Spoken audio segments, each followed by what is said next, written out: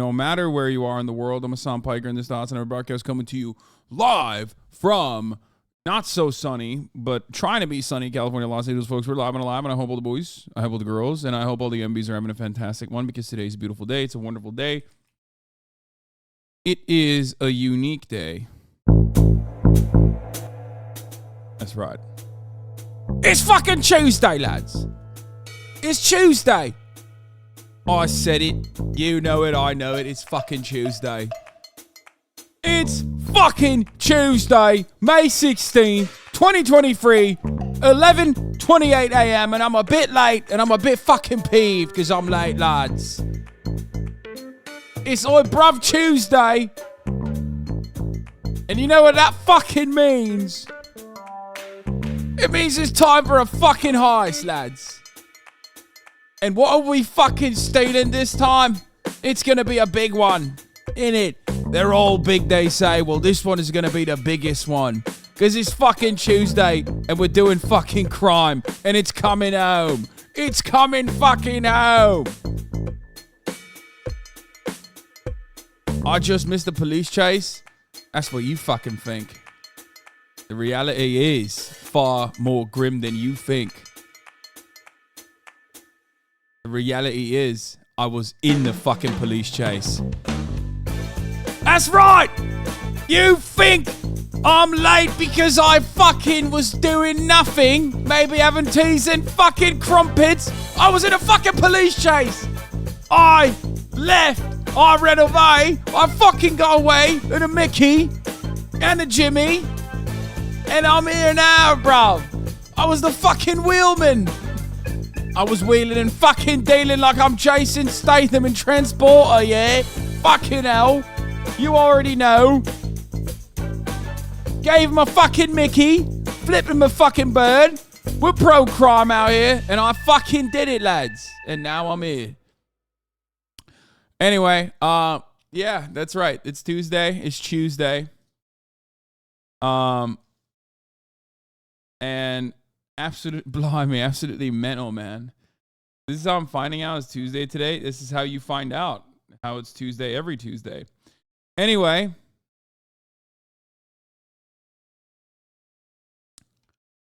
Did you manage to set up the El Gato? I did. As is the case with like every kind of fucking stupid thing. Wait, what is this? Why are so many young Americans adopting fake British accents? First of all, I'm not a young American. I'm an old American. So this article is not about me. And I've been doing that for a very long time. Okay?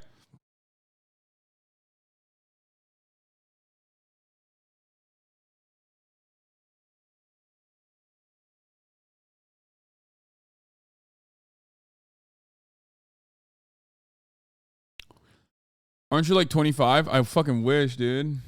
I'm not, but thank you. Ollie London, more like Ollie Ohio. I am the Ollie London of being British, which is worse because at least Ollie London wanted to be Korean. You know what I mean? Where's Piss Baby? I haven't been able to watch in a few days and I miss her. Show Piss Maxer, please. Okay. I got a lot to say about Piss Baby, okay?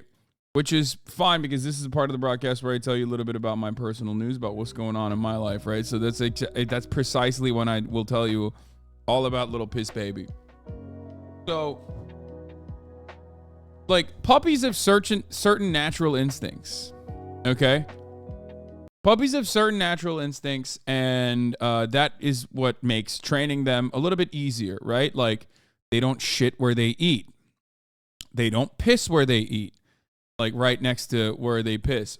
Crate training is very important, and part of the way that it works is that, one, you build a safe space for them that they like, that they enjoy, that they go to when they feel overstimulated. Puppies get overstimulated quite frequently. That's normal. Okay?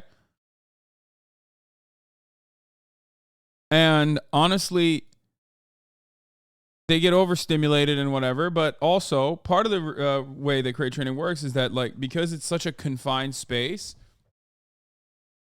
where they sleep, they don't actually piss or shit in it because they don't want to piss or shit where they sleep. They don't want to sleep in their own shit. They don't want to sleep in their own piss. So the unfortunate problem is that Kaya gets really hot. So I leave her out in a pen next to the crate. She likes the crate, but sometimes she'll get like too overheated in the crate, so she'll move out and sleep on the floor. I think part of what she decided was that when she pisses on the pee pad in the crate, which she does perfectly, okay, like not inside the crate, but inside the pen, she basically has decided that like once the piss cools down, it's like kind of cold, and she lays in it.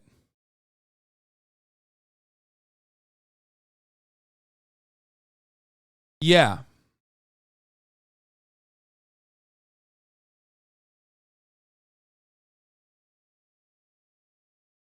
So yeah, she's piss maxing to the next she's piss maxing to degrees that I did not think was imaginable. So she's laying in the piss. Like she's sleeping in the piss. So that kind of scares me a little bit because like on the one hand, she's pissing on the right places. On the other hand, she then fucking lays in the piss. So then she's like covered in piss. So even if I hit like let's say she accidentally pees outside of an area that she's supposed to, I have a spray for that specifically, so like it eliminates the odor. Right? And that's great. Except when I eliminate the odor, she still is covered in piss. So she thinks like every part of the house is covered in piss because she constantly smells her own piss. So I don't know what the fuck to do with that.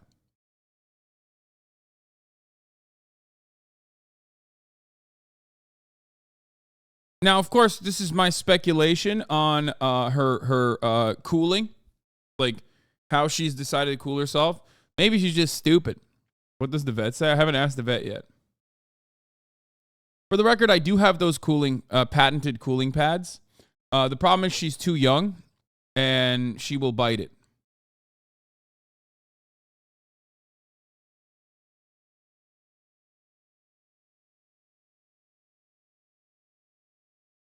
So I can't do the fan yet, and I can't do the cooling pad yet. Spray or wipe her down with cleaning wipes for dogs? Yeah. Anyway, we'll figure it out. You should be training her to potty outside anyway. You don't want to make it a habit or make it seem okay that she potties inside. So yes, that does mean taking her out every few hours. Yes, Courtney MP3. I am very familiar with this. She is 10 weeks old. So this is like now officially the midway point where I am now transitioning her out into pissing outside. I got one of those like outside turf toilets. It's great.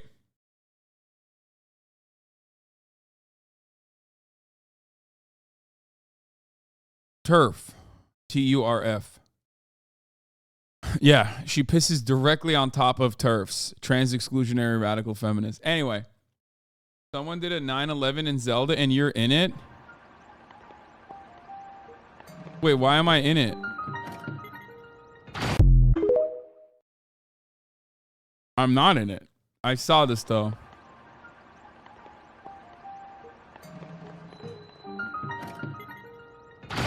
I love the Karak fucking freaking out too.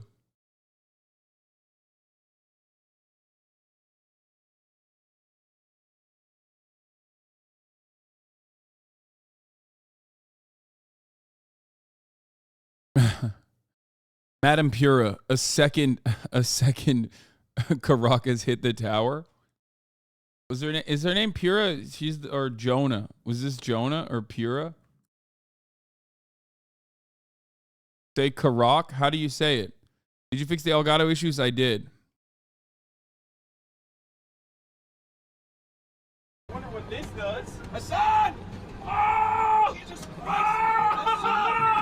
Oh! Shit! That was awesome.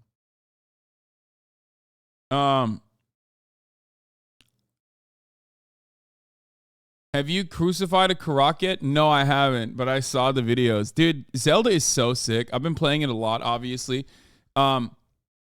This is the part of the broadcast where I tell you a little bit about my personal news. And my personal news is that I've been playing a lot of Zelda. I finished Succession. This season was a banger. Great season overall. Yes, I've played a lot of Zelda off stream. I don't even know. Nintendo doesn't tell you exactly how many hours you play it, of a game until, like, you know, you're a week in or whatever. But I'm going to let you guys know I've fucking played a lot. Okay. I have unlocked multiple parts of the map. I haven't done any of the mainline quests on purpose, deliberately, because I want to do it on stream. But I have, I haven't finished Succession, and there's 2 episodes left. Sorry. But I will tell you this much. I gamed off stream a lot. I gamed in the fucking flight a lot. I had to play a little bit of the mainline quest so that I can unlock parts of the map. So I did that. But other than that, like, I still deliberately have not. I went into the Bird Kingdom, and I stopped it there. Like, before I went up to the Sky Islands, I stopped because I was like, I don't want to. Yeah, I went to Rito Land, and I was like, you know what? I'm not gonna continue playing because, like, I want to play this on stream. So, just did the Rocket Shrine? Yeah, I just did that one too recently, actually. There's a lot of fucking incredible shrines. Have you been to the depths yet? It's as big as the surface. Yeah, I have been to, like, I did the first depth thing. I did 1 depth mission as well. So I played like 2, I think, missions off stream that are like mainline quests. But other than that, I've just been to like side shit. I did get my Switch set up. I did all of that. Buy the game in the US store and start over. Yeah, I got my glider and all this stuff. Like, stuff that you need for travel. You know what I mean? To go through long distances. I got all that. You know, I have like a horse. Just the basic stuff. Like, stuff for exploration. You know what I mean? So I can unlock the map and basically try to. I found the most vintage Hasanabi clip. What is this? What's going on, everyone? How are we doing today? Hopefully there is no audio delay right now. In the future, we're not going to have any of these issues, especially because the boy is about to get a PC. Oh, this is from my MacBook. This is literally when I started for the first time, started desktop streaming, and was streaming on Facebook, and then I would try to bring my bring everybody on Facebook that's watching me on Facebook to the Twitch stream. Kind of dedication you get from me, Hasan Piker, the man of the people. That's kind of dedication I have to streaming and never stopping posting for the rest of my life till the moment I goddamn die. I will never, ever stop posting. And what's the best form of posting, you might ask? Well, the best form of posting is streaming live every night for 4 hours. Yeah, back then I was doing week nuts. You know what I mean? 4 hours? Ew. Best kind of posting because it compromises you in a very meaningful way. You know, you're ultimately you're naked in front of 200 people every night as you kind of decide, what topic should I talk about today? I don't know. Let's just reach out to the people and talk to them. That's basically how it goes. But in any case, there is a delay. Oh, of course there's a delay.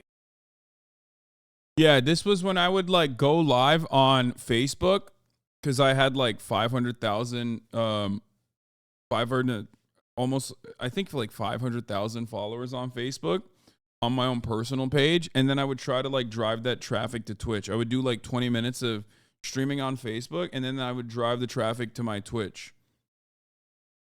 And like I think I had like a couple thousand people watching me on Facebook Live when I went there. And then I would drive the traffic over to Twitch, and it would like lead to like 100 people watching me on Twitch. It's forgotten lore as far as, isn't that how Frogan found you? Yeah, that's literally how Frogan found herself on Twitch. But yeah, this is like forgotten lore in the Hasanabi universe. Real Sigma grind set shit. If you could interview this past Hasan, what do you think you'd butt heads on? Literally nothing. This past Hasan would be like, holy fuck, you're infinitely more successful than I thought you would be. That's what he would say. And that's it. Other than that, he'd be like, that's crazy. Like you fucking, because I didn't do this because I was like, oh man, this is my pathway to fucking success and fame. You know what I mean? I did this because I love doing it. So that, all of this other shit, wasn't he transphobic? No, man, this is 2018. Like, what the fuck? No.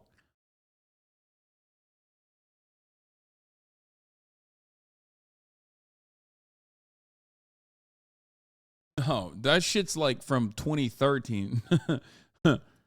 Now it's for the fame, Lamau. Yeah, no, totally. That was your soy arc? Yeah, definitely. Facebook gaming, good one. 2018 Hasan was a Nintendo hater. That is true.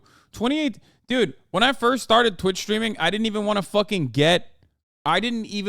to get a PC. I was like resistant to it. You know, I started Twitch streaming on my PlayStation.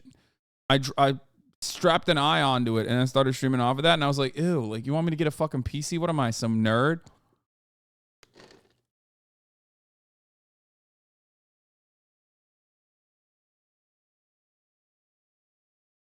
You know what I mean? 2018 Hasan hated One Piece. Also true. There are a lot of things. That I that I definitely look down upon in the nerd sphere that I consider to be too nerdy for me, that I enjoy regularly now. So I guess there is that. So other than that, it's like, it's pretty much the same, especially like policy wise, politics wise, is like pretty much the same. 2018 Hasan was a big Tulsi Gabbard fan. No, absolutely not. As a matter of fact, I shit on Tulsi Gabbard way before anyone else did. Like literally. So there's a lot of stuff that I got right even back then. Tulsi Gabbard and Andrew Yang being fucking clown asses. Or what else? Let me think. There's a lot. The Russiagate stuff is like absolutely fucking insane. That people are like it's totally overblown. Even though the investigation into Russia was valid originally, like its inception is valid, but like liberals took that to an insane degree to make it seem like, you know, Vladimir Putin is responsible for anything and everything that's going on. You know what I mean? There's a lot that I fucking absolutely nailed. You changed for real. Calling her an imperialist mommy isn't the same as being a fan. Yeah. I mean, I did do that. I did call her an imperialist mommy, I guess, but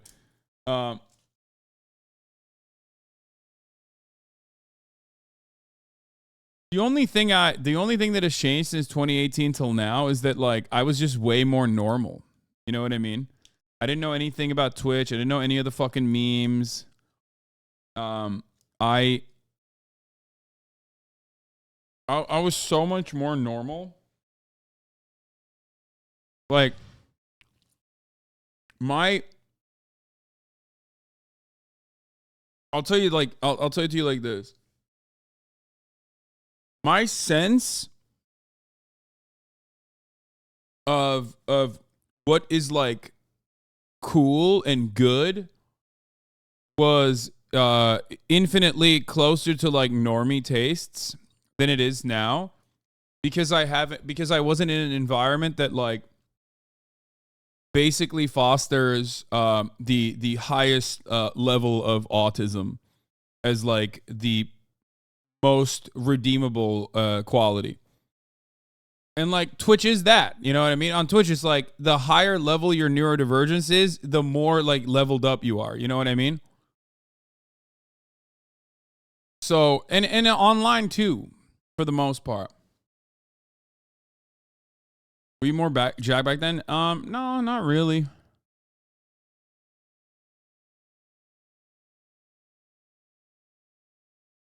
Do you think you'd have going to Japan as something you do during this phase? No, man. I had no money. What the fuck are you talking about? At this phase, all of the fucking things that you see behind me are like, this is like trash, okay? Craigslist select and sidewalk select articles of things that I would put on the walls. Going to Japan was like unimaginable. What do you mean? I was still at the Young Turks at this point. I had two roommates, chat. I was living in a house with two roommates, okay?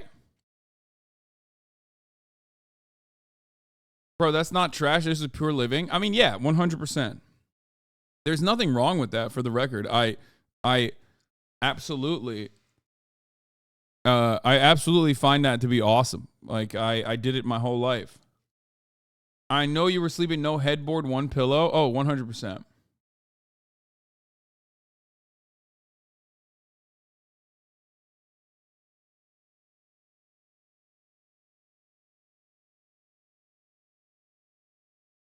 Never heard of a hostel, budget travel.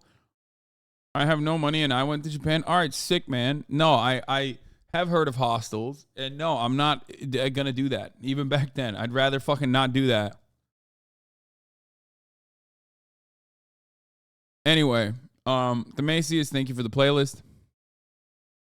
Another mass shooting dropped, I guess. I wasn't even aware of this, so that's cool, I think. I don't even fucking know.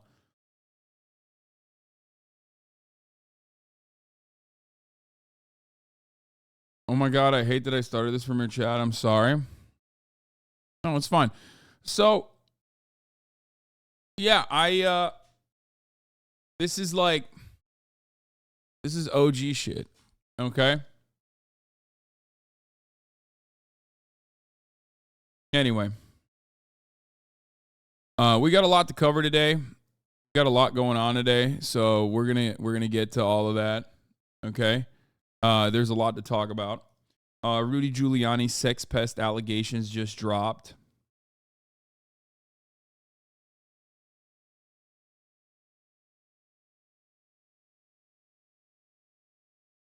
There's that.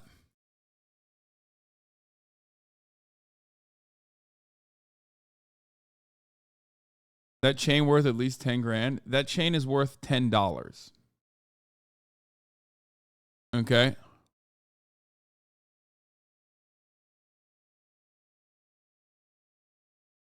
Hassan replying to this is, stop, you're silly. That's not true. Haha. Dude, this sucks, okay? This fucking tweet sucks. You want to know why it sucks? B Bunchik, thank you for the 10 gifted subs. First of all, I don't know what the fuck's wrong with this account, but I think there's like something deeply wrong. Like, this person is either unserious or like severely fucking mentally ill. Okay? Because this take in and of itself is so stupid. Okay, it's got to be like bait or something, because I can't comprehend a world where like someone lives like that and has these opinions.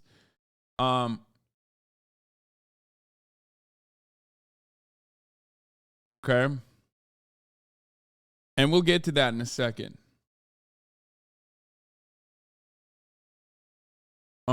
It's a 19-year-old. Yeah, I don't know.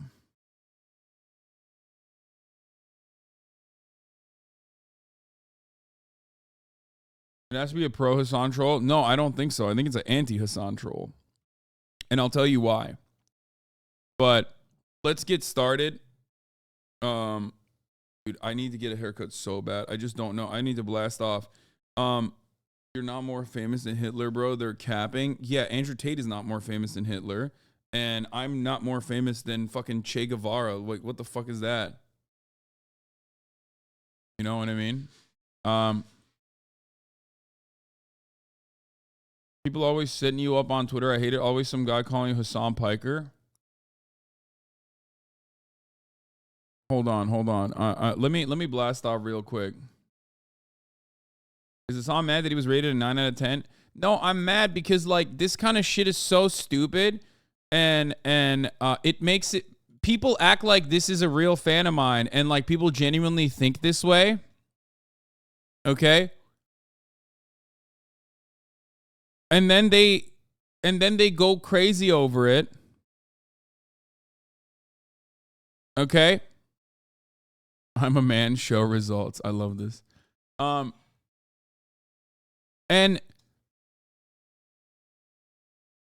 like I'll cover this in a second. Let me just blast off real quick, okay? Let's just blast off first. Dude, look at how long my fucking hair is, dude. I need to get a haircut so bad. I need to get a haircut so fucking bad. Pod was great. Oh yeah, we'll cover this. At least they used a good picture of you. Yeah, I know. They did, luckily.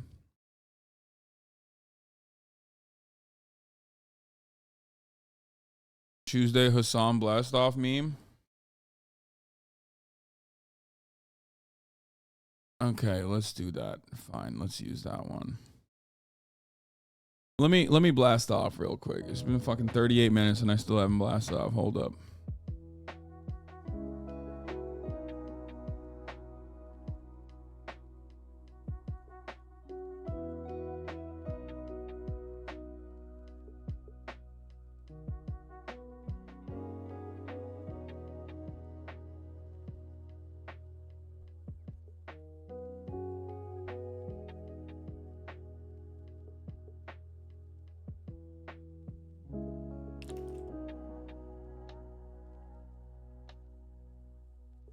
Stop being lazy and get a haircut. Yeah, you know me, I'm so lazy. That's why I don't get a haircut.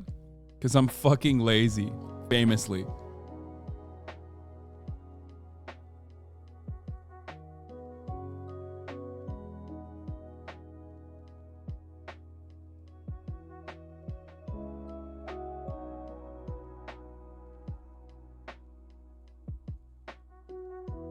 Rudy Giuliani allegations, Durham report, bombshell, and more. I fixed my Elgato, so we'll do max intensity Zelda gaming later.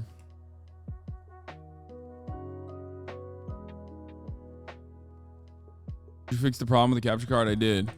You want to know what the fucking problem was? Nothing. As always. It's not even a thing. It's not. It's just. It's like a turn it on, turn it off type situation. As always. So fucking annoying. You like the new Zelda game more than Breath of the Wild? Brother, the new Zelda game is Breath of the Wild, just bigger. I mean, even the map is the same, times 3. You know what I mean? It's just Breath of the Wild, but bigger and better. It's the same game. It's Breath of the Wild plus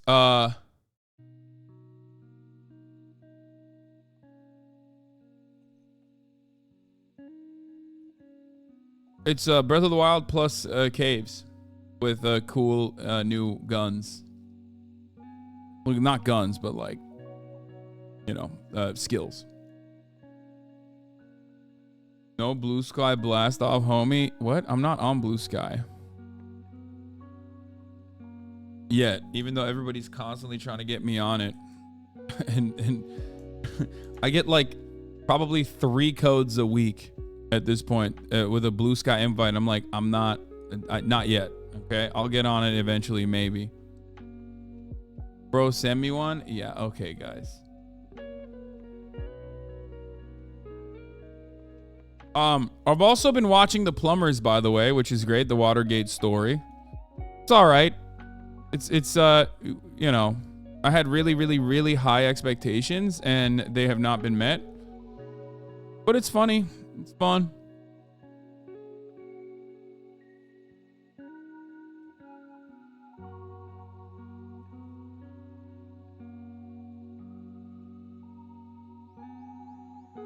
Anyway.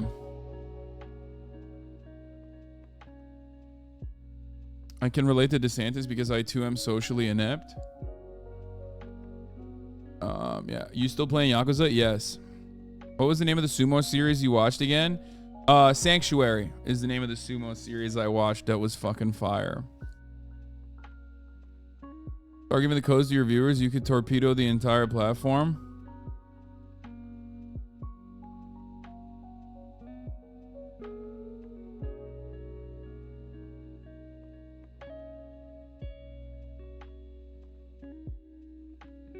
Who do you hate the most on Succession? I don't know. But that's a good question because Succession is one of those shows where it's not like who do you like the most, it's about who do you hate the most. You know what I mean? And yes, I am caught up. I am caught up on Succession. Wait, what is this? This is one of my first ever this is my first ever desktop stream.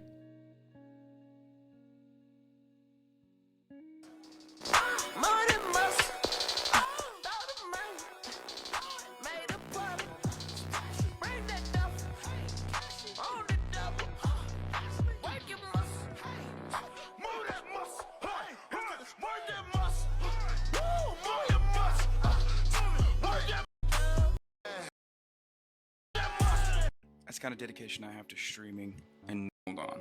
In Laura's case, she just went unhinged a little bit the other night and said some really meaningful things that white supremacists like David Duke and Richard Spencer loved. But this is a very important part. This is a very important thing that she said right here. And they're changes that none of us ever voted for and most of us don't like. Who is this? So this is completely false. The fact that she's just brazenly lying about immigration in this way or these demographic changes that no one likes is ridiculous, but it doesn't matter because she's referring to the majority minority, white people, but not even all white people, of course. She's referring to the Fox News white people. She's referring to the... You know what's really funny? Even like the content that I've been making is identical. Which is crazy. Like it's 2018. I'm reacting to a video that I've made, which I do still to this day. And if I'm reading articles about Steve Bannon. It's just me, but with like a better setup. Everything that I've gotten so far from all of the subscriptions that come in at the top of the hour to avoid a 3-minute ad break that people don't want to see. And by the way, if you no longer want to see those ads, all you need to do is subscribe for $5 or for free. Has directly gone to just only improving my streaming setup. And that's pretty much it. You know what I mean? Everything else other than that, I mean, now I also have the top of the hour ad breaks, obviously, which I didn't used to have because I changed. I sold out. You know what I mean? But like literally, Speed Racer, thank you for the 5 tier 1 gifted subs, allowing 5 people to no longer see the ads at the top of the hour. I even have a fucking shelf with like random shit behind me. Yes, I have it all. It's all the same. Nothing has changed.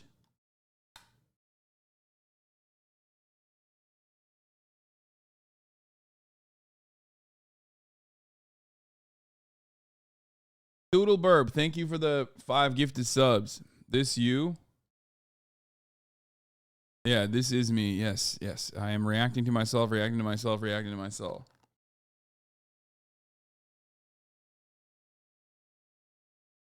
Your noise gate back then is as pristinely piss poor as it is now, my dude. Consistency is key.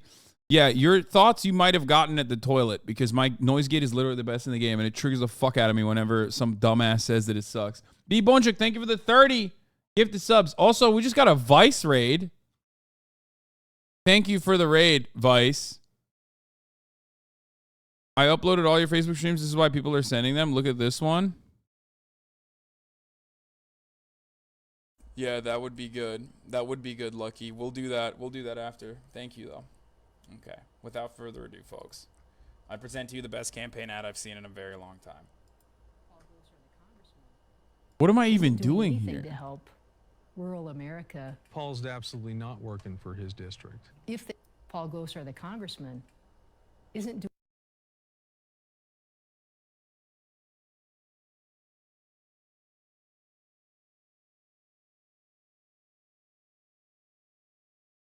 I was live on Twitch. I guess I was like live streaming on Twitch and then I would dual stream it on Facebook. Let me just turn this off. Let me just turn the Facebook thing off really quickly on the side. For some reason on my Facebook it makes it seem as though I can't really hear. Hold on. On my Facebook, it seems as though the audio levels are very low, but everyone keeps saying they can hear me, so that's good. I think that's good. I hope that's good. I don't know where this is coming from, really. But, geez, the old Twitch UI looks so bad. I don't think the Twitch UI changed all that much. I had 79 people watching me at this point. Goddamn. Man, I hustled so fucking much. I hustled so fucking much back then. It's crazy, dude.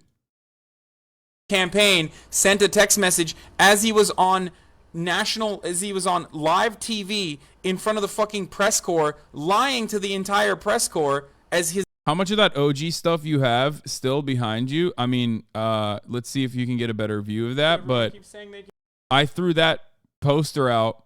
But I have like the Chapo book behind me somewhere. I have that little toy from.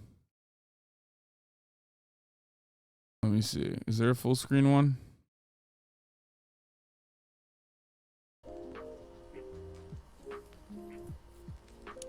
Can't really see. I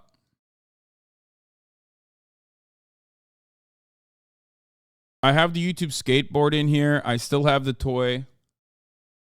I have all that shit.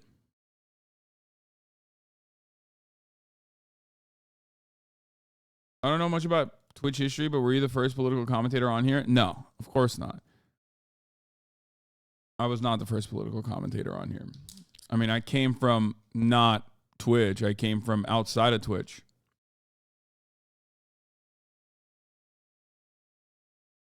Soda Poppin' was the first? Yeah.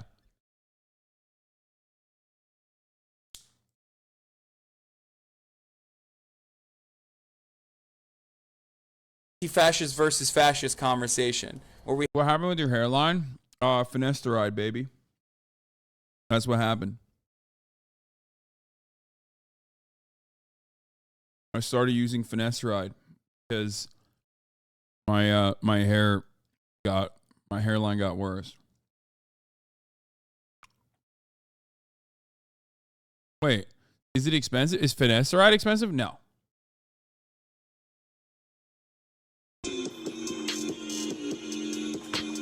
Everyone's having a fantastic day. We're back.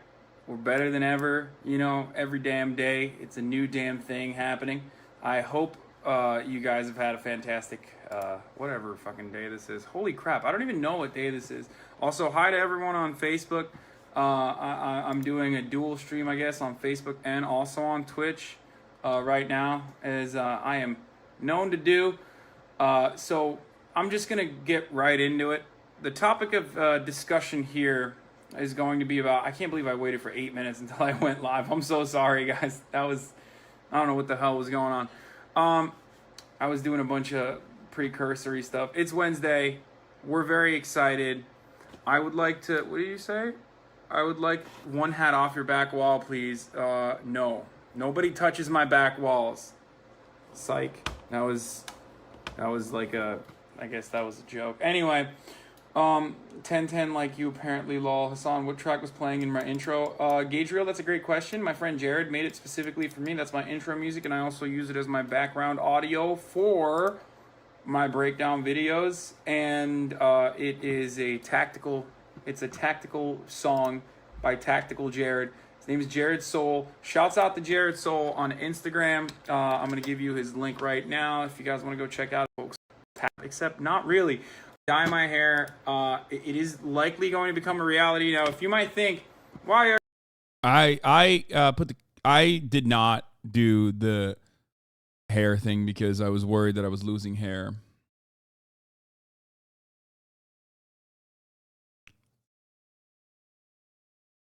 So I didn't want to lose my hair. That's what I'm gonna do for the main page. How many viewers did you have? I don't know.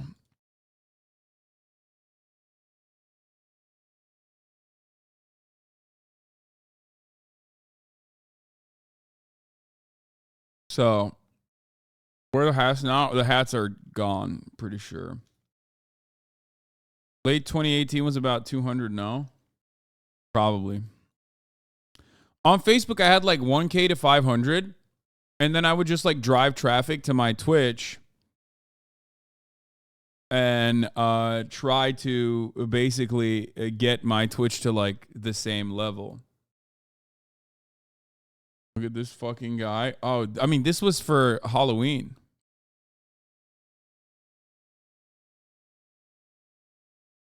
This was for Halloween. Look 5 years younger. What happened, brother? Yeah, good one. This was Red Dead. This was my Red Dead fit.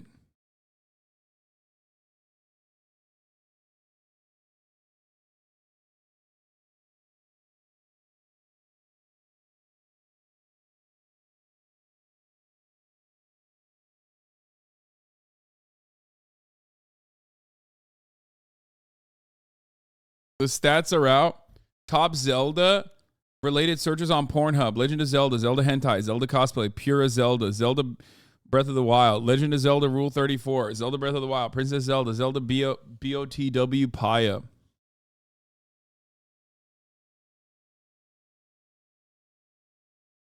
Arturk Morgan. Yeah. I don't know. There's a level of dorkiness in Hassan's old streams. Do you enjoy wearing muscle shirts? What's a muscle shirt?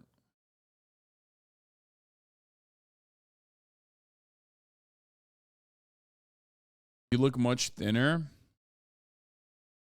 Yeah, I was probably much. Yeah, I was definitely like probably 20 pounds lighter there, I would say.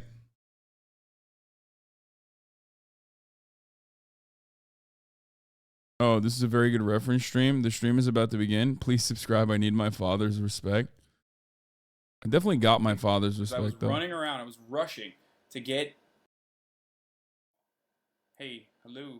Oh, okay. I did it. Oh, wow. Well, that's terrible. I had a lot of setbacks, unfortunately, you guys, and I apologize for that. On today... Every stream has got fucking setbacks. You know what I mean? Every goddamn stream. Oh, Jesus Christ. Hold on. Let me turn this off really quickly. God damn it. Oh, my God. I am so technologically disabled. It is not even... This is funny because, like, this is literally identical to... Everything is identical, including the fucking shirt. Remotely... like, it's not even... It's just so difficult, honestly. I mean, it's not that... Oh, man.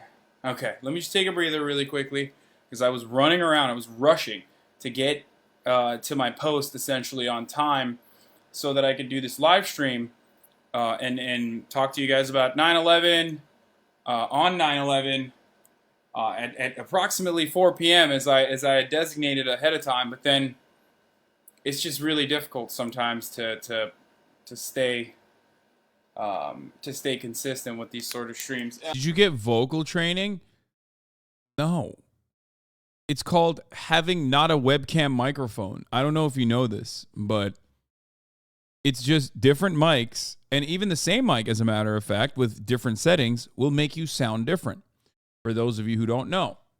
Yeah, I did FTM vocal training. In any case, I feel like you guys don't really care anyway. So, you know, I'm here, and that's all that matters. We have a lot to talk about. This is the Twitch pregame. For those of you who do not know, I'm drinking some coffee right now. Explaining what I do. Even explaining what I do, like, and all the minutia. Need it. I hate how disgusting this looks. Like, I hate how awful this camera looks. I hope you guys can hear me fine, by the way. It's just so terrible. Hold on. Shave, man. Be presentable. All right. You went from showing everything you do to getting mad at chatters for asking what you're eating or drinking. Yeah, because I would do that, and now I'm fucking annoyed when 30,000 people ask the same shit over and over again. Here's what we're not going to do right now, okay?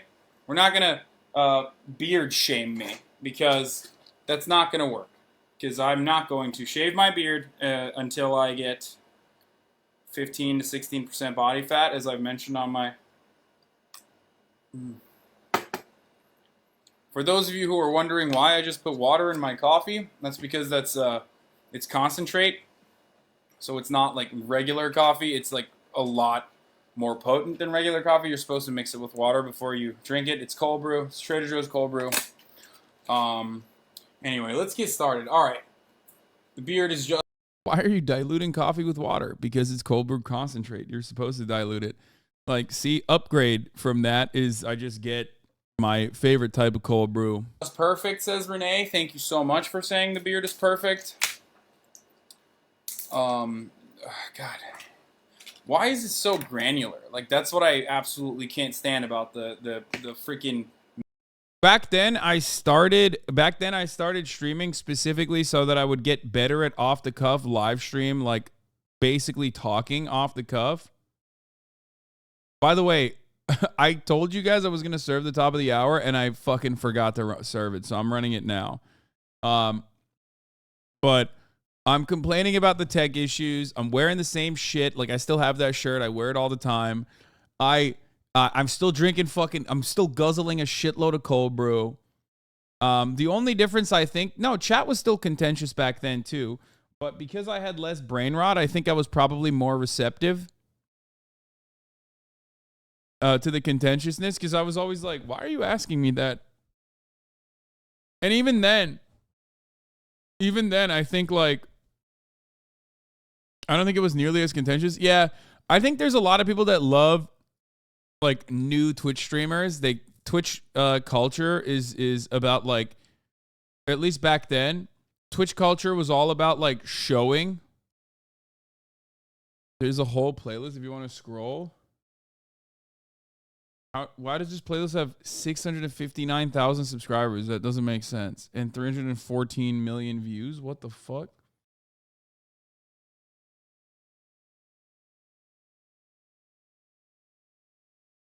Doing a casual anime before going on my live to play Fortnite, especially when those fascists are in power and doing incredibly inhumane. Pro-life movement caught being anti-life again. Elon Musk is having a normal one. Dude, I've been shitting on Elon Musk since 2018, even before then. I fucking hate Elon Musk, dude. God damn it. I've hated that piece of shit for so many fucking years. I'm so glad that, like, people are finally recognizing that he sucks ass. You haven't changed really at all, but that shows that you don't have to change to be successful in this space, so that makes me hopeful. Yeah. No, I mean, you don't have to fucking change your values. Like, only dumbass donkeys do shit like that to like make it. And those guys, they don't have what it takes, so they change their fucking values, like Tim Pool and well, Tim Pool I think was just like always kind of a rat fuck, you know what I mean? And Dave Rubin and that kind of shit. Like, those guys, they have to say whatever the fuck gets them the clicks. MacBook camera that I have, like, because the MacBook it's just too old, unfortunately. That's how things work nowadays, you know? It's like 2-3 years old, but it's already super outdated. Technology, am I right?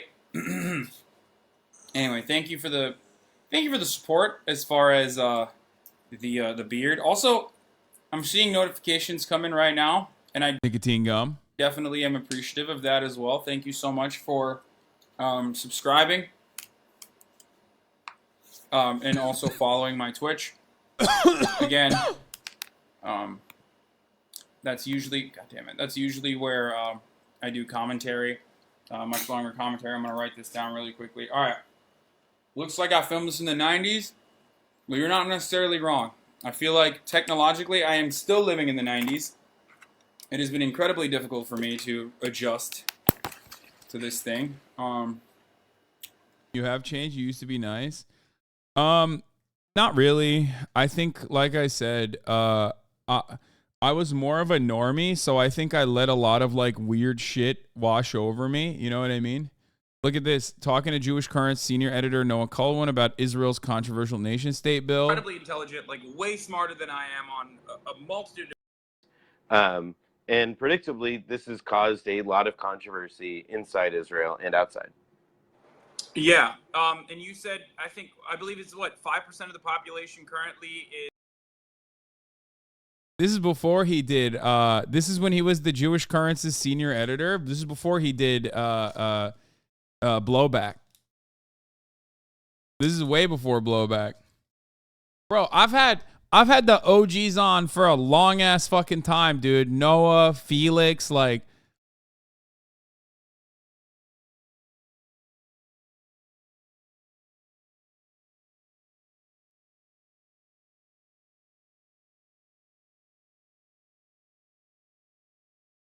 Back when you shilled crypto, what? I've never done that.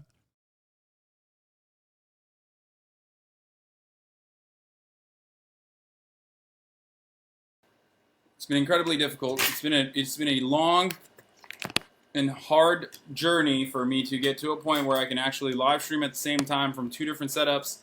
I believe, how much is the number? I think it's like around 16,000 plus gun deaths a year. Like, I mean, there's just, America has much larger problems as far as things that cause its citizens to die, and yet we are not trying to prevent any of those problems. Another number that's important, again, in retrospect, another number that's important is approximately 3,000 people died in 9/11. 3,000 American citizens, or as Charlie Kirk calls them, American patriots. And that's it's obviously a terrible thing. I'm not like making light of that at all.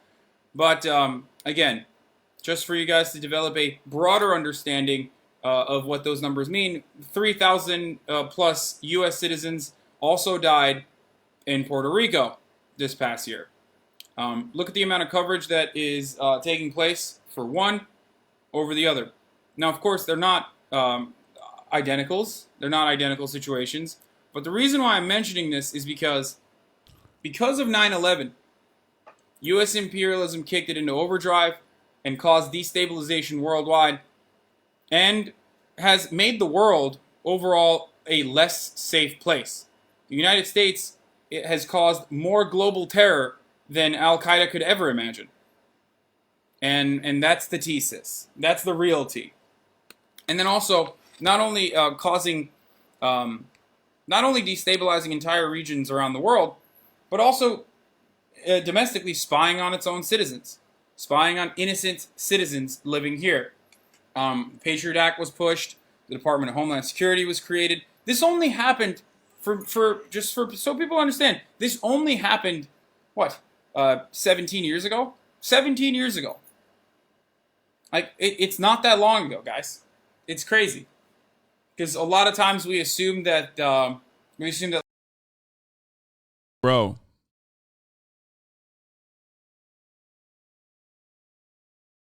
I mean, this is what? 2018? Yeah, it's September 12th, 2018. So that's fucking 5 years ago, dude. This is even before I was known as a 9/11 Andy. But, you know, I was slated to become a 9/11 Andy, considering how much I fucking wrote about 9/11 and how much I talked about 9/11. It was inevitable that I would become 9/11 Andy. Let's be fucking real, okay? Went from being woke bae to fucking broke bae. I see no change in content, unoriginal creator. Yeah, okay, let's move on. Let's get to the fucking news. There's a lot to cover. There's a lot to talk about. Elon Musk with Jeffrey Epstein. We have the fucking weirdo who was like, Hasan is the sexiest, most famous leftist versus Andrew Tate is the most famous rightist in history. So this has got to be fucking bait, okay? It's got to be bait. It's the worst thing I've ever seen.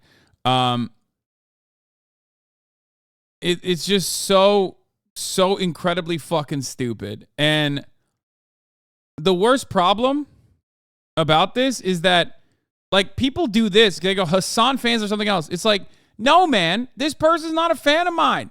And, like, the ideas that this person is stating are fucking ridiculous. Like, come ask me what I think about this, okay? But instead, 90% of the time, it's like dumbasses that say all this shit Okay, this guy says rapist versus rapist. Yeah, me and Andrew Tate, identical. That's great.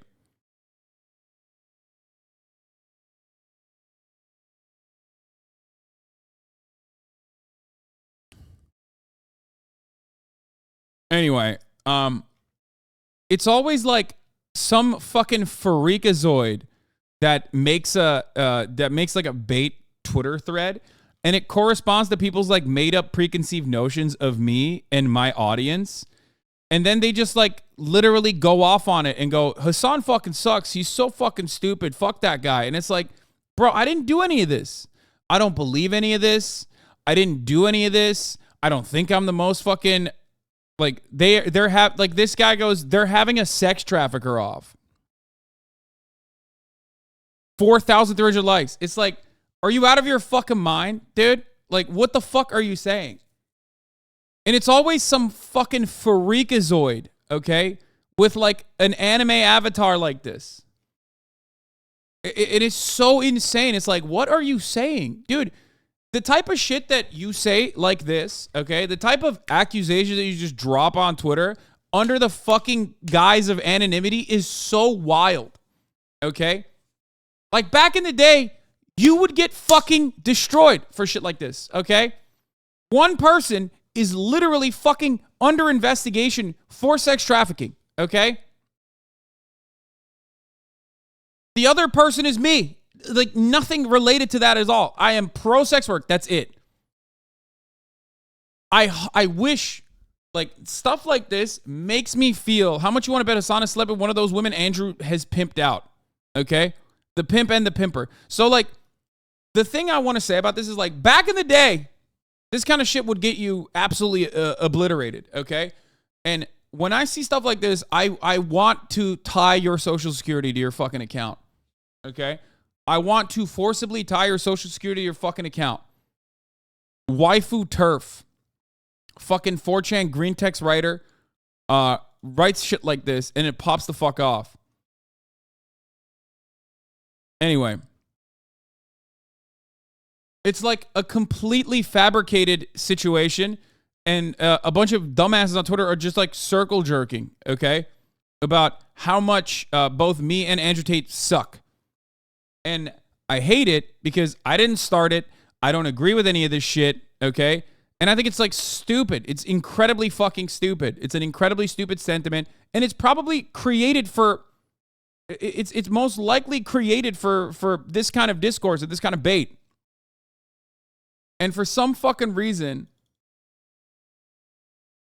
for some fucking incredibly stupid reason, it's just like people go along with it. It's basically Twitter in a nutshell. You know what I mean? It's like someone writes some idiotic thing that is specifically created for engagement baiting. Everybody gives it engagement. And they just continue popping off as though it's like the truth, as though this has any sort of shred of truth, when it very clearly does not. This person said, "Are you 15, female Kissinger?" And I thought it was funny. This is the first time I saw it. Okay? That loser is a nobody who posts a bunch of other TERFs and detransitioning propagandists. They love to be hateful and harmful, but also love Jesus. Stupid motherfuckers. They will never know happiness, and that makes me happy.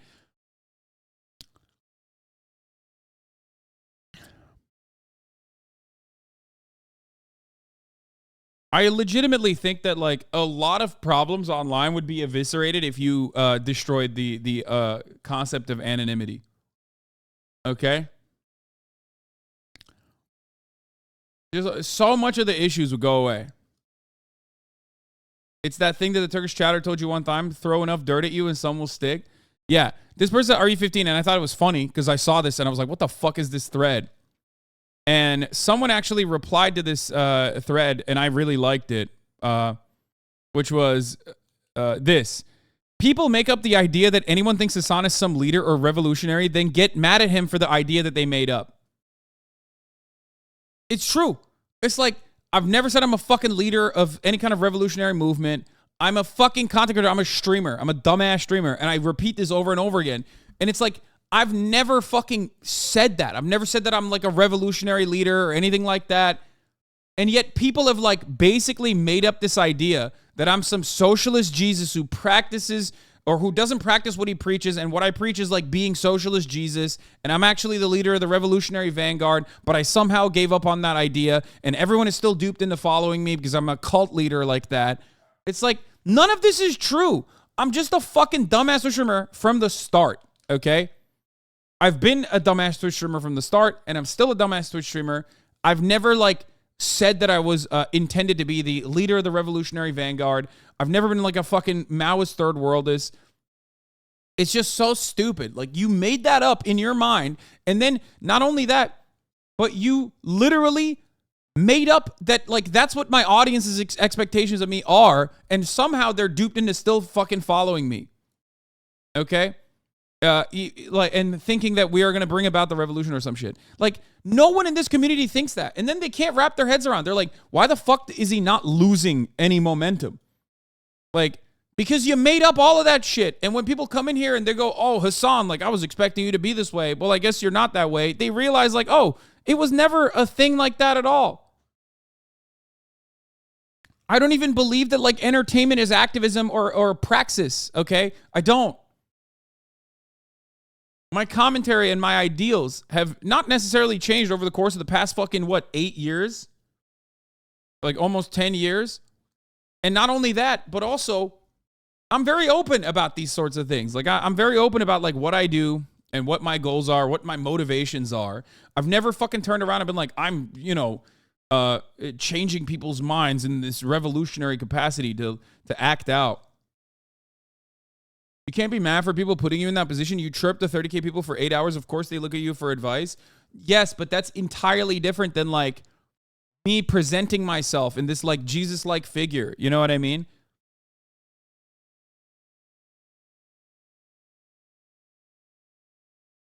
It's so incredibly stupid.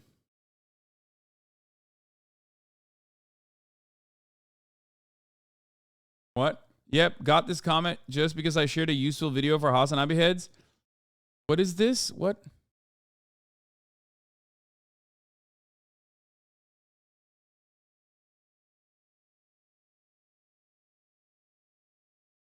What's that? Hasan said that all philosophy is just arguing about semantics. I completely disagree, and here's an example of how you can use philosophical thinking to look deep into the cause of popularity of the manosphere. Seems like a major self-report of him if that's his view of philosophy. First of all, it's a joke. Especially about how fucking annoying philosophy majors are. And it's true. You guys are fucking annoying. Like, if you're a philosophy nerd, you're annoying as shit, okay? Everybody knows this. You're a blank canvas straw man for the right, and they love using you for engagement over made-up things. Yeah, it's incredibly fucking stupid.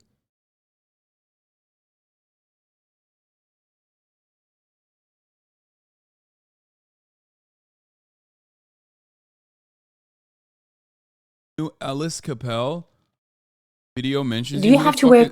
Who is this? Positive masculinity is overrated. This person doesn't hate me though. I don't think so. It'll probably be like relatively positive, but I don't know where it is.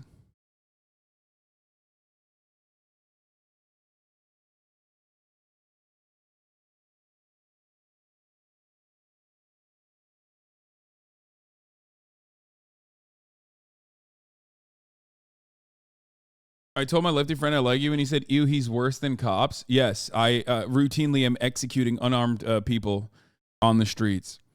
A lot of people don't understand the purpose of philosophy in the real world, especially if you're in political change. It's a challenge, which is why I share the video being a Hasan watcher myself. What is this conversation that you're having? That's true. I just think that if you're a political activist who fails to see the purpose of philosophy, then you're ill-equipped to engage in, let alone lead political activism. Oh my God. You are fucking brain broken, and so is this other person. Never send me, like, your random fucking conversation that you had with, like, other brain broken dickheads ever again. Okay? Yeah, dude. I'm sorry. I didn't read enough fucking Wikipedia pages on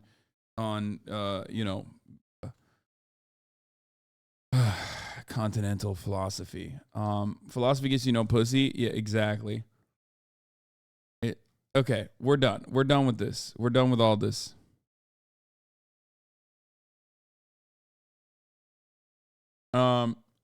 It's definitely an issue these days. People don't spend any time watching something or letting content breathe before passing judgment. They just parrot others. Yeah. Leftist communities can be very toxic, philosophy based. I don't care about any of this. Okay?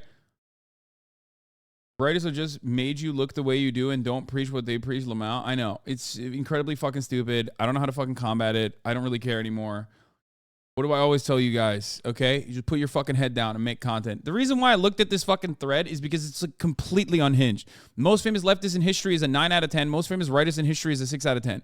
He's not the most famous right-winger in history, and I'm certainly not the most famous left-winger in history. Not that that matters even. Who the fuck is the most famous leftist or most famous right-winger is completely irrelevant. How does a civilization fix this, this person says. Ladies, who's more attractive, this person asks. Hasan versus Tate, I'm a man show. Results wins. People are so confused, so let me explain. Hasan and Tate are the most popular individuals in their ideology in the history for 2 main reasons. A thread. 1, global appeal. People are saying Stalin and Hitler are the most popular, but this is incorrect. First of all, I can't even read the rest of this. It's just so fucking stupid. Okay? It's incredibly stupid. I don't know what the fucking say. I don't know how to fucking deal with this. It's just that, like, I have no control over this kind of shit. Okay? My point is, I have no control over this kind of shit, and it's bait, and then all these other dumbasses on fucking Twitter run with it and act like this is something that I've fostered. This is something that I've created. This is something that I actually welcome, and I fucking hate that. Like, I didn't even know this thing fucking existed until it was brought to my For You page by another person responding to it. Okay? Jesus fucking Christ. These kinds of Twitter threads always come as discourse for the sake of discourse. No real ideological or political project behind the sentiments. It's just fandom for them. Yeah. One thing that I don't like is, and I've talked about routinely, is that, like, people that experience politics from Twitter and from YouTube, unfortunately, have no way of like of truly analyzing situations. And basically, the framework for looking at anything that happens on the planet, including you guys as well, is like how their favorite content creator responds to a particular thing that's happening in the real world. Like, move beyond your content creators. Use me as a vessel if you want for information. But obviously, like, my own personal feelings and my own personal opinions on any particular matter should not be the end-all, be-all for how you see the world. Okay? It's very frustrating. That's why so many people just, like, ride into battle and for their favorite content creators and basically make it seem as though that is the only they make it seem as though that is the only fucking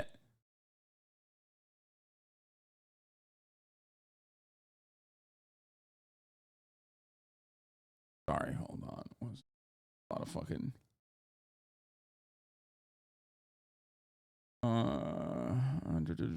what is this?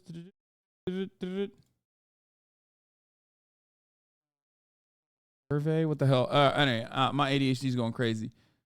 I disagree with you on many things, but the main thing I agree on is coalition building. Yes. All right, let's see this. To work in Hasan's editor work camp for 3 weeks. So if you say Hasan's big mansion is bad, that you have to iron his Gucci shirt for 6 months. And if you ruin one of his shirts, you have to pick up Kaya poop for 1 year.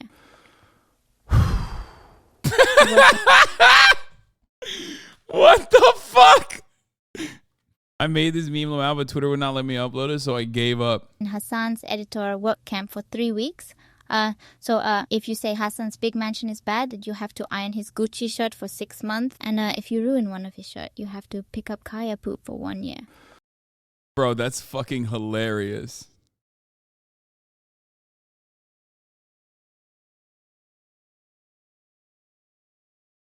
It's AI generated. I didn't even know that, like, there was a Yeonmi Park's AI, which is crazy.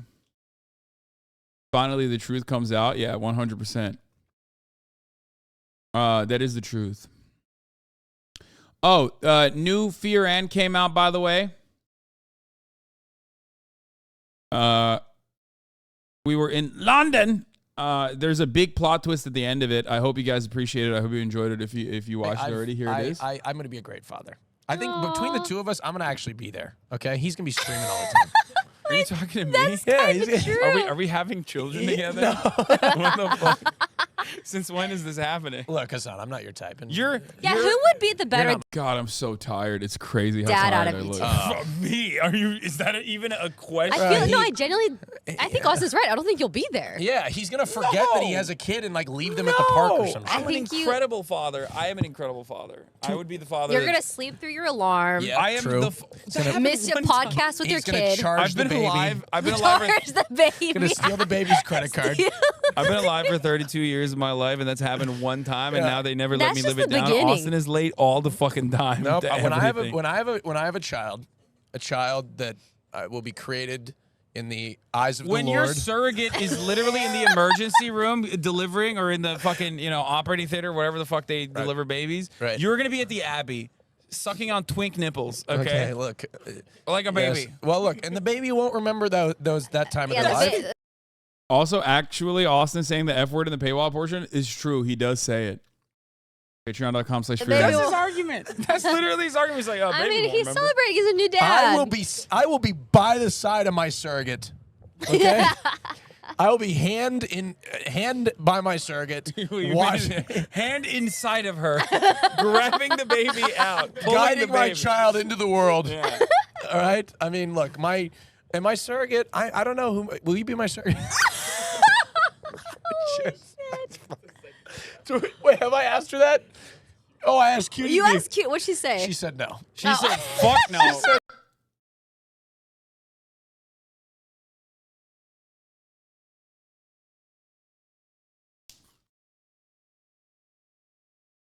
Are those the least comfortable chairs in the world? Yes. I was dying. 50 months. God damn.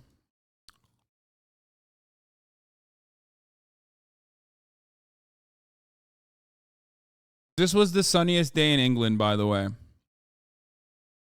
So, that suit makes you look like a Yakuza character. Hey, Thank you. I love that.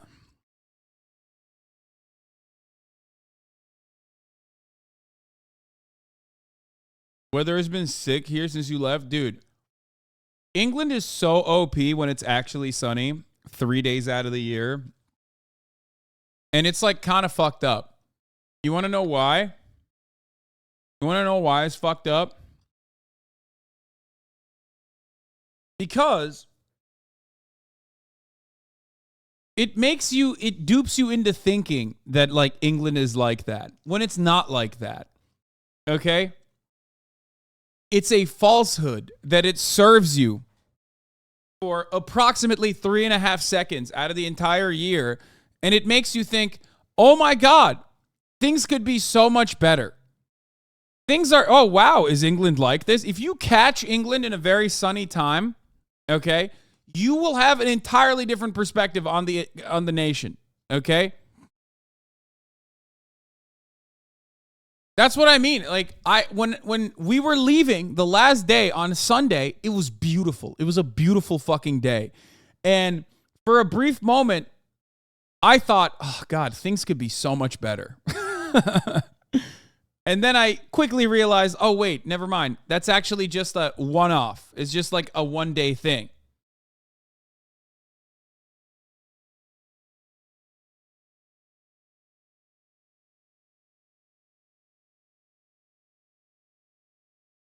UK when it's sunny, I would like my perspective on the entirety of the United Kingdom would upgrade to like an 8 out of 10 if it always was sunny. Okay? Straight up. Like, for example, I'll give you this. Los Angeles, if it wasn't 65 and sunny all the time in Los Angeles, if it had England's weather, it would be the worst place to live on the planet. Like, literally one of the worst places to live on the planet. LA is carried by the sun, and LA is carried by the weather. England's weather is exactly the opposite of Los Angeles. Okay? And it makes it a dog shit, uninhabitable, awful place to live. London's still a more walkable city than LA, Lamont? Of course, man. London is great for people that have lived in fucking Dayton their whole lives. You know what I mean? Like, yeah, if you go to London and you haven't been to like any other European city or anything, you're gonna be like, oh my God, this is so sick. Because it's great. It's nice. The weather, I mean, the food is shit.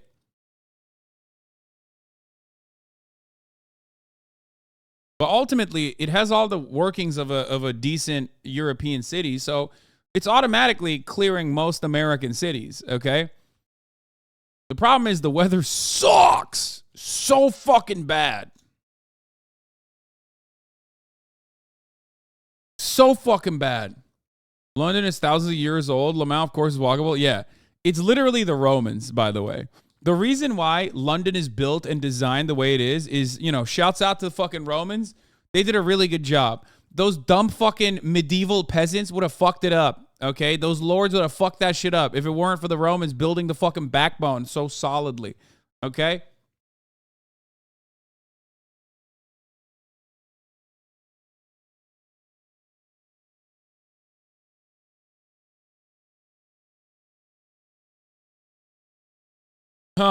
Anyway.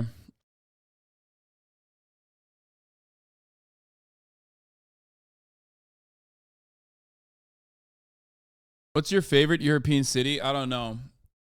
There are many contenders. I love Amsterdam. I love Barcelona. God, I love Zurich. Vienna is nice too, but like, you know, weather-wise is kind of shit.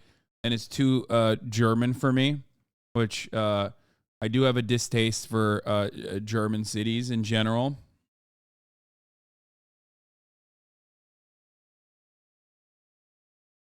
Probably Barcelona. God, Barcelona's so nice. God, I need to travel or I'm going to end my shit.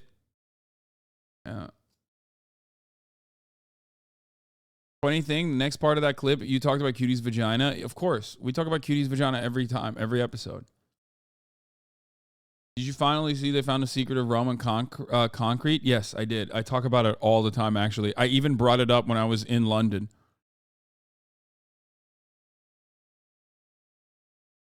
Berlin, come on. I'm not a fan of... Vienna is not German law. It's where the Balkans begins. Listen, if it wasn't for Vienna, all of you motherfuckers would be speaking Turkish right now, okay? So don't come to me with that Vienna is where the Balkans begin bullshit. Those motherfuckers stopped the Ottomans, okay? Right there. I thought you liked Japan. Oh, no. Tokyo is #1 in my book forever. I'm just talking about European cities.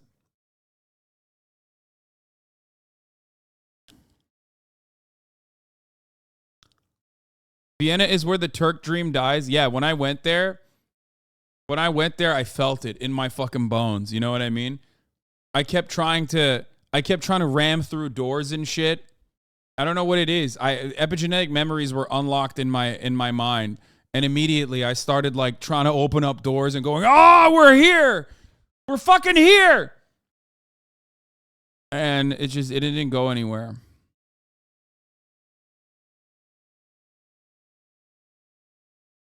Started digging explosive trenches. Yeah, it just... Have you visited Latin America? No, I have not. The furthest south I've gone is Mexico. I've only been all around Europe, mostly Western Europe. That's it. I've never been to like... I travel like a racist. And I don't mean like in the poverty tourism type races. I've only been to like Western Europe for the most part. I've never been to like Latin American countries. I want to go. I've only been to Marshall Plan recipient nation states that are like basically functional CIA client states that aren't as abused and used as like the Philippines, for example. You know what I mean? Japan and Western Europe.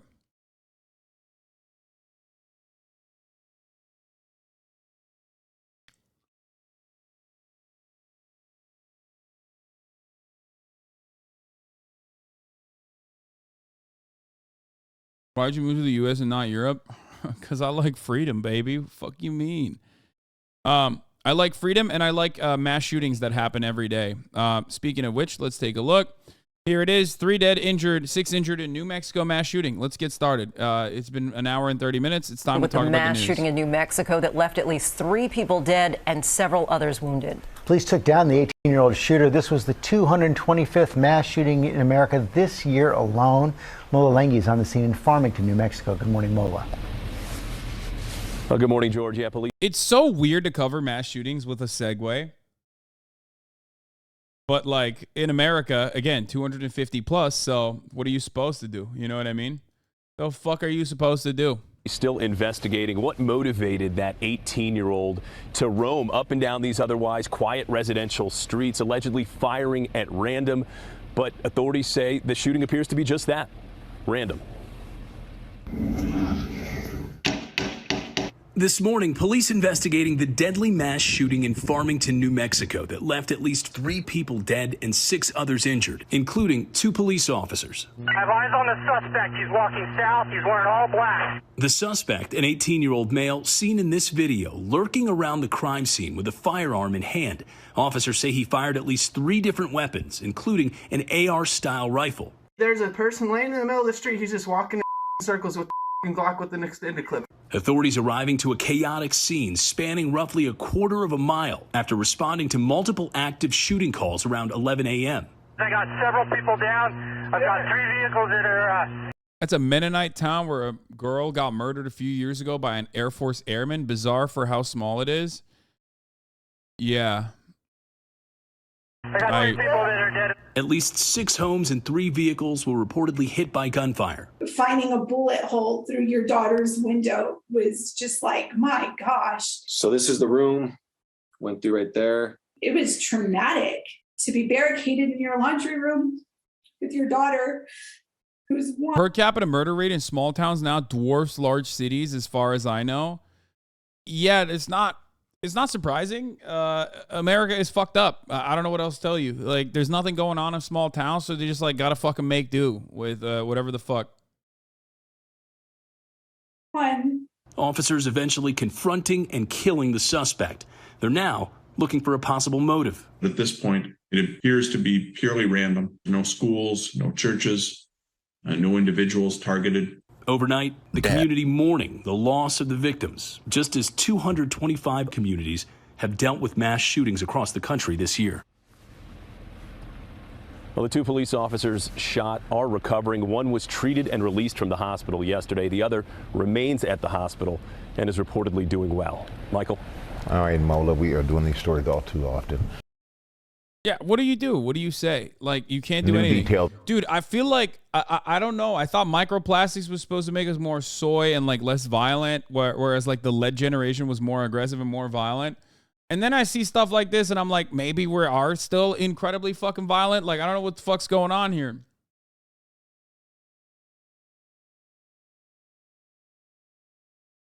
Can cops please just stop killing the suspect and I just don't know, shoot their knees at or shoot the gun so it disarms them? What do you think, this is a fucking video game? No, man. That's your point? No, this is like incredibly valid to kill the suspect here, okay? The fuck do you mean? The dude is like an active shooter. No, I will never listen to me, okay? This is the one time where police violence is warranted, okay? They don't have a fucking built-in VATS. This is not Fallout. There's no, like, shooting the kneecaps. The fuck are you talking about? You aim for center mass and you fucking unload. You mag dump. That's fine. It's the one instance where it's fucking fine. No, literally. This is the one fucking part of policing where I'm like, 1, it's valid. This is why we need, like, a protective force, okay? And 2, totally valid and justified to use violence in this circumstance. If you are in the process of killing someone with a gun and you get shot, you're not going to see me go, oh, man, what the fuck? Now, obviously, that changes. We're talking about knives, right? Like, if someone is, like, walking around with a knife or whatever the fuck, and police have an opportunity to apprehend that suspect, then yes, they should use the less violent means to apprehend that suspect, not immediately fucking mag dump on them. If someone is unarmed, should the cops mag dump on them? Absolutely not. But if someone literally has multiple guns and they're running around and shooting and have demonstrated that they are capable of killing people and they're, trying to kill more people, yes, in that circumstance, it is a valid instance where police violence is warranted, necessary, if you will. Okay? That is kind of the reason why police are supposed to have guns. Not because they want to pull it out at every fucking traffic stop whenever they see a black person driving a fucking Kia Forte or whatever, but because, this is it. This is the one time where you're supposed to have the guns and you're supposed to shoot the guns, okay? Anyway. Oh. But of course, there is not VATS IRL. Moving targets are hard to shoot. Yeah.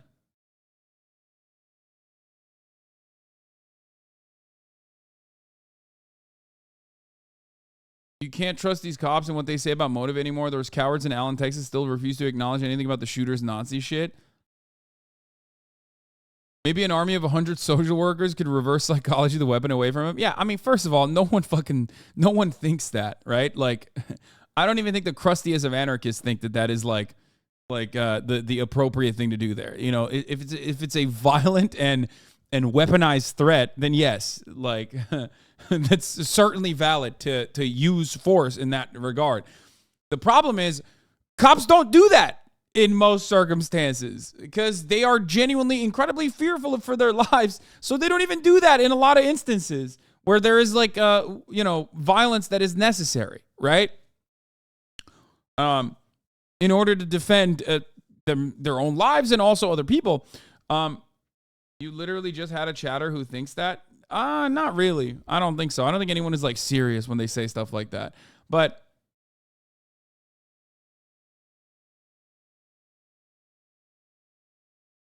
ultimately, why do kids have access to guns in the first place? I only can shot an air gun when I was a kid. Dude, who doesn't have access to guns at this point, dude? We're in America.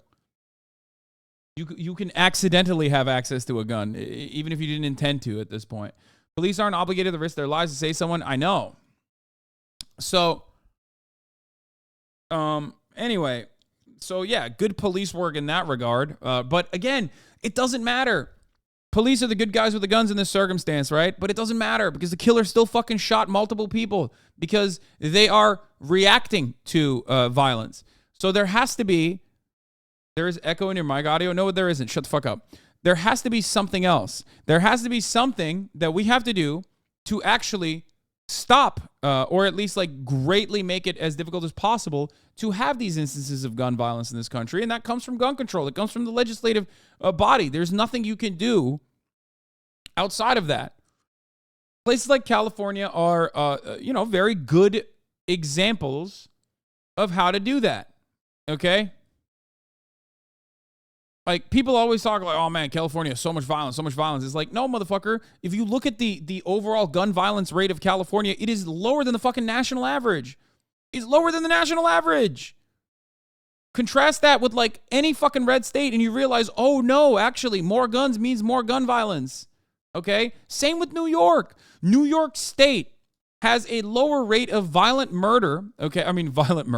crimes and gun violence than fucking South Carolina. But nobody ever thinks that way because they don't think about it like that because the media is constantly portraying it as the opposite. It's like, oh, these blue cities and blue states, they're so violent. You know what I mean?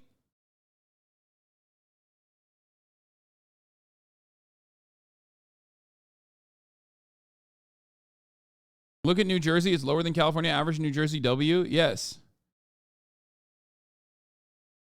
Police cannot prevent crimes. Police as a body are there to react to crimes after they happen.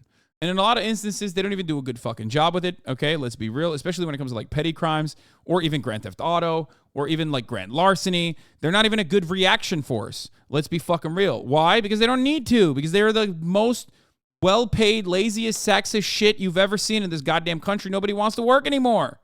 And by nobody wants to work anymore, I mean the cops. They don't want to work anymore. Here, this is another thing I saw from some like urbanist account that said, San Francisco is such a joke. Gone for 45 minutes, nothing in the car. Come back to glass all over my kid's car seat. To file a police report for the stats, since crime isn't actually down, call the police. Don't pick up. Call again. Okay?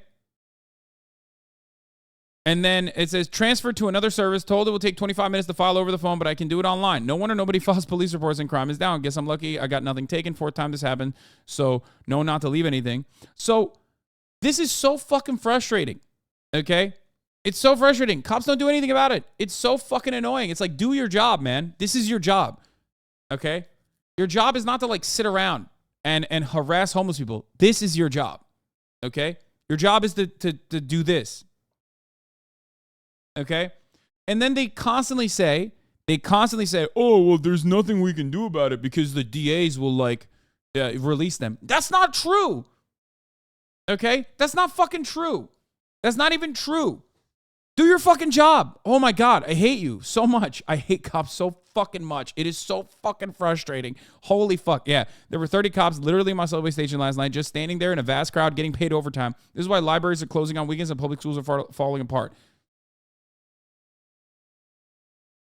What was it? Well, I saw a fucking tweet about this where someone was like, if you're leaning, you should be cleaning. Okay? Like, get them to do other shit. Okay? I'm sick and tired of it. If you're going to fucking stand around, get to work. Pick up the trash. You fucking piglet hog pieces of shit. Time to lean, time to clean, bitch. Do something. Okay? Anything. New York spends $29 million per day on the NYPD, by the way. Eric Adams wanted to cut public library hours and programming because they were short $36 million for the year, just FYI. Public servant my ass. The public is a servant to the fucking police force, bro. I swear to God. It's very, very, very frustrating.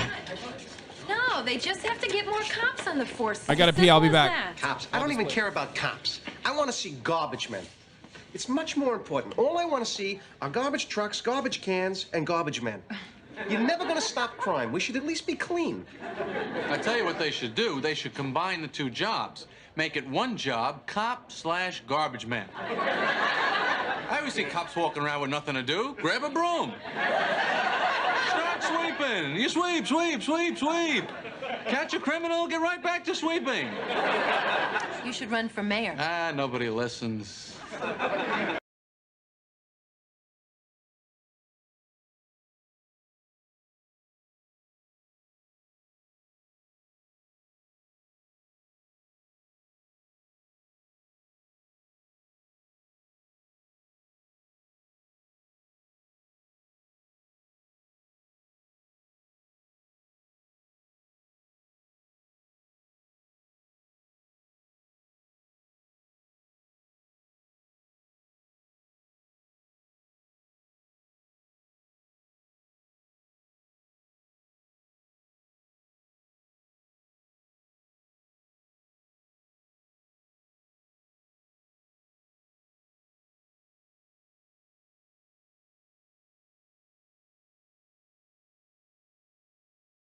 I agree, by the way. Stop saying come. I had to fucking go. I had to go pee, okay? Shut the fuck up. My cousin is a cop, and in general, it's like Cop Week or something, and she's gassing herself so hard on week Insta. Bro, Cop Week is like, Men's Awareness Month or something, okay? It's always Cops Week. There is no circumstance. Please talk about Iran executing 62 people. I don't know anything about what happened here, but oh my fucking God, dude. Like, stop spamming this shit, okay? Stop. What is this, like your personal pet project or something? It's like, I don't know. It's bad, okay? There you go. I talked about it. Jesus Christ, dude.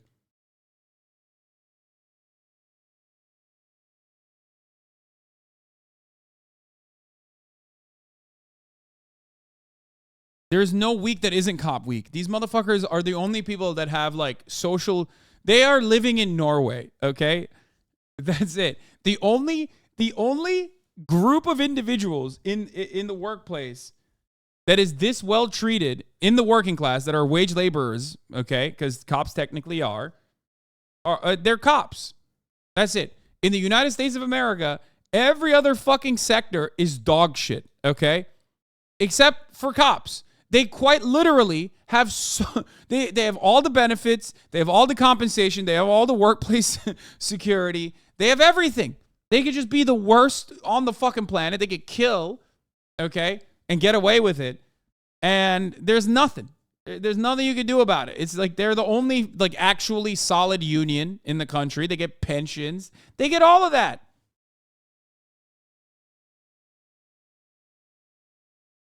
They get all of that.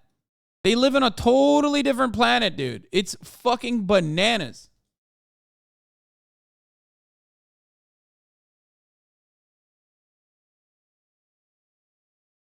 New York spends $29 million per day on the NYPD. Okay? The amount of top-of-the-hour ad break avoidance fees that you can pay for that is crazy. Maybe I should promote cops more. Honestly. That way I can get more subs at the top of the hour and gifters at the top of the hour.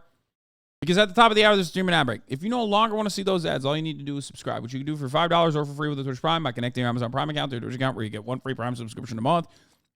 Use it on your favorite broadcaster. Hopefully that's me. You can also get gifted a sub if you're lucky. Preston for the win. Thank you for the 5 gifted subs, allowing 5 people to no longer see the ads. Suck on a gore. Thank you for the 10 gifted subs, allowing 10 people to no longer see the ads at the top of the hour. Here's a 3-minute ad break right now. Okay. The car break-ins are strange because it's largely an organized crime ring that is easily baitable. The viral glitter bomb YouTube guy easily tracked them with a bait package and figured out where they trade in their goods. It's confusing why the San Francisco Police Department can't do the same thing. And I responded and I said, nobody police wants to work anymore. That's why. Randy also said, why would the police do any work when they could just do nothing and get paid the same?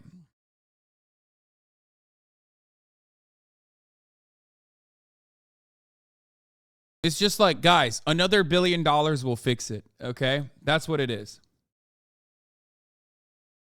Remember when Myth stole his own car back? Crazy.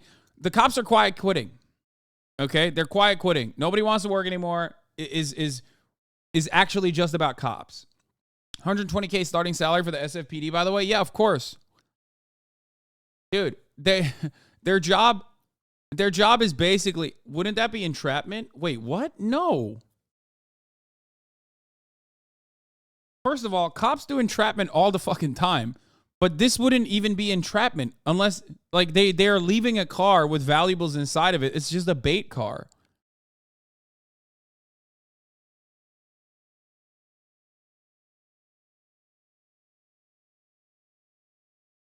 It's not just organized crime. There was one article where a gang was doing it. It's sad, but it's often houseless folks and people at the end of their rope.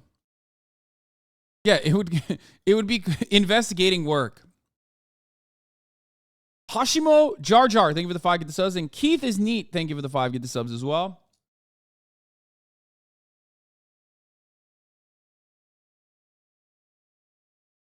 Entrapment would be them goading some dude into doing the fucking crime. Exactly.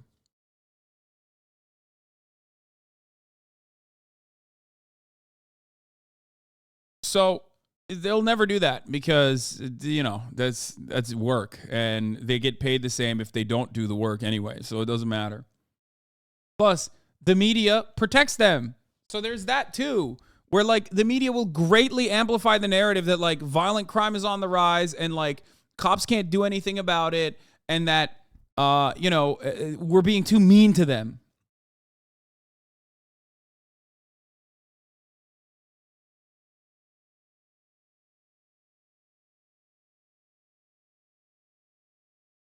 Oh.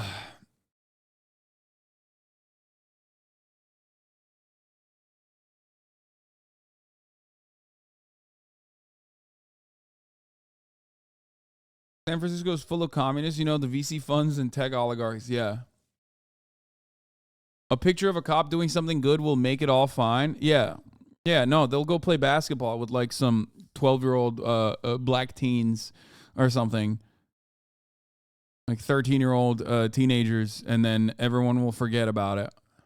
on that terrifying attack in Virginia, where a man with a metal baseball bat allegedly targeted a congressman and struck 2 of his staffers. Janae Norman is in Fairfax, Virginia, with the latest for us. Good morning, Janae. Hey, Michael, good morning. This incident brings up the issue of security. San Francisco has a crime problem. Definitely has a crime problem. It's greatly amplified by conservatives.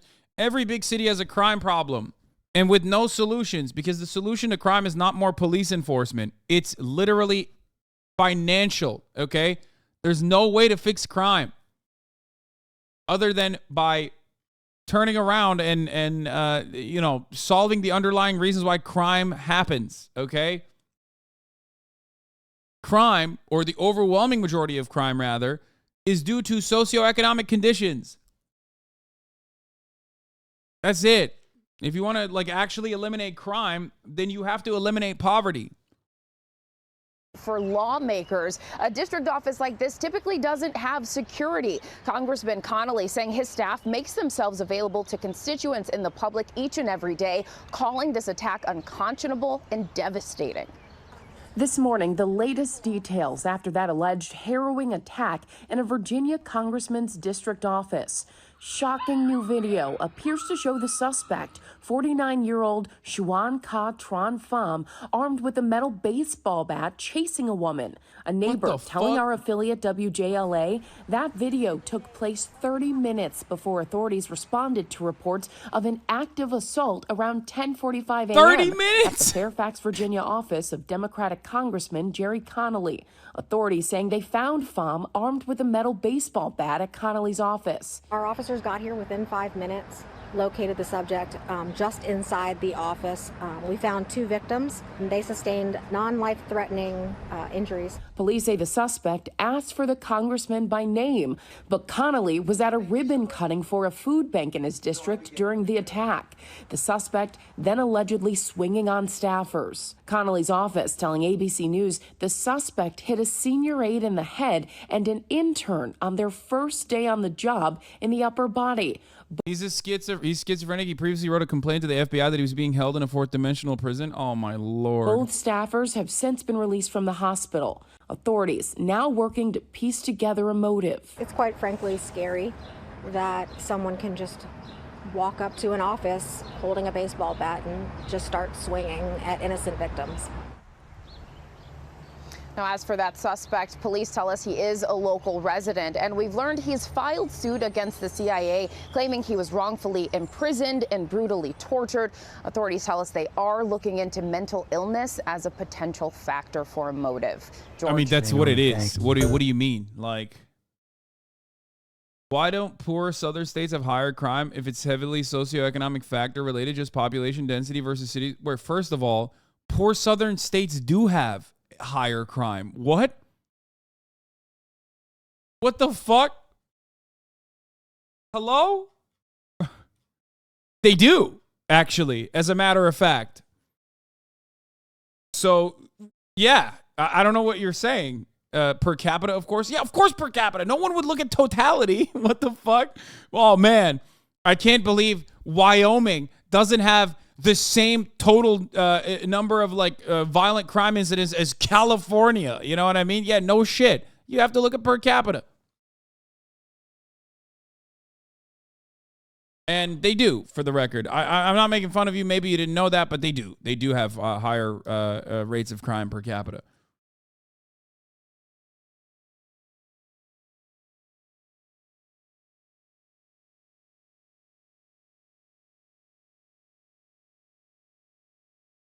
What about New York? What about New York? That's a great question. What about New York? I said it earlier in the chat, but like if you look at television, if you look at local TV, you think New York crime is out of control. Except New York State has a lower rate of violent crimes per capita than South Carolina does. California's rate of gun violence is lower than the fucking national average. And I think New York too. But again, it's because the media is constantly fucking lying to you, so you don't even recognize that reality. Like, it blew my mind when there was an Oklahoma, was it the gubernatorial race or whatever? I think it was, right? There was an Oklahoma gubernatorial race. And like, the two people going against one another were debating on local news. Okay? They were debating to become the next governor of Oklahoma. And the Republican was debating against the Democrat, and the Republican literally said, like, seriously and openly, that, like, New York has a crime problem. Oklahoma doesn't have a crime problem. And then the Democrat turned around and said, actually, Oklahoma has a higher rate of, like, gun violence and violent crimes than New York. And everyone laughed at her. Like, the entire room laughed in her face. And it blew my fucking mind. Like, she was right. Like, the Democrat was literally right. It's just basic math, okay? Like, yeah, including the fucking moderators.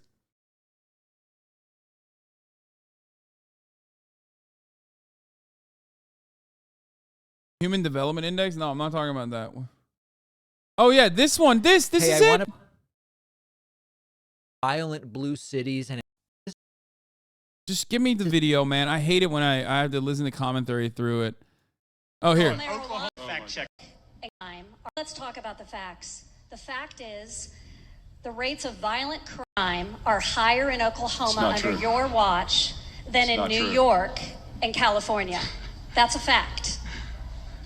Well, we'll have that fact checked by the Frontier. What do you mean we'll have that fact checked by the Frontier? Your job as a moderator is to already know that. You should know that, you fucking idiot.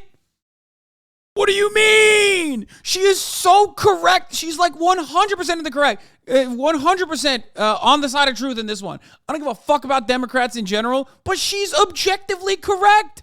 And the room laughed at her. And the fucking local news, the local media broadcaster said, we'll have that fact check. What the fuck? What the fuck?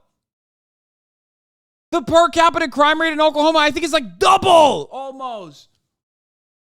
The moderator was like, yeah, sure, okay, lady. Yeah, literally. I saw this, and I felt like I was losing my fucking mind. I'm like, dude, she's right. She's fucking right. Here's you explaining this to normies, podcast timestamp. Even then, part of me thinks that crime is escalating to a point where we need more police officers because it's so prevalent. Like, I've seen... You bring up a good point. Like, first of all, crime is not escalating technically. That is, even if you look at police numbers, police data, crime is actually decreasing. But everywhere in the media, they're like, oh my God, crime is so bad. You would think that crime is worse in California than it is in, like, South Carolina. No, it's not. South Carolina has a much higher rate, for example, of murders than New York. But didn't they decriminalize a lot of the things in California too? No, that's, again, a lot of this stuff is portrayed in the media in a way to draw out hysteria towards it. And then you see homeless people like defecating on the street, and then you think, oh my God, the media is correct. Crime is fucking skyrocketing. Homicides are up. That's true.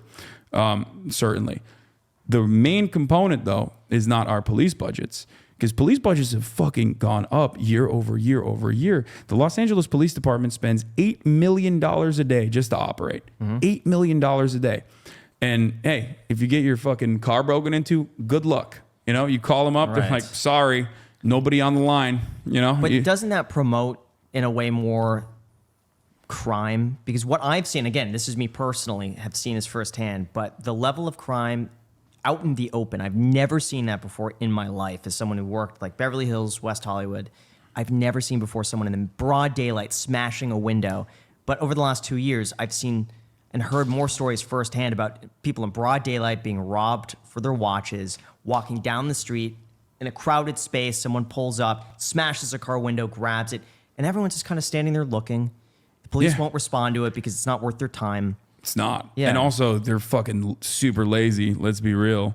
Yeah, there's no other sector where like there's no other sector in which people go, oh yeah, they're just bad, but we got to give them more money. But part of me thinks it's just because it's so prevalent because it's not enforced, because the penalties are not as strict as they should be for that level of crime. America houses the largest number of caged people, not free people, prisoners on the planet.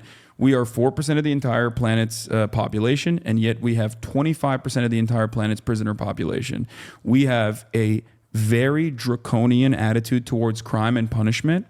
And unfortunately, in other countries where they have a much more understanding approach that focuses on rehabilitation, they have better results of reintegration. They have lower recidivism rates. It has demonstrably failed. Our carceral state is an abject failure. We've even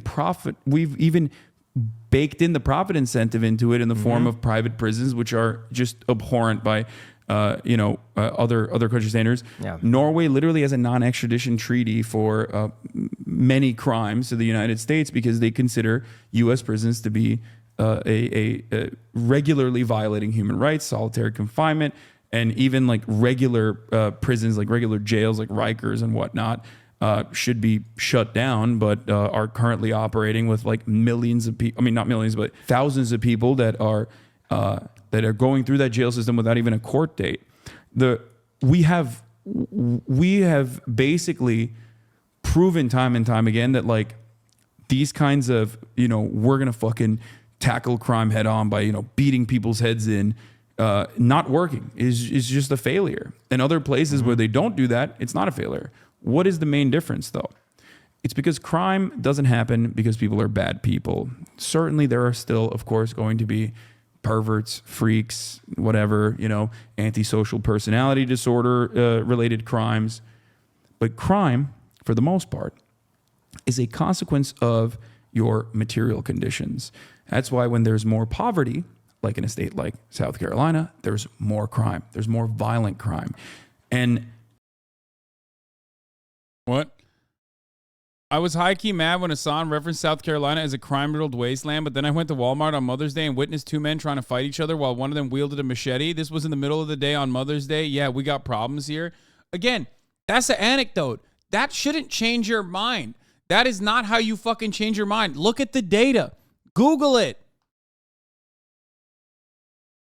California living here in Vienna, Austria for numerous years and can absolutely stand by what Hasan is saying in regards to the Vienna public housing project. What makes it so successful is that it's actually quite desirable housing at subsidized prices, not only for low income, but for the middle class. Hearing Hasan talk to someone who isn't just yelling talking points at him is so refreshing. Made me realize he barely gets to relax on camera and just talk, lol. Exactly. I think it's important that we all listen to contrasting perspectives. I'm subbing because after watching both the episode of Brett and the one on Hasan, I see how unusually mature and reasonable you hosts are. Amazing. I can't believe how accurate his info was when the editor implemented his exact talking points via the edit. Yep. It's like this on his channel too. The vids are just cut up from his streams, and the editors always accompany the random specific information he spouts off with a graphic. I don't know how he remembers all of it. Let's go. Finally, some motherfuckers are recognizing that this dome is filled to the goddamn brim. Okay? It's filled to the motherfucking goddamn brim with useless information that is actually quite useful when you're having a normal, casual conversation where I just go like that and rattle off a piece of correct empirical evidence to accompany my fucking takes. Love you, Hasan. Thank you for always being clearly articulate what I struggle when having these discussions. This is such a fantastic episode.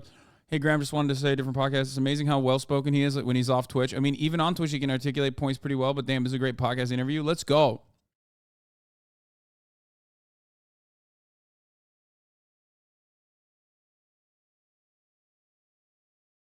Anyway, have you ever thought about going back to school for grad school? No, fuck no. I don't have time for that. Anyway, the reason why I was mentioning this, respect to them giving us on a miniature water bottle just so he looks particularly massive. Yeah.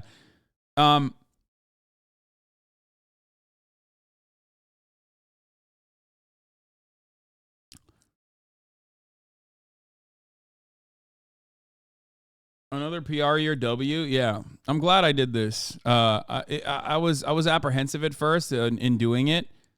Confronting the female Ben Shapiro, Brett Cooper. Pure evil. Confronting Hasan Piker. Why capitalism is horrible.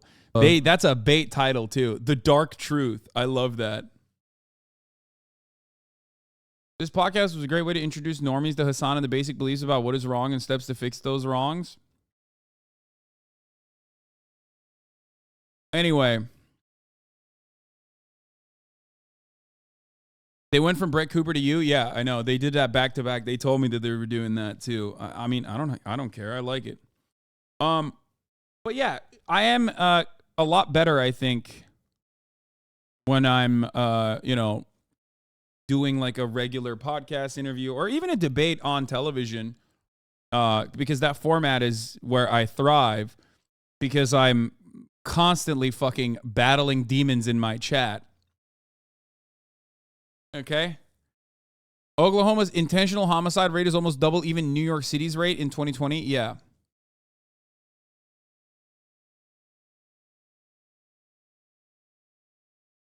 You literally only create content, stream, and read, watch shit. People who think you would be uninformed are just projecting. There is a point about the internet, social media in regards to crime. Not often do I like Neil deGrasse Tyson, but there's an old video where someone brought up like police brutality or something, and he pointed out the illusion of uptick in frequency can be partially attributed to our information access increasing as tech has expanded. Yeah. A great example of like the crime hysteria that exists in the United States of America is accompanied by apps like Neighbor or Ring or numerous other applications that is constantly like giving you round the clock, real time information, oftentimes like biased too and not even correct. Next door, not Neighbor, sorry, Next Door, like telling you like what crimes are happening in the city. Those crimes have always been happening in the city. Okay? It's a part of living in the city. It sucks. But like you are way more tuned into it when you see it all the fucking time. Now, of course, we should seek to solve these crimes. I'm not saying like, oh, well, that's life in the big city, sucks to suck. I'm not saying that at all. Right? But understand that like these applications have a very direct purpose of like scaring the shit out of you so you buy their services for protection. You know what I mean?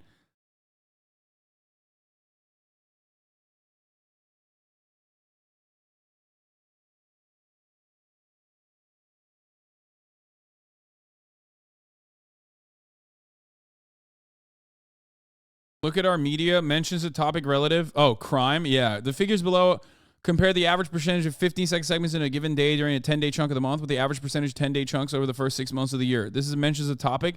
Crime has majorly increased overall leading up to an election because they always do that before they do the midterms.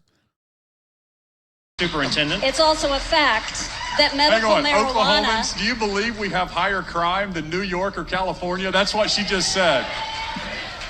Safety and security is my... So, I am losing my fucking mind. This fucking dumbass is wrong. She's correct.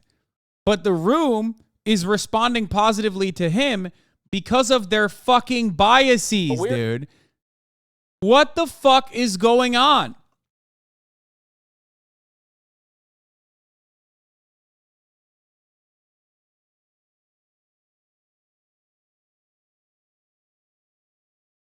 Right-wing brigaders in the SF subreddit are coping with the crime. The crime stats are declining.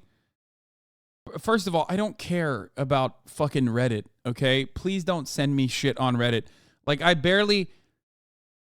already get mad enough at things I see on Twitter, okay? And I think that is, like, objectively more normie as far as a platform goes than Reddit. Reddit is, like, where freakazoids go, okay? I don't give a shit that, like, a specific subreddit is, like, going crazy over crime in San Francisco.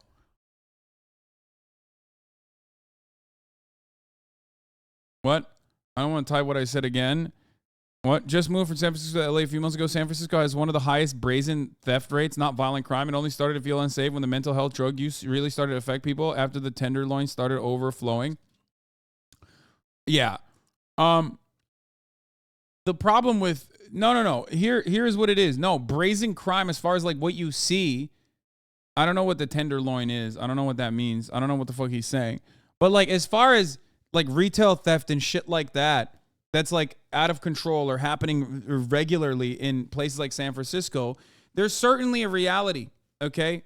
There's certainly a reality to like the brazen in the fucking broad daylight crime that you see, except it happens because it has an incredibly high rate of poverty, an incredibly high rate of wealth and income disparity, incredibly high rate of homelessness, and all of the accompanying issues that come along with that. And the only way that you can solve that is not by like, trying to actively over-enforce or over-police said communities, because you can't, because there's a constant new wave of people becoming homeless, a constant new wave of people looking to crime to like survive, right? The only way to solve that is by offering people opportunities and both financial opportunities and also a place to live.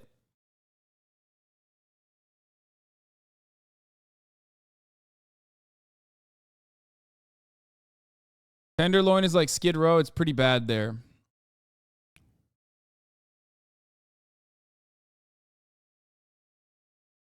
Can you imagine if Dem moves with even a 1 millionth of the conviction that conservatives do? I would go crazy if Dems just hit some annoying hog with the Georgians. Do you think this guy is making up facts? Yeah. Tenderloin is the Skid Row of San Francisco.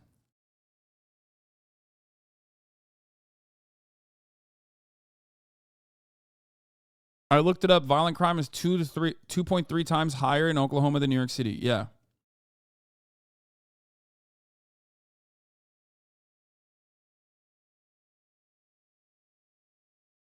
So, if you want to talk about like, I don't know, solving some of these homelessness problems, right?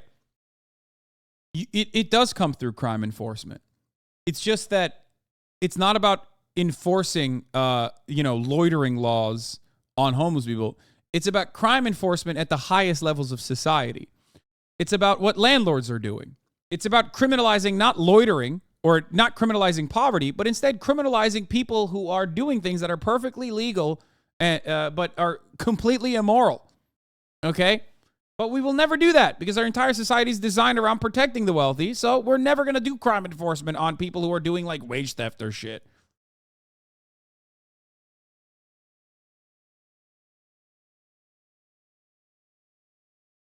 No, 100%. All pricing out people. The difference is pretty crazy. It was never as bad as the media said, though. And my friends that would visit me were shocked that the city wasn't burning down.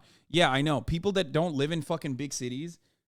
It's always funny when motherfuckers are talking about literally my backyard in Los Angeles, like these crazy crimes happening. And they're like, dude, don't you feel safe? Like, don't you feel safe? It's like, bro, that's my backyard you're talking about. You know what I mean? Like, what the fuck do you mean? No, of course I feel safe, idiot. Like, what are you talking about? Like, it's not like fucking, it's not like the city's on fire all the time. I would feel more safe if there was less poverty, if we eradicated poverty. Okay, you're also a giant dude. No, that doesn't matter. It's still, yeah, I'm a giant dude. You know what also would kill me, though? A gun. What do you mean? So, like what? If someone were to like follow me home and try to rob me with a gun, what am I supposed to do? I'm not immune to fucking bullets.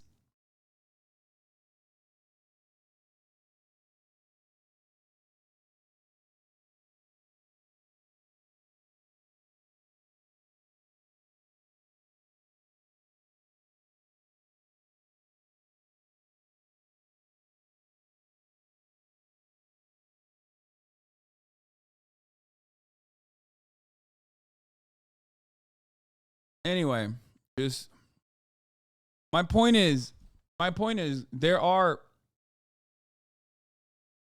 plenty of moments where like I've talked about this before. There are moments where like, of course you feel unsafe, or at least you feel unsafe for those in your life, like my mom, you know what I mean?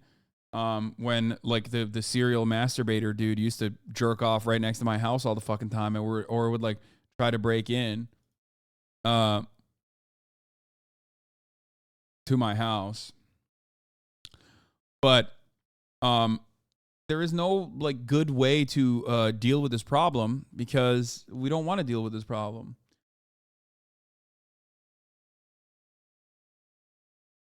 So what now? How is it that like every time I talk about this story, there's like at least 1,000 people that have never heard it?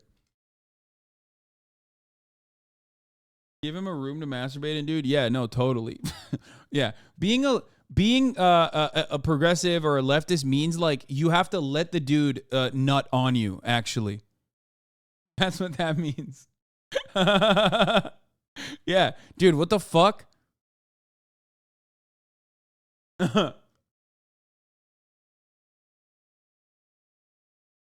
You tell it at least once a week and sub still, at the story. Yeah. You only know that he was jerking off in front of your house, not to try to break in. Yeah, bro, he was mentally ill. I talked about how he's like tried to break in as well. There's not much you can do.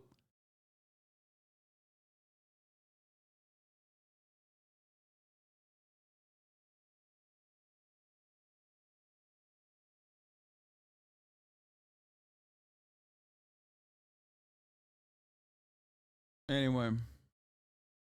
But yeah, here's the murder per capita rate. Louisiana, Missouri, Arkansas, Mississippi, South Carolina, Alabama, Tennessee, Illinois, Maryland, Georgia, North Carolina, Pennsylvania, New Mexico, Michigan, Indiana, Delaware, Oklahoma, Kentucky, Ohio, Arizona, Alaska, Texas, West Virginia, Virginia, Florida, Nevada, California at number 27, dude.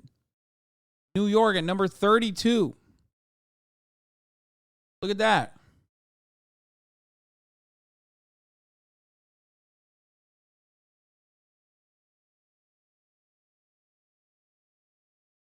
Seems like that might be out of date. It's from 2020, but it is pretty funny that you think that like this has dramatically changed now. Like you think like this has been the same. Like this leaderboard looks pretty identical.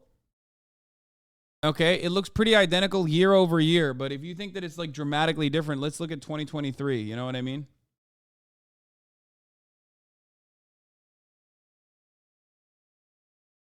Oh, by the way, here are the safest cities, or not, safest states with the lowest violent crime rates: Maine, New Hampshire, Vermont, Connecticut, New Jersey. States with the highest violent crime rates are D.C., Alaska, New Mexico, Tennessee, Arkansas. Top 10, baby. District of Columbia, New Mexico, Louisiana, Colorado, South Carolina, Arkansas, Oklahoma, Washington, Tennessee, and Oregon.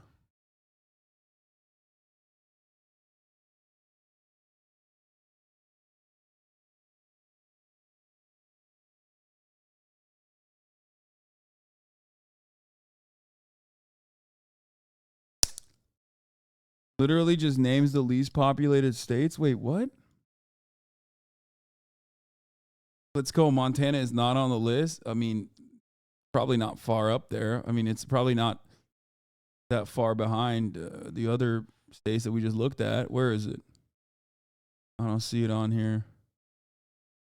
Yeah, it's fucking right next to California. North Dakota.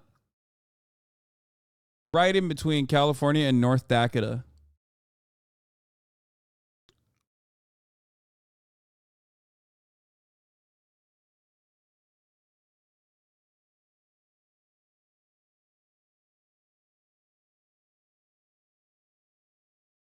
Just crimes, not violent crimes. Oh, here. Violent crime rate. Aw, damn. Womp womp. Montana with a violent crime rate immediately fucking popping off, dude. Oops. DC, Alaska, New Mexico, Tennessee, Arkansas, Louisiana, Missouri, South Carolina, South Dakota, Arizona, Michigan, Montana, Nevada, Oklahoma, Alabama, Texas, California.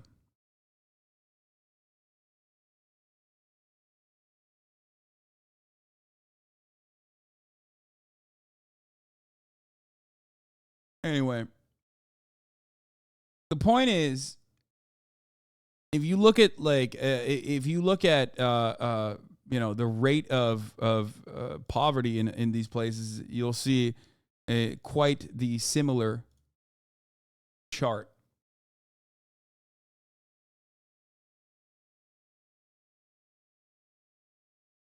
Why are you saying Dakota like Dakota? Because that's how you're supposed to say it.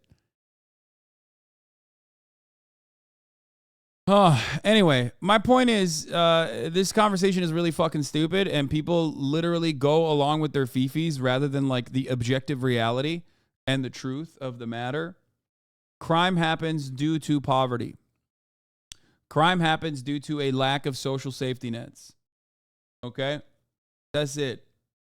And if you look at the poverty rates by state, Mississippi, Louisiana, New Mexico, Arkansas, Alabama, that's crazy, man. 5 states with the lowest poverty rates: New Hampshire, Utah, Minnesota, New Jersey, Washington.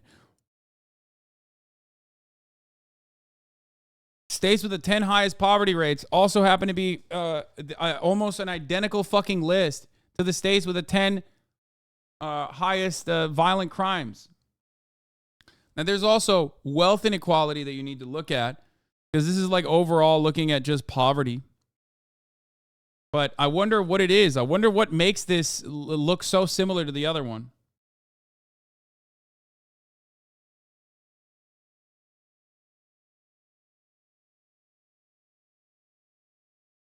Anyway, people believe what you tell them when you tell them things that align with what they want to be true. That's why pandering is so effective. I know.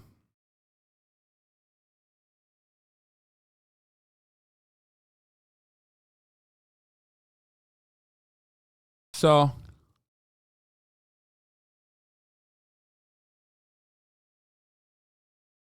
wealth inequality is why DC is number one, no doubt. Yeah, DC is incredibly fucking poor outside of, the richest parts. There is an insane amount of wealth inequality in DC. Anyway.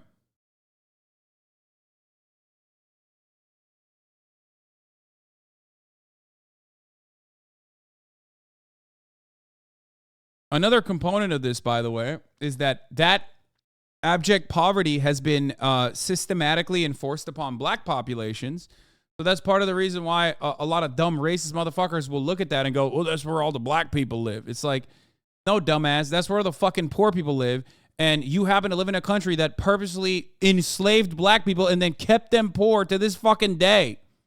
That's it. Fucking idiots. Anyway, I'm just getting mad at, like, not even chatters at this point. I'm just, like, getting mad at very common right-wing perspective that I hear all the fucking time. I got no guide. Anyway, let's talk about Ron DeSantis, who is a charisma suck. How much is that worth?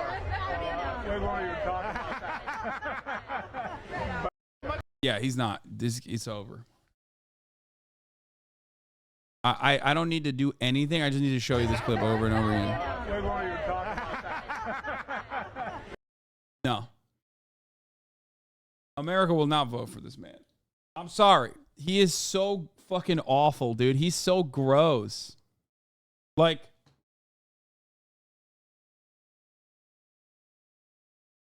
I can't think of a less charismatic Republican candidate that,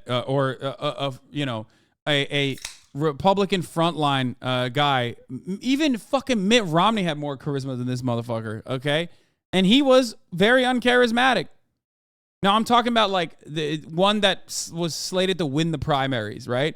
Like Jeb Bush and Marco Rubio. These guys are all fucking charismaless, okay? They got no riz.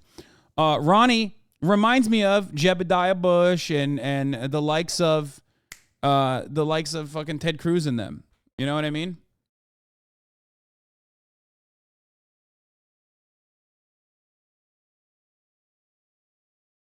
You can't do that.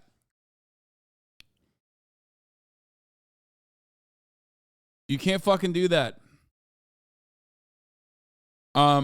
Okay. Let's start with the special counsel John Durham found FBI lacked evidence to investigate Trump's 2016 campaign. So this is a non-issue. It's a non-story. Okay. But it's pretty funny the way that the supposedly objective news media is covering it. Okay. Like, if this is your main takeaway, from the 4-year, 5-year fucking investigation, that was literally a longer investigation than the fucking Mueller report. with like 0 prosecutions and like one fucking dude that they actually, one low-level lawyer that they actually gave a slap on the wrist to. That's crazy. The report concludes they should have done a preliminary investigation instead of a full investigation. Yeah, like conservatives have been talking about like the Durham report. It's gonna come out, brother, and everyone's gonna know the real truth, like about Liptard's line or whatever the fuck. And it came out, and it's a gigantic dud. We're going to begin with the news this morning, and it's coming out of Washington. A new report long awaited on the FBI's investigation into Russian interference in the 2016 election. Special counsel John Durham says the FBI made critical errors in handling that investigation, although Durham stopped short of concluding that those mistakes were politically motivated. Former President Donald Trump was quick to... That's shocking. You mean to tell me that the FBI, which actually played a role, probably even like a larger role than Russia did in like tanking Hillary Clinton against Donald Trump, was not ideologically consistent with the Democratic Party? What? That's crazy. What the fuck? That's surprising. Hello? Wow, this is new. To praise the findings, which echoed, or largely echoed, that is, an Inspector General's report from 2019. Also, the special counsel did fucking mention that, like, it's valid to do an investigation. It's just not good the way that they did the investigation. CBS News senior investigative correspondent Catherine Herridge is at the Department of Justice for us. Catherine, 300-plus page report. What's in it? Good morning. Well, good morning, Tony. The Durham report found the FBI discounted or willfully ignored information that did not support the Russia collusion narrative. House Republicans now want special counsel John Durham to testify about his findings next week. Bro, this took like 4 fucking years. The only reason the investigation got as far as it did is because Trump fired Comey and looked sus as fuck, so it's his own fault. Look at this pic. What is this? All right, we'll look at this in a sec.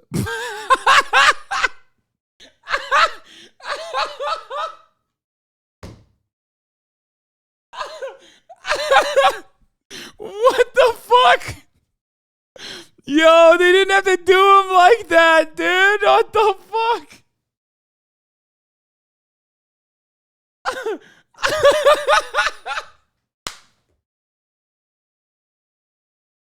Oh no. Oh no.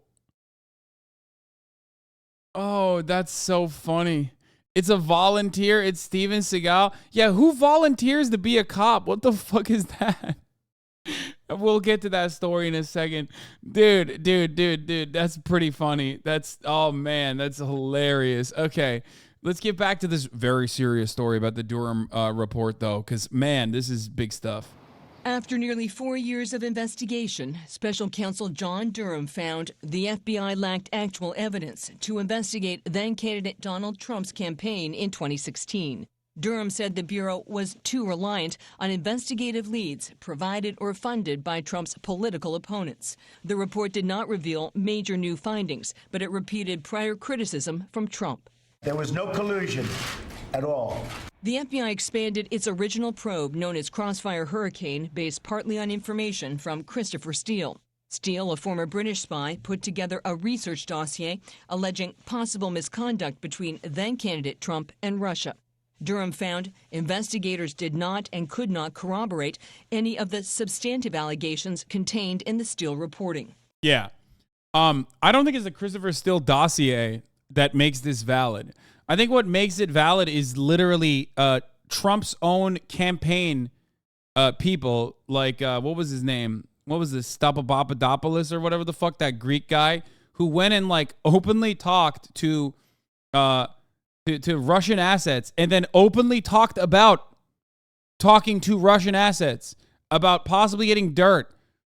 At that point, it's like, George Papadopoulos? Okay, yeah, whatever. Come on. I mean... That's it. That's so valid. It is, of course, it's valid to look into it at least. You know what I mean? But anything beyond that, anything beyond like the origins of the investigation, continuing for as long as it did, and like Democrats fucking doing Blue Anon, where they think like every little thing that's happening is like, oh, must be 9 o'clock at Moscow. That type of shit was hysterical, idiotic, stupid.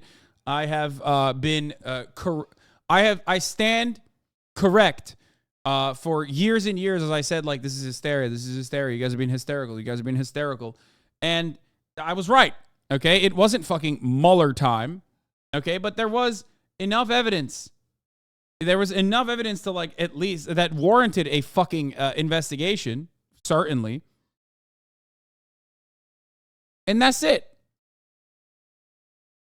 And ultimately, they found nothing that was completely out of the ordinary, with the exception of like regular FBI protocols where they absolutely just get FISA court warrants for no reason whatsoever. They just happen to do it to Donald Trump. And Donald Trump was able to have a much larger podium to fucking scream about it. Okay? That's it. The regular thing that they do, that the FBI does all the fucking time to like average citizens and the people that they want to spy on, okay? They did to Donald Trump, and Donald Trump yelled about it, and then the investigation found that, oh shit, actually the FBI did do this. They misfiled, like FISA warrants and shit, which is, again, welcome to how the FBI operates, which is fucking bullshit. Except it's not done for a political purpose, or it's not done because these guys are like ideologically libtards or whatever. It's done because that's precisely how it's done. That's what the FBI does. That's how they've operated. That's how the security apparatus operates in general.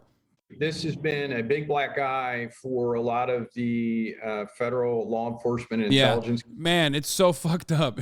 Yeah, it's really fucked up that they did this. How could they have done this? Communities. Bob Anderson is a former senior FBI executive. Where there's smoke, there's not always fire. And I think taking that extra second to look at this, verify things before you actually went down that road might have been a little better off. The FBI investigation was the basis for appointing special counsel Robert Mueller, who had an even broader mandate. There were multiple systematic efforts to interfere in our election. Mueller's report concluded there was insufficient evidence of a criminal conspiracy involving President Trump, his associates, and Russia. Every time Russia's brought up, they say, oh, Trump, what do I have to do with it? In a statement, the FBI says it has implemented dozens of corrective actions, which could have prevented errors made by the Bureau in 2016. On social media, former President Trump reacted to the report, saying the American people had been scammed. You don't ever want the American people thinking that the United States intelligence or the FBI is in any way doing anything outside of just looking at the facts. Critics charge the Durham investigation cost taxpayers more than $6 million and brought... Why did Rachel Maddow talk so fucking much about Russia when she kept being wrong? Because clicks. Liberals were looking for copium. Liberals were looking for copium, and Rachel Maddow was like the heroin dealer, okay? She had all the copium. She wasn't wrong, you morons, Lamau. Of course she was. Lol, even you are downplaying it like a far-right grifter. Really? I'm a far-right grifter for saying that, like, a fucking nation that has the GDP the size of an American state was not able to, like, literally control every aspect of American culture and existence? That's I'm a right-wing grifter because I'm not, like, fucking out of my mind. As the GOP Senate Intel report about Russia, yeah, I know. I'm not saying that Russia did not try to interfere, okay? I'm simply stating that you are delusional if you think that, like, that's the main reason why Hillary Clinton lost. Or delusional if you think that, like, Russia was personally involved in every aspect of American, the presidency. It's not it's A, not the reason. Yeah, there's a difference between A and the, okay? Rachel Maddow made it seem like it was the reason, okay? That's it. Come on. It's ridiculous.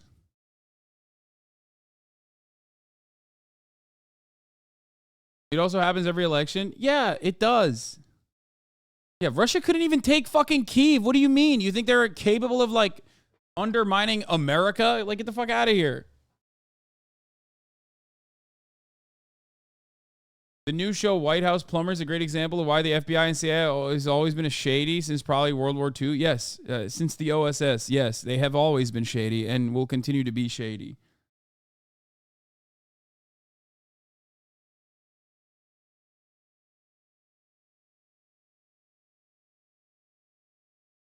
Out of all the reasons Hillary lost Russia, probably wasn't even in the top 10. Putin announced that the special military operation was a social experiment and would now conclude. Yeah.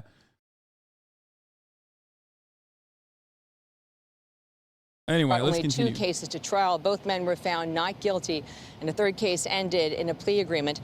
Durham is recommending the creation of a new position for politically sensitive investigations in the future. Gail.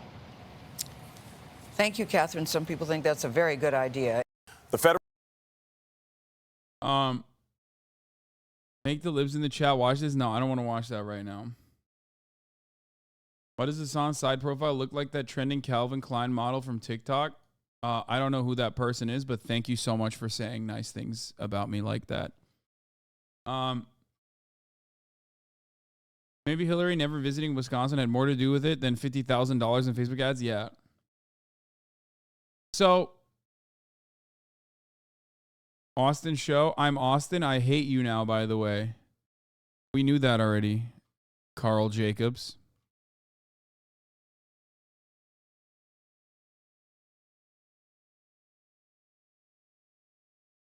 Hey, Austin, what are your thoughts on Carl Jacobs?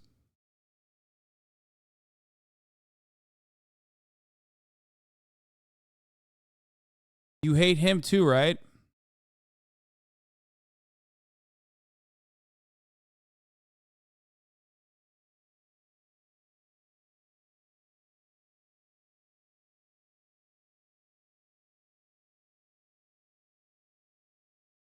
Hey, Austin. What's your thought on Carl Jacobs? He answered, I love Carl. Carl told me you didn't play It Takes Two with him. Interesting. Interesting statement. I wonder why Austin would know anything about It Takes Two or gaming, when we all know that Austin never watches gaming at all. Interesting hypothesis here. Austin Show responds, Carl told me you left him undelivered. You fuck. It seems Austin is having a hard time explaining.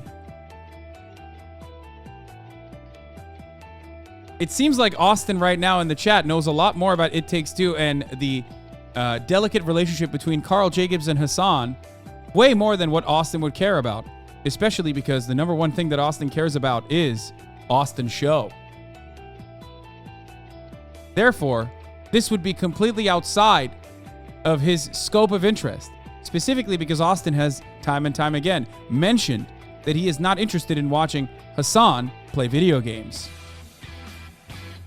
Carl taught me about video games much more than you taught me about politics. Aha! Yet another take that's stupid. Austin doesn't know anything about video games. Therefore, it's very clear that what right now is happening is that Austin Show logged on to Carl Jacobs' computer when he was doing the Lover Host in North Carolina, only to continue being logged on to Carl Jacobs' computer. And this is not Austin Show himself, but instead Carl Jacobs in the chat, writing as Austin Show.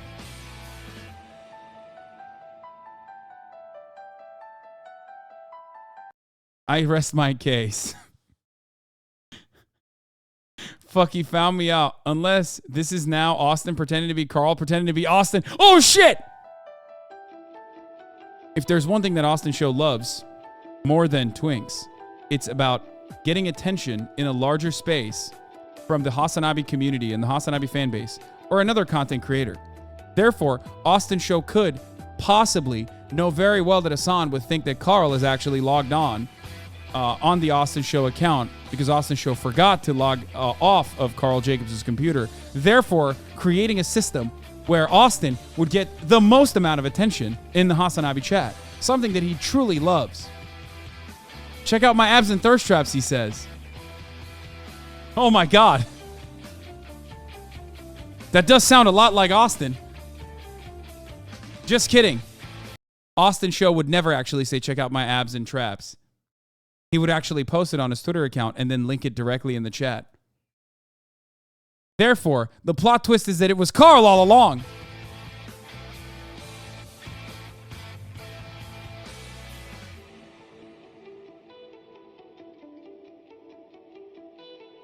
Okay. Yeah, Austin, which Twitter would you like to promote? It's true. It's me, Carl, pretending to be Austin, pretending to be Carl, pretending to be Austin. Carl, when are you back in Los Angeles? Huh? That's the real question.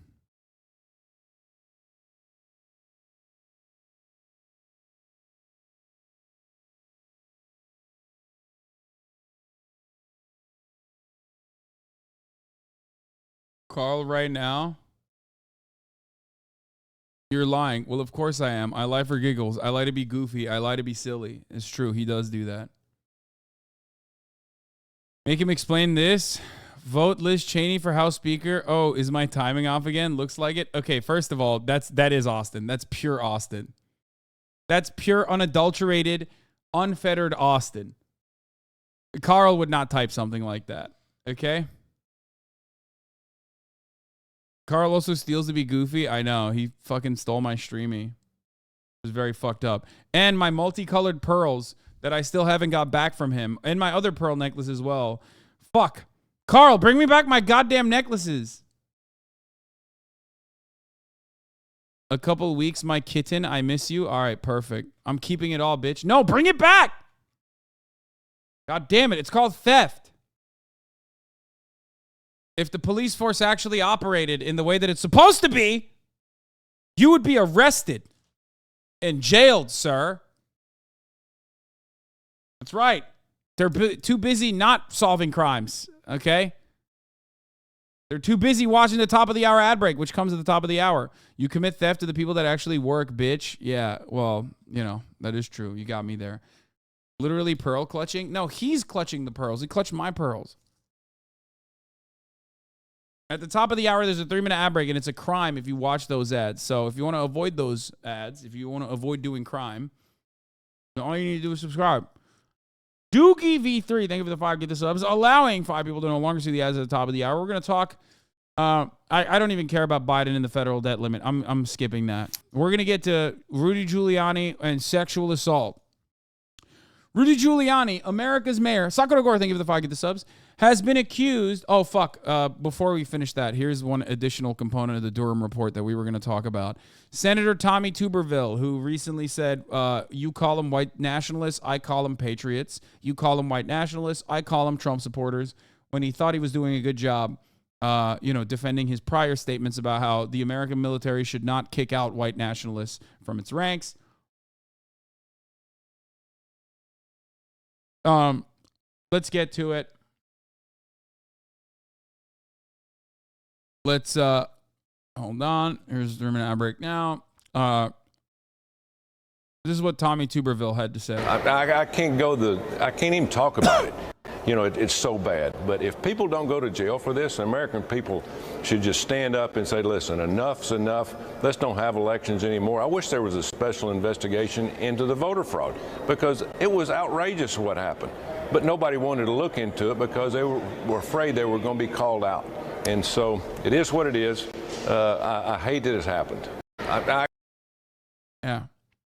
Special Counsel John Durham released a report Monday finding the FBI rushed into his investigation of ties between Russia and Donald Trump's 2016 campaign, but the report did not expose massive wrongdoing by law enforcement and intelligence officials.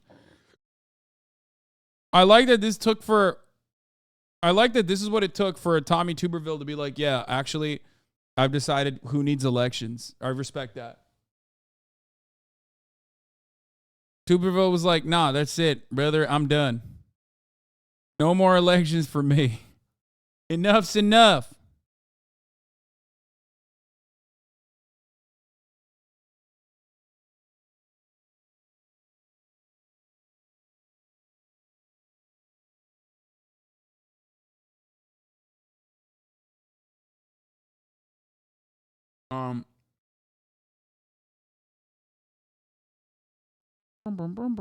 This thing is fucking stuck in my head now, god damn it.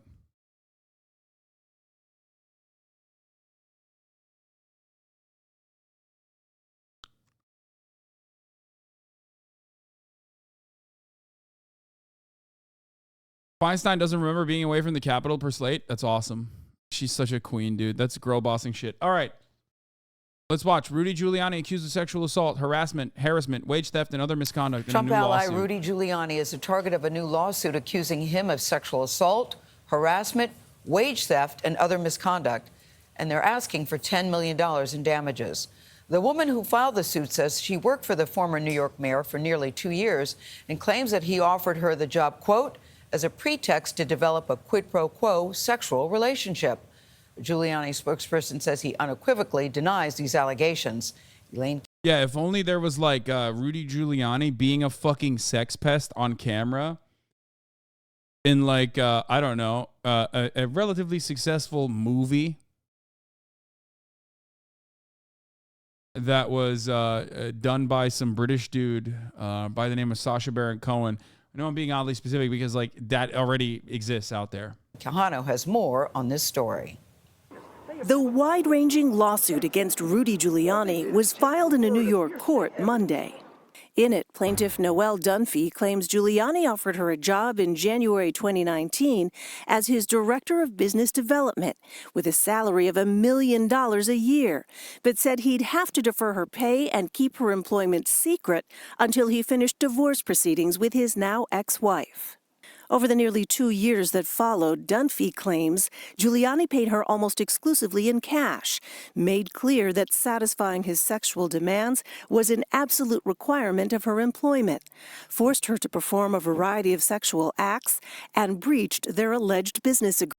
This sounds like Unhinged because of like how severe the accusations are a little bit, except that we've seen him on camera behave in this way.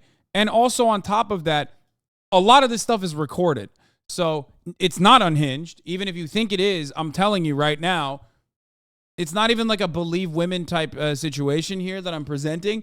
It's that apparently a lot of this shit is on the record. And I'm not even talking about Borat 2, man, even though we will watch this. Okay. This is a separate incident. Nice to meet you, my dear. Nice to meet you. You are one of my greatest heroes. Oh, that's so nice. Thank you. Thank you. I will try my best, but because I'm super excited and nervous. Well, you relax. I'll relax. You want me to ask you questions?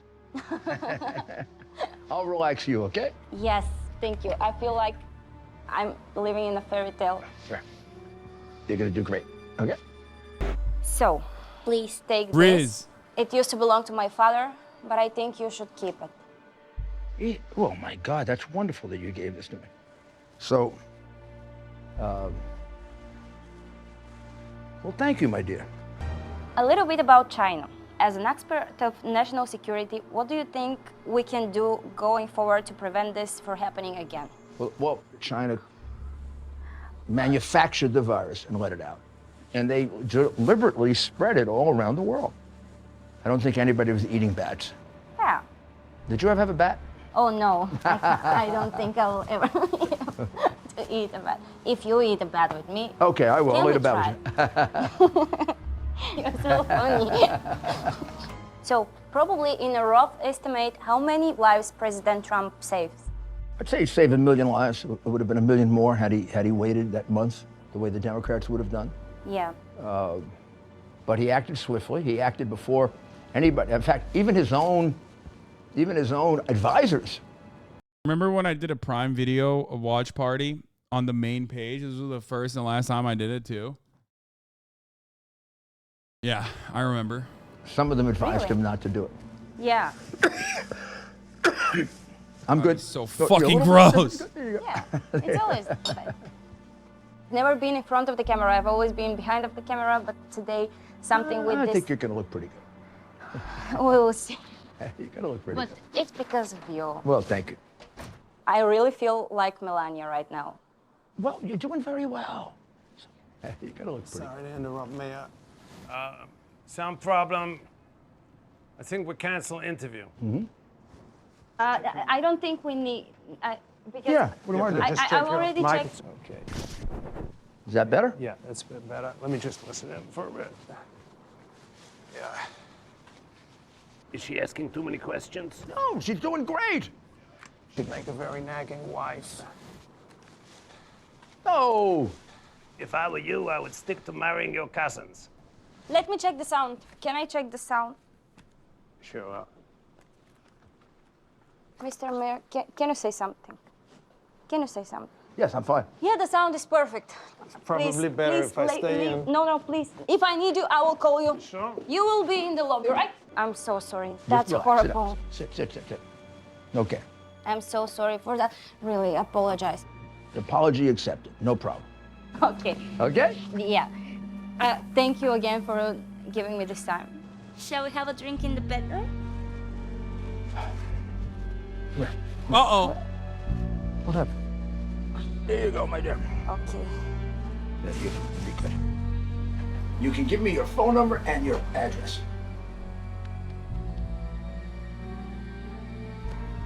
Should we slip your jacket? Okay.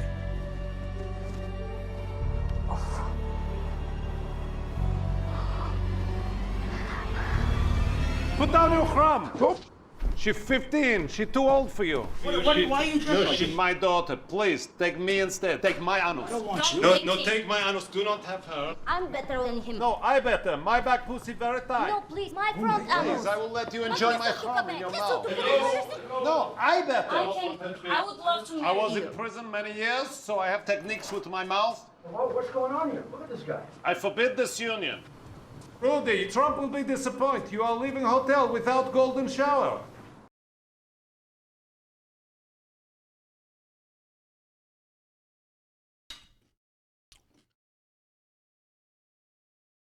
Rudy Giuliani thought she was underage, by the way, and did that. So remember that.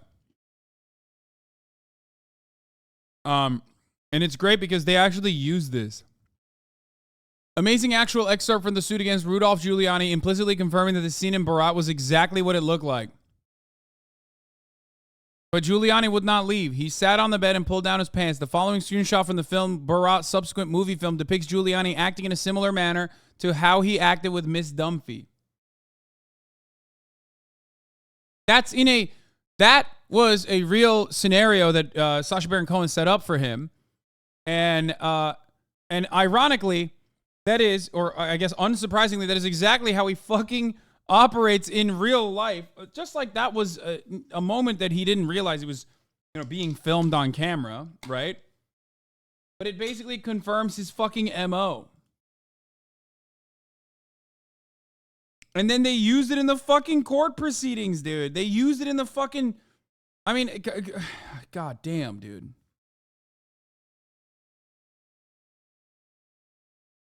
I love stuff like this when movies and shit like that help aid and taking down actual criminals in the real world that are behaving in this like insane, awful, gross, disgusting manner. I'm a big sucker for that. I know Sacha Baron Cohen is a big lib and all this shit, but like, ultimately, this makes up for everything else.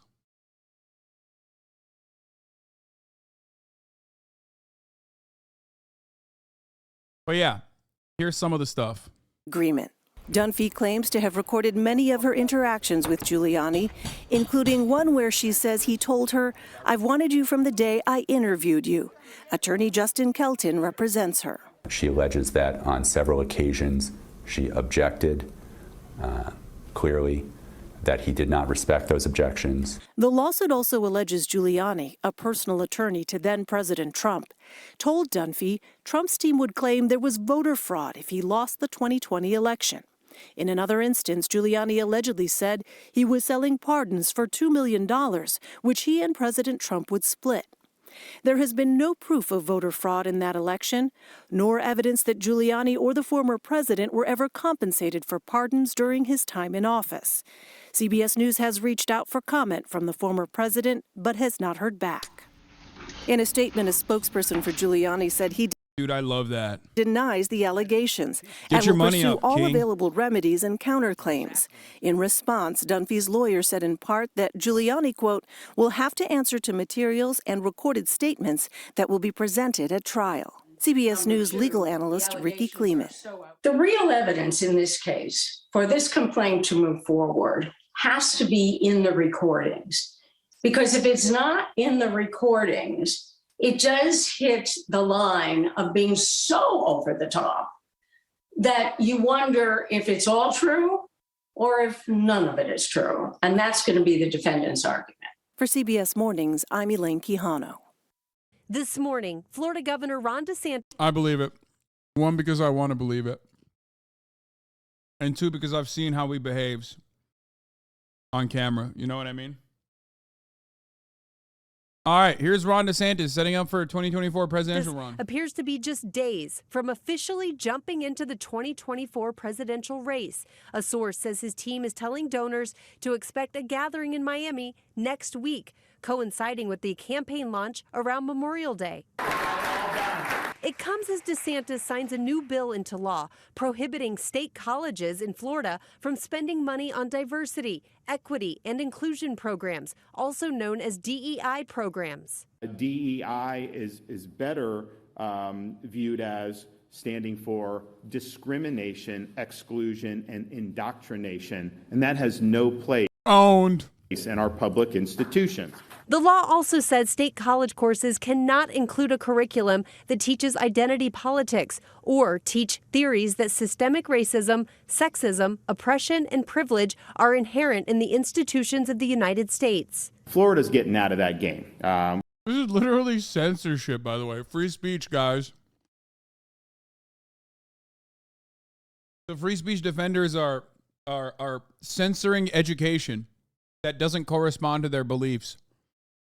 Real cool. If you want to do things like gender ideology, go to Berkeley. Meanwhile, a Florida teacher says she's now under investigation by the state's education department for showing her 5th grade students the Disney movie Strange World, which features a character who is gay. Hey, Diazzo. I didn't see you there. Not that you're not noticeable. I just, it was just, what's up? Hey. Jenna Barbie says she showed her students the movie as it relates to earth science and received permission slips from parents. But according to Barbie, a parent, who's also a member of the school board, reported her to the state. Florida lawmakers last year enacted what critics call the Don't Say Gay. Unhinged, bro. Dude, that's awesome. Dude, America is such a freak show. God damn. I love that they just we're just getting increasingly more insane. Gay law, banning classroom discussion on sexual orientation and gender identity in kindergarten through 3rd grade. Barbie says she wasn't aware that lawmakers recently expanded the ban through 12th grade. I didn't even know it was a big deal until it was brought to my attention. These students all have one-to-one devices. They talk about these things all the time. I've shut down much worse in class. And so to me, this was just, it was a common theme that people talk about all the time. And back to those DEI programs banned in Florida state colleges. Texas is now considering a similar bill. Hi, everyone. George Stephanopoulos here. Thanks for checking out the ABC.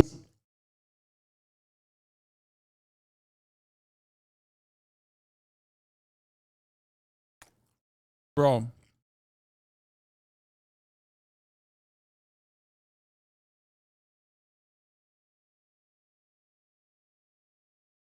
How much you want to bet that the lady that reported her to the state is probably also on top of that, a part of the conservative apparatus?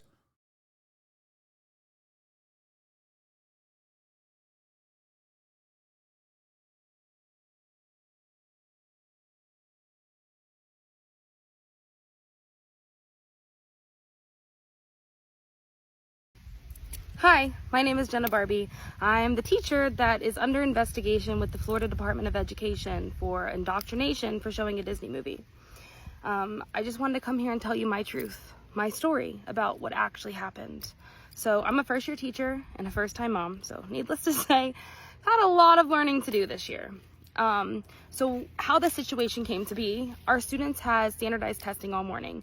So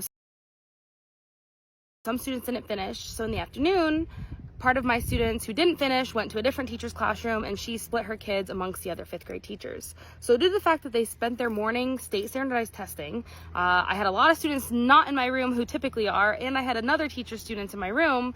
I thought it would be a great time to give them a brain break by showing a movie that related to what we were learning about in school.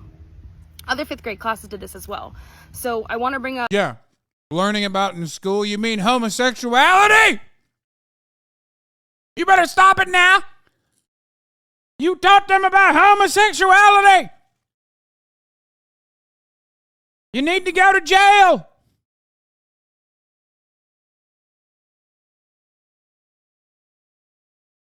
And of course, there it is. Shannon Rodriguez, the woman who fucking reported this mom, teacher, is also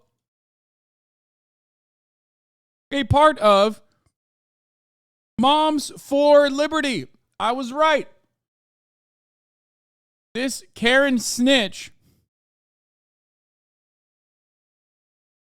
apparently is, as a matter of fact, a part of the, a part of a conservative think tank. How crazy.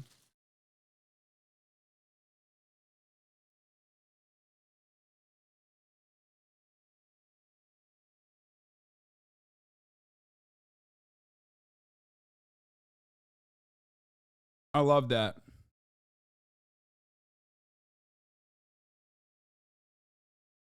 Anyway, let's get back to the truth. Bring up the issue that I'm in trouble for. I was told by every teacher and mentor at our school that our method for approval by administration of showing movies was to have a signed parent permission slip for PG movies. I had that from the beginning of the year. The whole 5th grade team had signed permission slips for PG movies with no objections to specific content. I actually had one student who did have objection to specific content, not showing the Buzz Lightyear movie, but she wasn't in my classroom anymore. So, dude, they objected to the Buzz Lightyear movie, dog.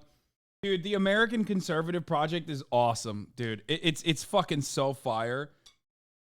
I love this. I mean, how can you not love it? These guys went from like at the top level, they're undermining civil liberties, right? Like they're literally fucking stopping, they're criminalizing abortion, they're stopping women from having bodily autonomy.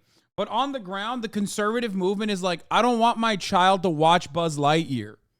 Okay? It's so pathetic. It's so stupid.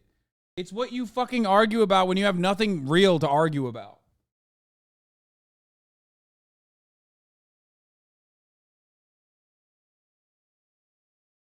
It's awesome.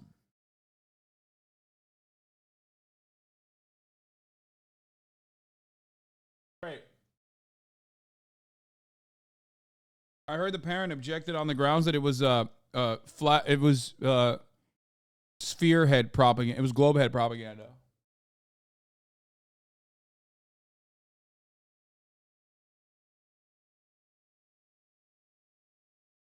it wasn't a big deal. The reason I was turned in is because one of the split students was a school board member's daughter. That school board member is currently on a rampage to get rid of every form of representation out of our schools. She even spent days this past week going to all the high schools to get rid of anything that had to do with representation whatsoever. She even had admin escort her to a teacher's classroom that had a sticker of a black hand and a white hand holding hands, and the white hand had a different color fingernail for every finger. So the school board member called the Department of Education on me for indoctrination before ever coming to our school to talk with me or admin about the situation. When she did come to our school, she came as a school board member, and our principal said, no, you can come as a concerned parent, but then you need to schedule a meeting. So she did. She came, and later that day, and admin was in and out of my room, pulled me out, and we had a meeting, and I understood her perspective that, okay, she really doesn't want this shown at her house. I never saw that perspective before, so I didn't think it was a big deal. But seeing how upset she was, I told her I understand my lesson. That's that. But come to find out, she had already reported me, and there was nothing she can do about it. So I chose this movie because it relates to our curriculum. Our unit at the time was earth science and ecosystems and how they interact, plants, humans, animals. So this movie is perfect. My thought process was, what a better way to showcase all these standards, along with huge lessons of overcoming differences, spreading kindness, communication, and chasing your dreams, a lot of which are in our social emotional Florida Best standards as well. Is a character in the movie LGBTQ? Absolutely. Is that why I showed it? No. I have a lot of 5th grade students who have come to me this year, long before showing this movie, talking about how they're part of that community as well. And it's not a big deal to me, so I just said, okay, that's awesome, do you. How dare you! Not pushing any- She's a communist! Oh, arrest her. Arrest her now. She admitted it! Oh my God! Throw her to the fucking pit! She's a gay communist. Anything, just being accepting. That's what I do. Does that have anything to do with why I showed it? Not in the slightest. The LGBTQ aspect of the movie, they're harmless. It's just a talked about crush, and it's only a couple lines in total scene time of just over 2 minutes. The parents in the movie kiss a lot, and that wasn't even brought up, and that's the issue. I also want to bring up the fact that none of my students cared or batted an eye. They didn't even know this was a big deal until the board member and the state made it a big deal. They're using it against me, saying they're protecting the children and it's for their safety. But what is this actually showing them? Their teacher showed a movie to help them connect to our curriculum and learn some valuable life lessons. But the minor representations that have nothing to do with the movie are such a big deal that now admin is in their room pulling their teacher. Wait. Isn't it teacher did this on purpose to set up a court battle? Bro, I don't think she was doing this on purpose. Okay? You want to know why? You want to know why I don't think she was doing this on purpose? Because it's such a fucking idiotic reaction. It's such an idiotic reaction that I don't think she suspected this reaction to happen. There are teachers who probably would do this on purpose, like, purposely showing, like, that you're queer in the classroom. You know what I mean? Shit like that. Deliberately. And they should do that, by the way. Fuck them. Like, fuck the administration that would, like, ever arrest them for that kind of thing or criminalize that kind of thing. But this doesn't seem to be a deliberate act of protest. It literally seems like something that no sane human being would ever fucking react to in this way. So I don't even think she actually thought that. Out, calling the students one by one down to the office to interrogate them in the middle of my lessons. And now there is an investigator from the Florida Department of Education coming to pull my students out of class again to investigate them individually. And by the way, they don't even have to have a signed parent permission slip for that. This investigator is allowed to come and pull them out, and a letter got sent home to some of the students, but I doubt a lot of my parents are even going to get it. And if they don't call and object, the interrogator is allowed to just pull them out. Do you know the trauma that is going to cause to some of my students? They are 5th graders. Some of them can barely come up and have a conversation with me and are just getting comfortable with me, and now an investigator is allowed to come and interrogate them? Are you kidding me? What is that showing them? This is the public education system, where students from all backgrounds, cultures, and religions are welcomed and should be celebrated and represented. I am not and never would indoctrinate anyone to follow my beliefs. I will, however, always be a safe person to come to that spreads the message of kindness, positivity, and compassion for everyone. That is the key to the safety for our children. That is the key message that everyone needs to find in their heart and understand. They fucked up so big. Dude, she's telegenic.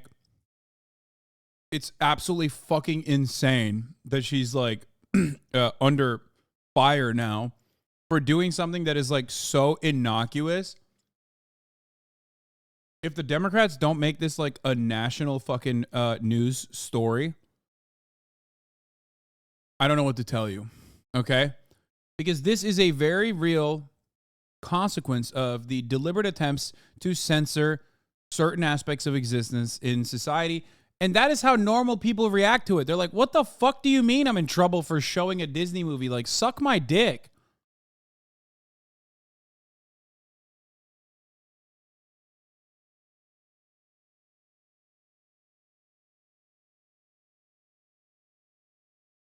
It's insane. I was taking stuff off the walls the other day, and I had a student come to me and say, Miss Barbie, why are you doing this? And it's because of the new law that was put out about everything being standards. And I said, well, this is what's happening. And they said, why don't we get a say? That's a good point. Why don't you get a say? If you haven't seen the Disney movie Strange World, I highly recommend it. And for those of you who are throwing hate my way without knowing me or my true intentions, you may learn a thing or She's still doing it.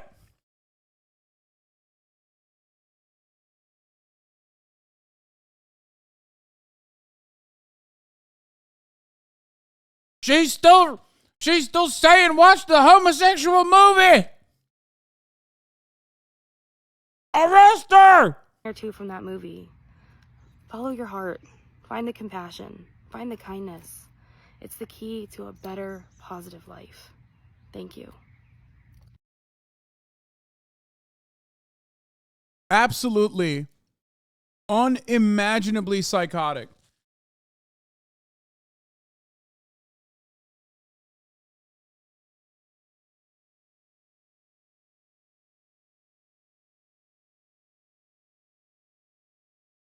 Like, imagine going after a fucking teacher that's making like 30 grand a year because she showed a fucking Disney movie that was related to the subject matter that she's covering. I don't know what to tell you, man. This country is fucking absolutely out of control. Oh, here's Florida state officials are weighing classical and Christian alternative to the SAT. Jeremy Tate, the CLT's founder, told the Herald that the SAT had become increasingly ideological. Florida officials have been holding talks to use CLT as an alternative to the SAT. They want to, I mean, this is like an ad. Every part of capitalism is supposed to be commoditized. So, like, this is what they're doing. They're, like, trying to commoditize culture wars here, okay? That's what they're doing. Like, some fucking, some con man grifter decided, oh, this is a good opportunity. Let's say that the SAT is woke and gay, and I'll sell, like, a Bible version of it.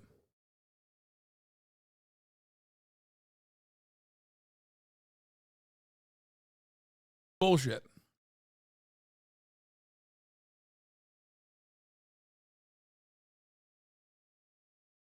Complete bullshit.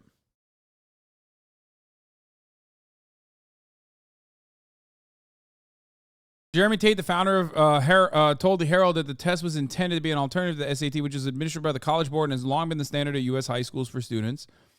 It had become increasingly ideological, partly because it censored the entire Christian Catholic intellectual tradition. What? What is the entire Christian Catholic intellectual tradition? Tate was working as a high school English instructor when he came to the conclusion that transcendent moral and ethical ideas had been gutted from the classroom, with high-stakes testing becoming a part of the reason. We're thrilled. They like what we're doing, Tate told the Herald. We're talking to people in the administration again, really almost every day now. DeSantis has not specifically mentioned the classic learning test, one of the sources he had in mind for the SAT alternative. Wait, what is... Okay, this doesn't give any information or insight into what the classic alternative is, though.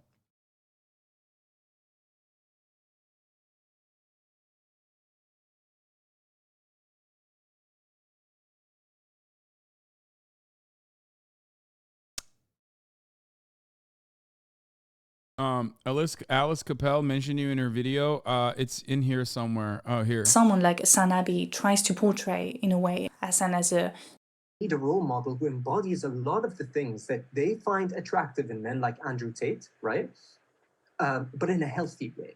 That's what someone like Hasanabi tries to portray in a way. Hasan has a deep voice, he's built, he has an expensive car, a big house. He ticks a lot of alpha male boxes while being left-wing, while being an ally. So because of how he looks, he has the capacity to get the attention of young men who grew up in more traditional households, who don't have a Yeah, that's why they fucking spend every waking moment being like, he's gay, he's gay. He fucking wore a dress one time, he's gay. Even though I fucked their moms, you know what I mean? But that's inherently the real reason why, like, the reason why a lot of like weird left-wing people online hate me is the same reason why a lot of right-wingers online try to make me come across as like a soft boy, you know what I mean? A soy boy. It's literally because I look the way I do and I sound the way I do. So a lot of fucking, neurodivergent leftists online look at that and go, this is exactly like the fucking bully that bullied me when I was in high school. And I have no way of like, no frame of reference of like analyzing something directly without bringing in my personal trauma of being bullied by a guy that looks like him and sounds like him in high school.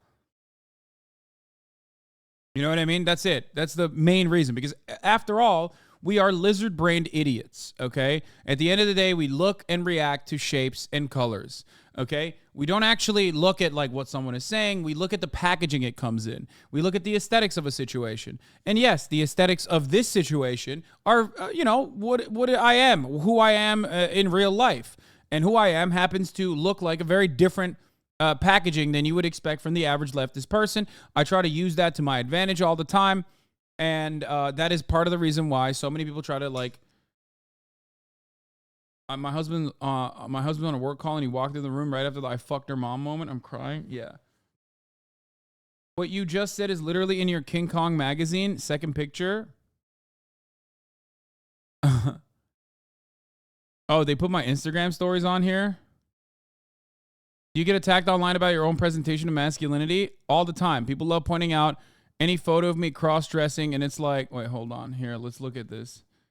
And it's like, bro, I literally would fuck your mom in this dress. I'm over here looking good. I'm very confident in my sexuality. I don't give a shit. I'll cross-dress. But then guys on the internet will be making fun of me saying, dude, look at this. But I like sharing these photos. You want to know why? I look pretty goddamn good. All these straight guys want to fuck women, yet they carry on so much genuine animosity and hate towards them. I don't get it. It's learned behavior and social conditioning. It comes from a sense of entitlement for sure. Like, you're a guy, you're supposed to get this because of your gender. People have no interpersonal communication skills, even in romantic relationships. It's very difficult for people to navigate. Everything is so black and white in the PUA world. Do you feel as a young millennial guy in this world that you've had to unlearn things you were confident in your late 90s and early 2000s? Every single day, of course, 100%, absolutely. I certainly held on to misogynistic and transphobic attitudes in my youth. Holding on is a great way to put that. It makes you feel safe. I just think our understanding of gender is not correct as a society, and I talk about this avidly through the topic of transphobia. As an open-minded guy, what was it like doing your King Kong photo shoot? Do you feel cathartic for you to lose control? Dude, I wasn't losing control. I don't know what you're talking about. I'm barely an actor. Do you want me to be honest? The only thing I thought about the whole time was, I hope I look hot. I hope I look good. I hope I look skinny. I haven't seen the pics. Have you? Do I look good? I shouldn't. I'm way too honest in situations like this. How am I supposed to explain to my mom why I own a magazine with the song's bloody face on it? Oh, we'll do it. We'll look at this in a second. I like that they made it seem like it was a Twitch chat interview.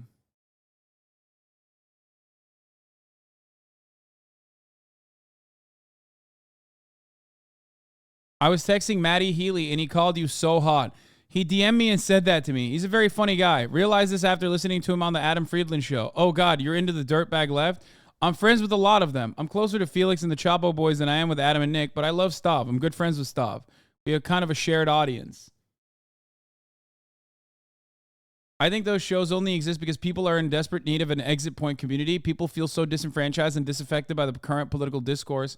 Comedy is very important. I think this liberalism monoculture that we exist under is hegemonic. There are no real focuses. People who think they're progressive end up caring about what kind of content they're consuming as a cultural signifier. We moralize content we consume. I'm into cultural critique. I'm not one of those right-wing edgelords who think that aesthetic is cool or provocative.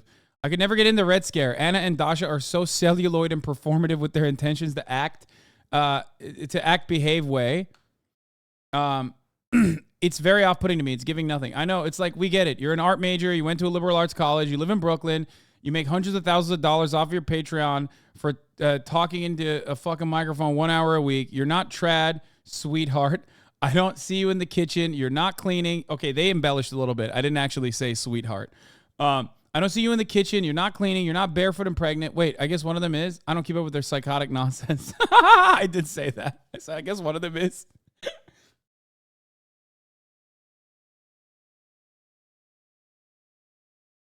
Everything is always about the vibe aesthetic. Social media culture creates this vapid emphasis on images, and the number one priority always ends up being the way things look. The biggest currency in the world is aesthetic of things.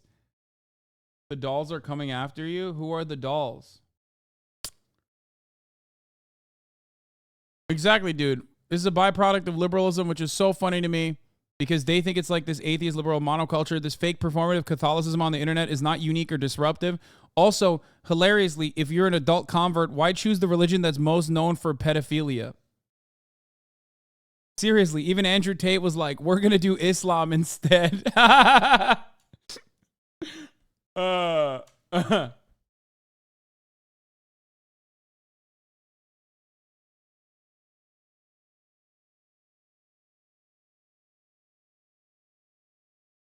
I love Red Scare, my most toxic trait, but I completely agree with this. They're insane. Yeah, I mean, yeah, I get it. It's like Red Scare is like Trisha Paytas for people who want to hear like I guess, you know, something a little bit more like only marginally a little bit more intellectual sounding.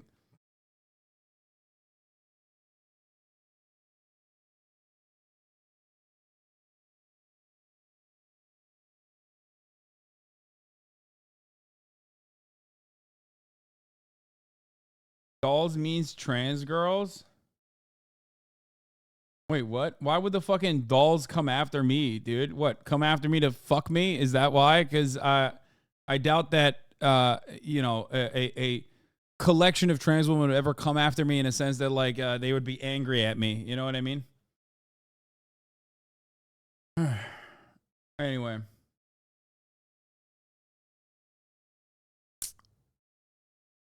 The chat interview is a neat idea. Yeah. Your legs look great in that photo. Yeah, obviously those are not my legs.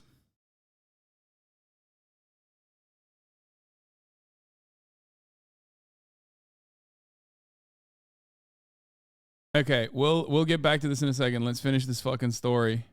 Positive masculinity. A very high cultural capital, and he can then work on changing their perspective on socialism, feminism, trans rights, etc.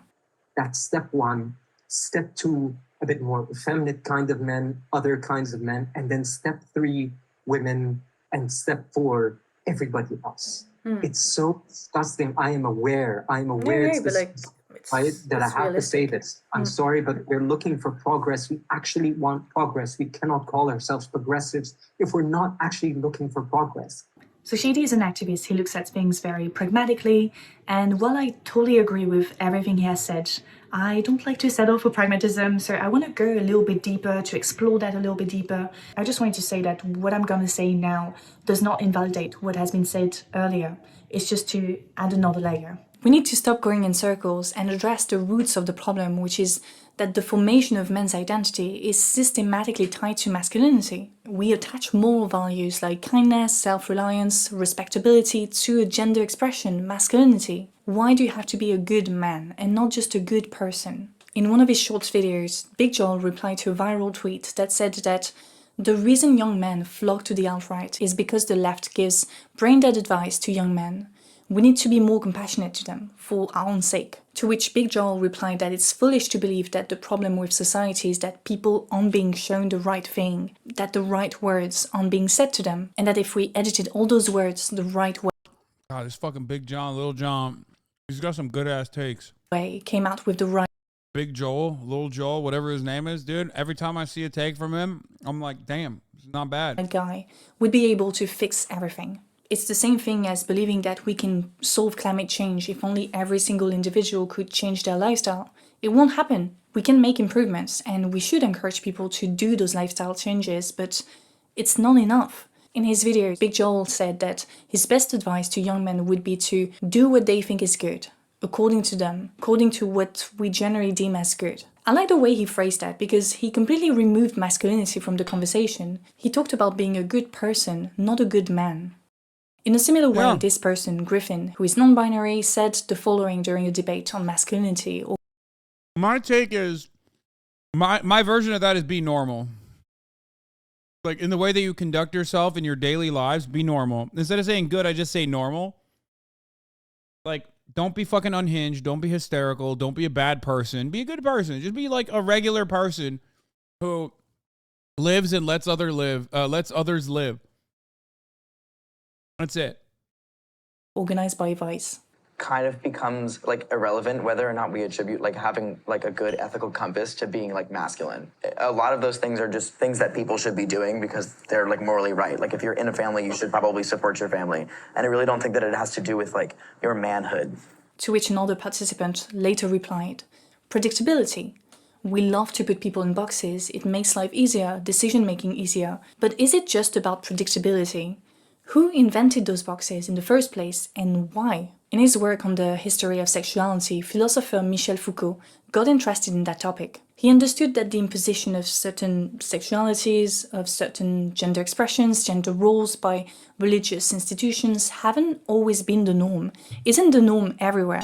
But he concluded that it made sense to want to regulate sexuality and gender expression in societies that sought to better control their population and eventually expand it, which is exactly what colonial powers hoped to do, and did, at home and abroad.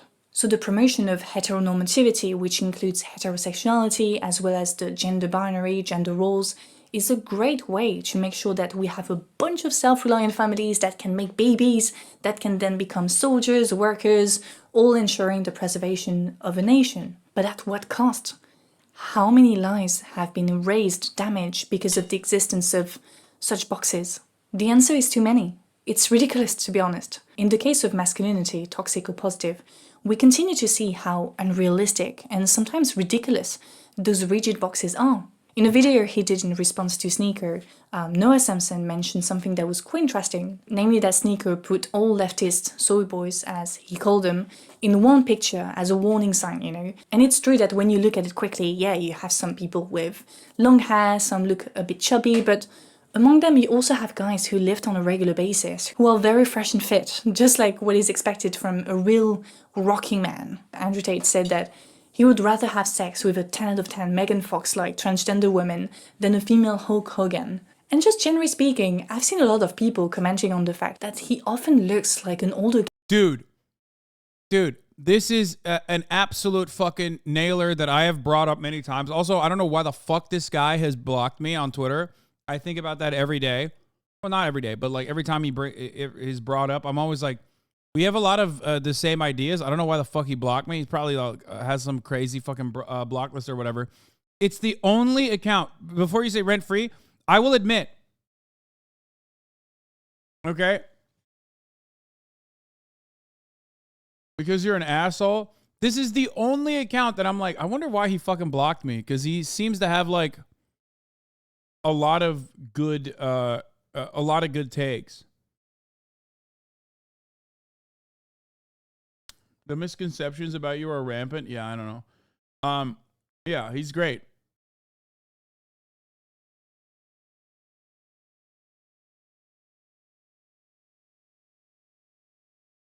Why did a shit ton of subs just get ads? Man, I don't fucking know.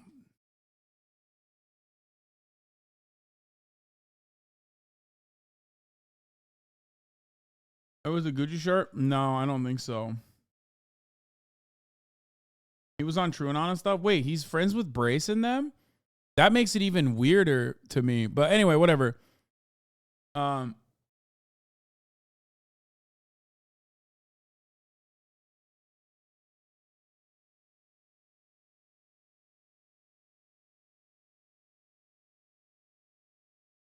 But regardless, I like him. He's unhinged in a good way, too. The one time one right-wing dude tried to clap back at him, he was like, I got this info directly from your tailor. Yeah. Anyway, he's great. But I agree with this. I've said this exact same fucking thing. Gay guy. And actually, Sneeko himself said once that he had watched his girlfriend having sex with another guy, which is fine if everybody was okay with that, but that's not something that is very alpha male, according to this guy's standards. Finally, last example. I want to go back to that Vice video I showed you earlier. Just to give you a bit more context, they invited a few men with different perspectives on masculinity, what it means to be a man. This guy introduced himself. He said that he was a married father who worked in the military, and it'd be easy to assume that given the way he looks, given what he does and where he comes from, he's probably gonna say a lot of problematic things. But wow, this guy had great takes. The thing that I see is a lot of deconstructing generational trauma. The be a man, boys don't cry, this, that, and the other thing. And I think that's actually one of the reasons why we see it as a crisis, because we're actually trying to redefine what it means to be a man, and none of us have any idea. Yeah, bro, your unhinged followers are going to DM him. Please tell him not to. Yeah, if you do that, you're a fucking freak. Do not DM that person to be like, why did you block Hasan or anything like that? Please. Oh my God, you guys are such fucking losers if you do that. I'm letting you know. Do not fucking do that. Because we're just out here trying to be whoever we are. That's right. It was impressive to see where he came from and where he is now, and that's a real source of inspiration. He didn't change much from the outside, but changed so much from within. So you see the urge to attach the physical display or absence of masculinity to a set of moral values does not make sense, because there are so many counterexamples, even among those who are strong advocates for this or that type of masculinity. As another participant said, the box has gotten so small for just being, say, straight, just being a hetero, right? Because if you do anything, women judge you. What do you mean anything? If I dance a certain way, or if I wear my hair a certain way, if I dress a certain way, they go, real men don't do that. Real men don't do that. It is true that many people choose to take the risk to challenge gender norms in public, and it's amazing that they do that, and we should celebrate more. Like, seriously, go and follow Elevate Man. Wokamane, stop. Dude, that's fun. No, this person is great. Alice Capel. This is very clearly a well thought out and really good video. I can't believe you just say she's Wokamane. That's...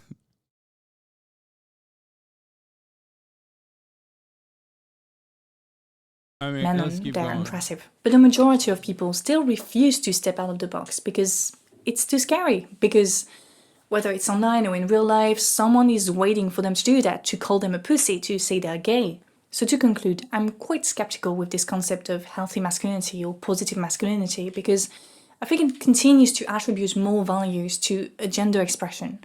It becomes yet another box. I understand that it's convenient to use it as a point of reference, as a way to facilitate comparisons or conversations. I use it myself, but I don't see much value in it in the context of the fight against patriarchy. I believe that the existence of a spectrum from toxic to healthy masculinity too often centers on looks.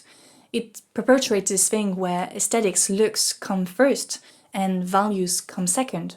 I like the way this person looks, I find them cool, and I want to be like them, therefore I want to think like them and do the same thing as them. But that's really fragile, because it means that the belief in a certain value system, in our case gender equality, feminism, mostly depends on the liking of one person. Sure, many men who were drawn to feminist values because they liked Hasanabi or Timothée Chalamet continue to do the work to strengthen their new value system, but not all men. Many just perform what seems to be cool, respectable at a given time. And if feminism isn't cool anymore, then they'll quickly shift back to another value system, She's right. One that can be anti-feminist. So wouldn't it be better if we ditched all the boxes, all the masculinity labels, all the masculinity role models? For the record, I don't put this on. It's just who I am. It's just who I happen to be. And it's what I happen to believe in. You know what I mean? Like, that's it. Do I recognize that it's an advantage, especially for those who feel disenfranchised, those who are men, cishet white men? I do. I do think that it's an advantage. I like to use it to my advantage. But ultimately, it's not the end-all, be-all. I think that, and it's not something that I'm like deliberately presenting. It's just how I look. and it's how I act, and it's how I talk, with all of my flaws as well as, you know, the advantages, I guess. I'm not giving you, I always am trying to offer guidance when people ask me for guidance, but never telling you, like, these are the bullet points that you need to fucking follow like it's a goddamn video game. You know what I mean? A lot of what the masculinity guys do in the alpha bro space or whatever is always like, if you do this, this, this, and this, you will get pussy. Like, I'm not saying that. I'm saying that you could improve your chances, certainly, and it will make you happier. But ultimately, you know, that's what I've done, and it's helped me. I can't speak for every single person. I can only speak for myself.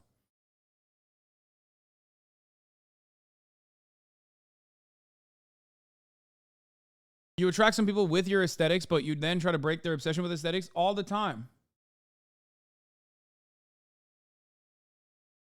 Oh, here it is. Oh, my God. Okay, stop. We're going to watch this in a second.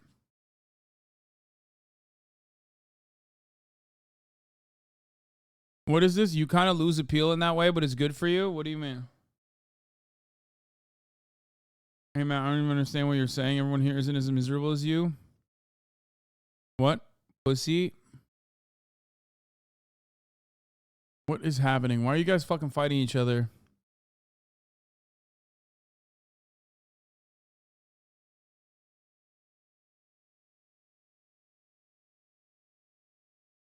Stop fighting each other in the chat. It's literally a fucking daycare, dude. What are we doing in here? Anyway, good video overall.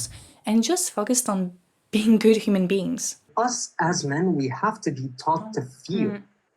We have to be taught to feel because we cannot listen to others, anybody else, if we are taught that confidence is number one. But how are you going to empathize if you're taught not to cry, if you're taught not to feel, and if you're not taught to express, that we're only taught to be angry or to be happy? But yeah, dismantling the patriarchy and dismantling misogyny and gender roles in general is going to teach us how to feel.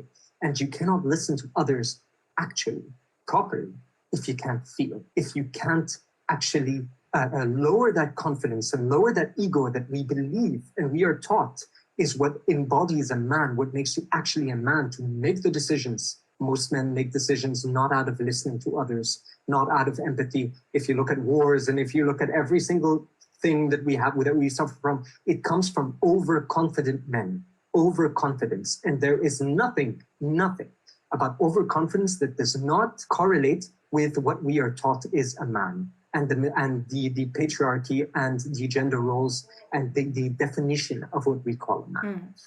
That's it for today. Thank you so much for watching. I hope you enjoyed it. As always, the conversation continues in the comment section. Don't forget to like, to subscribe, if it's not done already. I would like to thank my patrons for their support. XQ critical? Are they saying just not to trust you because you're jacked and handsome? Wait, what? No, she's not saying that at all. She's saying that I'm a positive. She's saying that there are examples on the left of people who like fit by the traditional standards of masculinity, of being jacked and having like an expensive car or whatever the fuck, right? And a nice house. And even then, it's not a solution to like upending patriarchal constructs, which I agree. I don't think it is.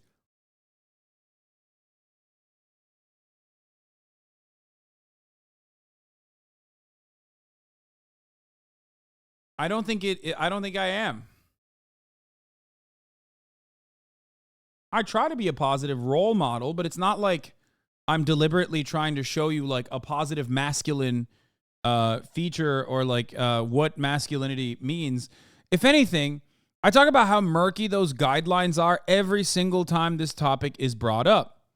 If you know anything about my conversation surrounding this issue, what do I always say? That like masculinity and femininity is our understanding of it is bullshit. And the way that people actually talk about masculinity, they're actually just talking about confidence. Okay? They just ascribe a lot of like positive traits associated with like entirely different things. Oh, that person is masculine. No, you just mean that person is alpha, which means that person is confident. Okay? That's all that it is. That person is secure. Okay? That's it.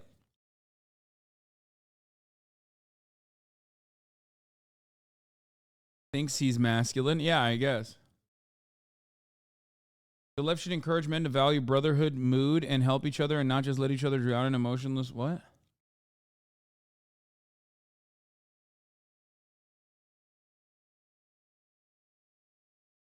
She put you on high saying you're an ideal portrayal of a positive masculine figure, but there are others that don't follow what isn't popular, and we all know you're not everyone's fave.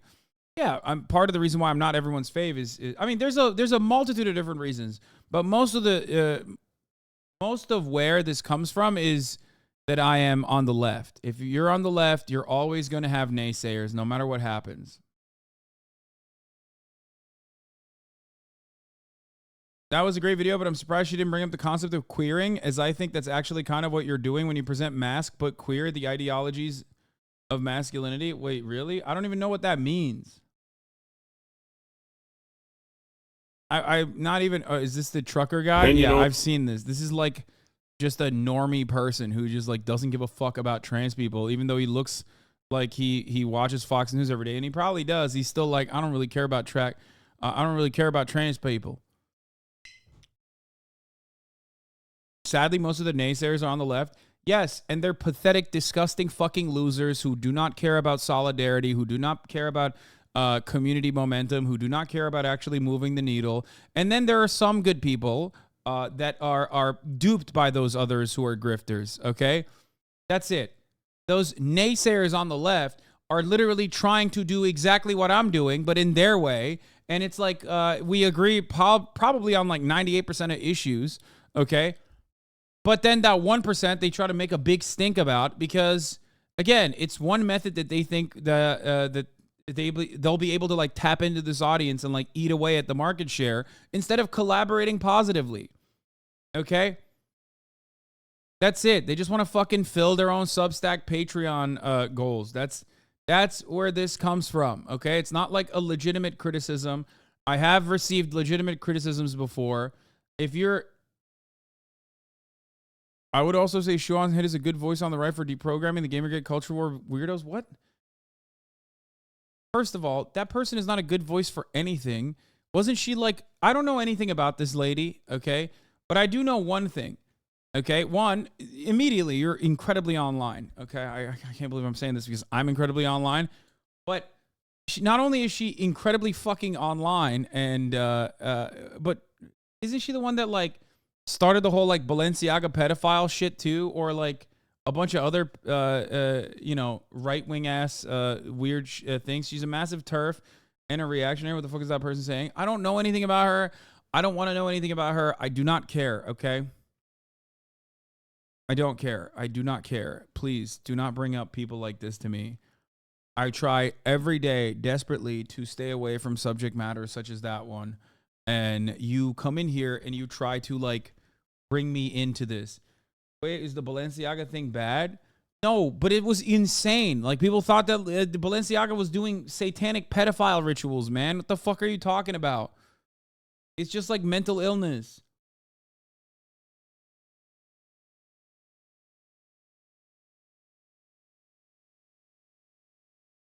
Bro, people were looking at like Saturn devouring his son and going, look at that. That's not art. That's pedophilia, brother. I'm like, come on, man. Yeah, she started the drag panic shit. She didn't start it, but she played a role in it. And then they cut 10 videos about the 10 seconds you talk about them. Yeah. Anyway, let's watch this. Opinion on trans people. Wow, I've only been asked this question 100,000 times at least. Well, how about this? I'm going to turn it around. I wonder what trans people's opinion of me is. Because, you see, I choose to wear overalls and work boots and a ball cap. And I choose to go hunting, and I choose to go fishing, and I choose to live my life the way I want to live it. I love this because he's saying, you know, it's a choice, but who gives a fuck? I wonder if that affects trans people's lives in the least. The answer to that is no, it doesn't. Well, guess what? If Jack wants to call himself Jill and wants to wear a dress and wants to live his life the way he wants to live it and wants to think of himself as herself, that doesn't affect me in the fucking least. I don't give two shits. I don't care. So let trans people live their lives, and I'm going to live my life. And other people go live their lives. You know, life, liberty, and the pursuit of happiness. And if you want to change your name from Sarah to Sam, or you want to change your name from Sam to Sarah, that's what makes you happy. You have a constitutional right to do so. That's my opinion. Hope y'all have a good day now. I literally don't care if he thinks it's a choice as long as he's respectful, if we're being honest. Yeah, I mean, ultimately, it doesn't matter. It doesn't matter if he's not like the fucking loudest trans advocate. Most people look at that and go, oh, that's great. He makes sense. Wait, he went viral for this? Men are not meant to be dominant. Men are meant to be submissive.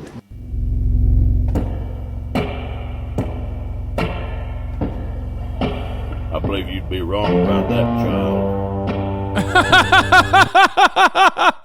Yes! Oh, nothing feels as good as a Ford F-150 pickup truck bed where I put a bunch of 30 racks of Natty Light on there and maybe some Budweiser beers because they're now on discount because, wait, hold on. Hold on.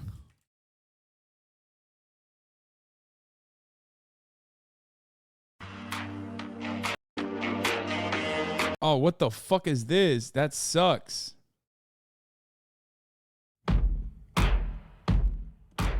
Nothing feels as good as putting a 30 rack of Bud Lights on the back of my pickup truck bed in my Ford F-150 because now the Bud Light is actually on discount because of that trans woman, Dylan Mulvaney, and her shenanigans. Not that she did anything, but let me tell you something.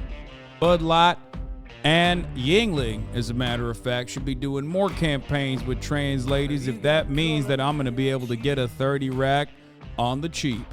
That's my take as an American patriot.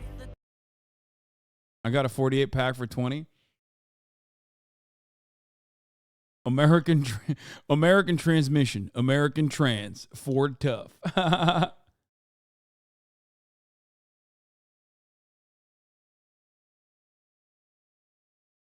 Love that.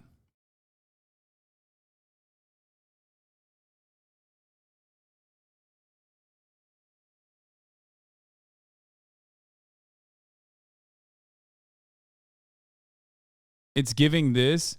I love Bud Light. I don't give a shit who their spokesperson is.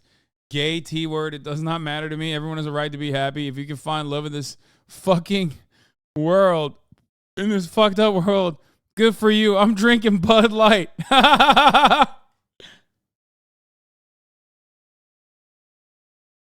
Oh.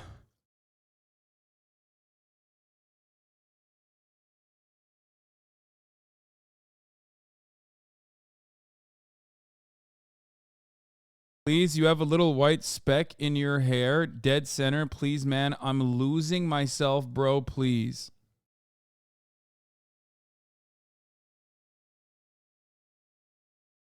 Happy?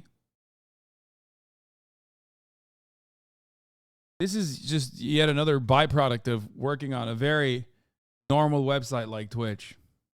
Okay? What is this? Time to... You know what? I've always thought... You know what? I've always thought racism was fucking stupid. It never made any sense to me. And that's coming from a poor Appalachian hillbilly, one generation from a down outhouse. When are we ever going to wake up and realize poor southern Appalachian hillbillies have more in common with black people in the projects of Chicago than we do with these corporate rich assholes that keep driving the wealth gap miles and miles apart? This man clearly went to a liberal arts college. He's gay. Brother, You can't fool me, bitch.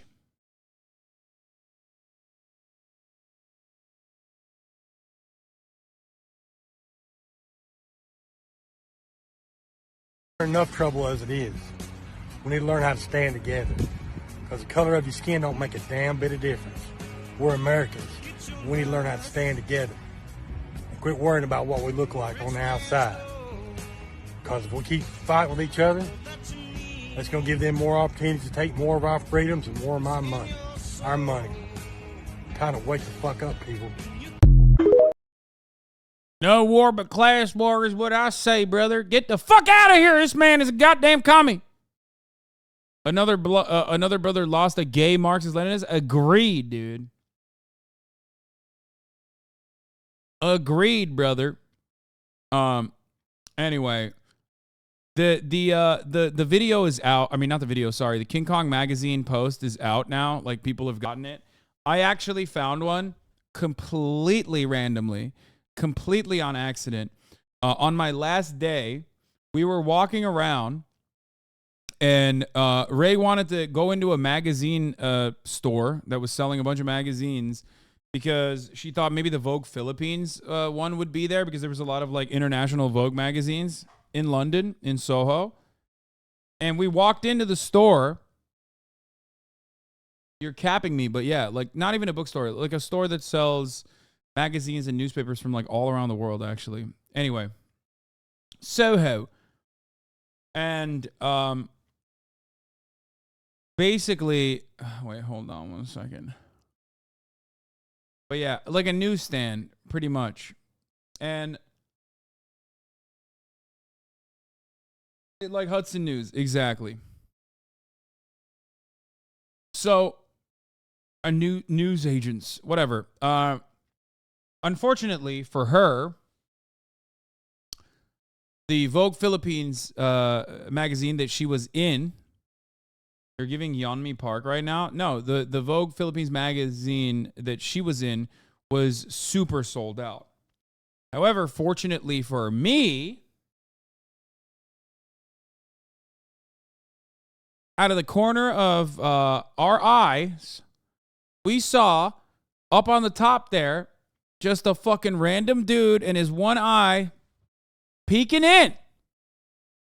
Telling you from the corner of your eye that the top of the hour is here and there's a 3-minute ad break. I'm going to go grab that magazine right now. In the magazine store, there was a kid eating the magazine with my face on it. You're lying. I saw it at my dentist. Your dentist having like an obscure fucking European magazine would be pretty funny.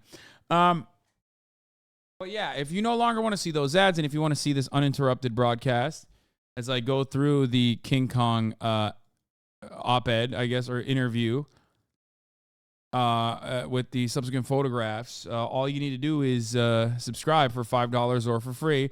In North Korea, when you go up to a door, it will say, does not open from inside. And then you have to go around and kill a bunch of things and find a way to open it.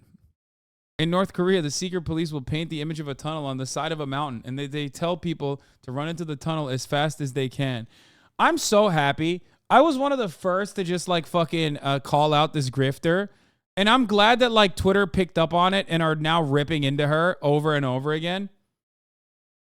Because, oh my God, dude, it's been for so long.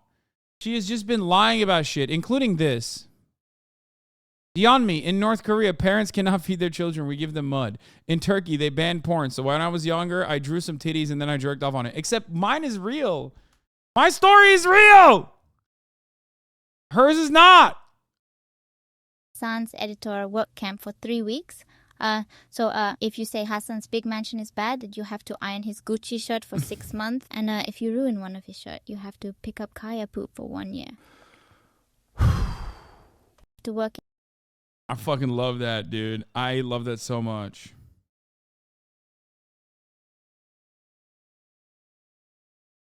He had to iron his Gucci shirt for 6 months.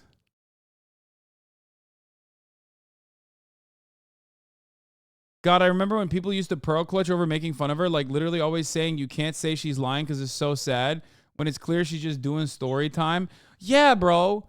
Yes. Yes. Like, I'm sure I did a video on it recently again. Like I covered it like a year ago, a year and a half ago or whatever. And then I did a video on it recently where I'm like, people were mad at me.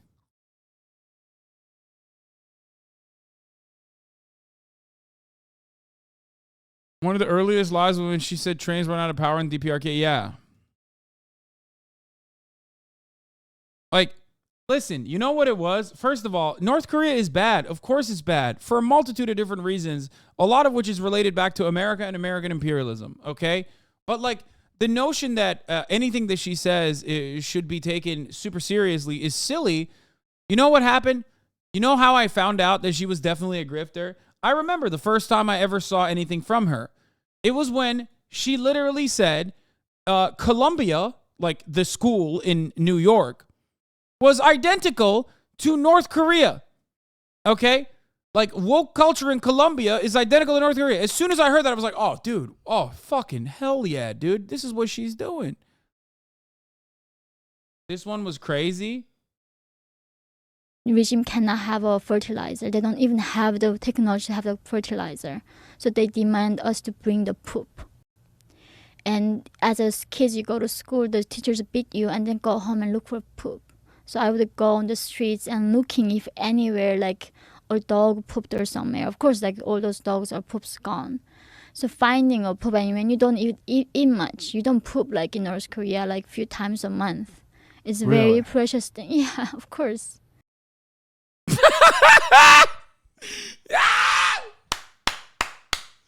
She's so good. Oh, dude, she's overactive imagination. Yeah, Yeonmi Park is basically a project to see how much Americans will believe. Okay, when it's like, you know, when it's something about like America's foreign enemies. Yeonmi Walden. Oh, this is fake. I've seen this one. In North Korea, parents cannot feed their children. Kim Jong-un paints grocery stores on the sides of mountains, but when you get there, it's not a real store. So you run into the mountain, and it makes a boing, boing, boing noise, and it hurts very bad. My girlfriend believes everything that woman says. Yeah, because, again, it is accompanied with, like, multiple billions of dollars worth of, like, NGOs and, you know, CIA and State Department-backed think tanks and the media saying that, you know, North Korea is insane. It's a nation of, like, craziness. They said that math is racist. And this is the very first lesson that I learned in North Korean classroom. My teacher asked me one day, what is 1 + 1? I said 2, and she said wrong. Because my dear leader discovered at a young age, adding 1 drop of water to another drop of water, it becomes bigger one. So it doesn't become 2. I don't understand, like, person dedicated in North Korea to find a way to make Kim. There's more than 10,000 doctors dedicated in North Korea. Wait, I gotta address the other one, the other take. How did she know 1 + 1 includes 2 then? It equals 2 then? You know what I mean? If North Korea, they're not teaching you any of this shit, how does she know? How does she know? To find a way to make Kims live forever. So in this study, they need a lot of inmates. So they take them and... It's always like her just spitting. Here's the video of you reacting to her in 2021. Anyway, let's watch North Korean defector comparing Ivy League campuses to living under the Kim Jong-un regime. Still infiltrating the Western media. Let me tell you, I remember exactly what happened here, okay? I covered this, and immediately it devolved into like a bunch of fucking smarmy little dickhead neoliberals in the chat.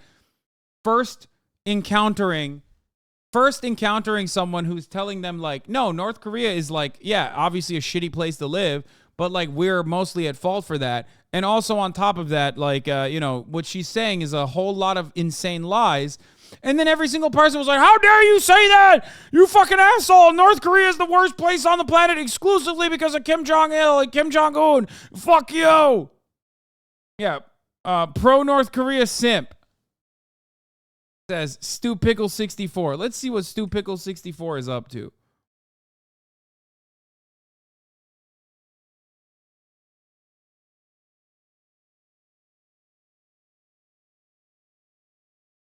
Sleepy Joe, Copium, Puggo, fuck you. 2/18/2022. Gone. Left. Kim Jong-un came and killed him.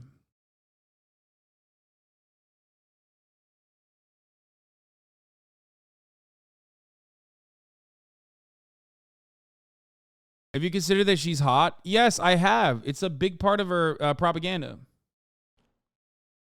You underestimate the stupidity of the Fox News. Blaming North Korea on USA is actually dumb. North Korea invaded first. North invaded first, and the Chinese and Soviets aided them. Basic history. Yeah, no, totally.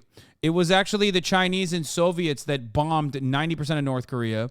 It was the Chinese and Soviets that actually created the parallel that became North Korea.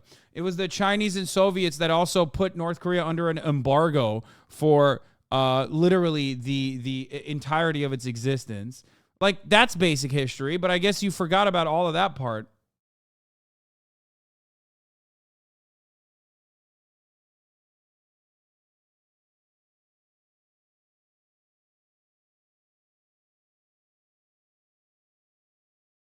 Remember when South Korea was a military dictatorship? It was so crazy that the Soviets did that. Remember when South Korean life expectancy was worse than the North because of again the Soviet era control over South Korea? Oh wait, that did not happen.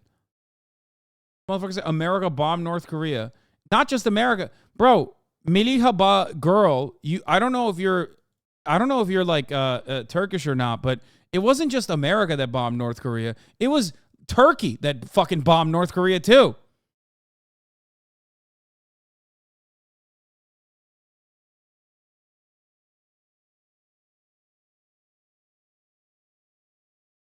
Don't make me fucking bring this out. God damn it. Hold on.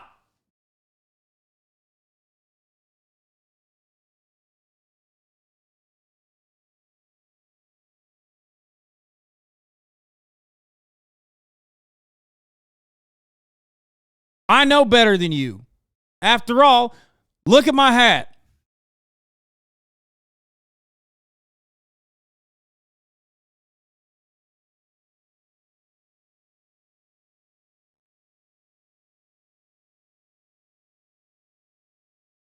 News audience? I mean, that's true, but still. That Americans were bastards. It was actually the one word. At school, when I was attending, they told me, actually, it was just math problem saying there are 4 American bastards. You killed 2 of them. Then how many American bastards left to kill? And I just...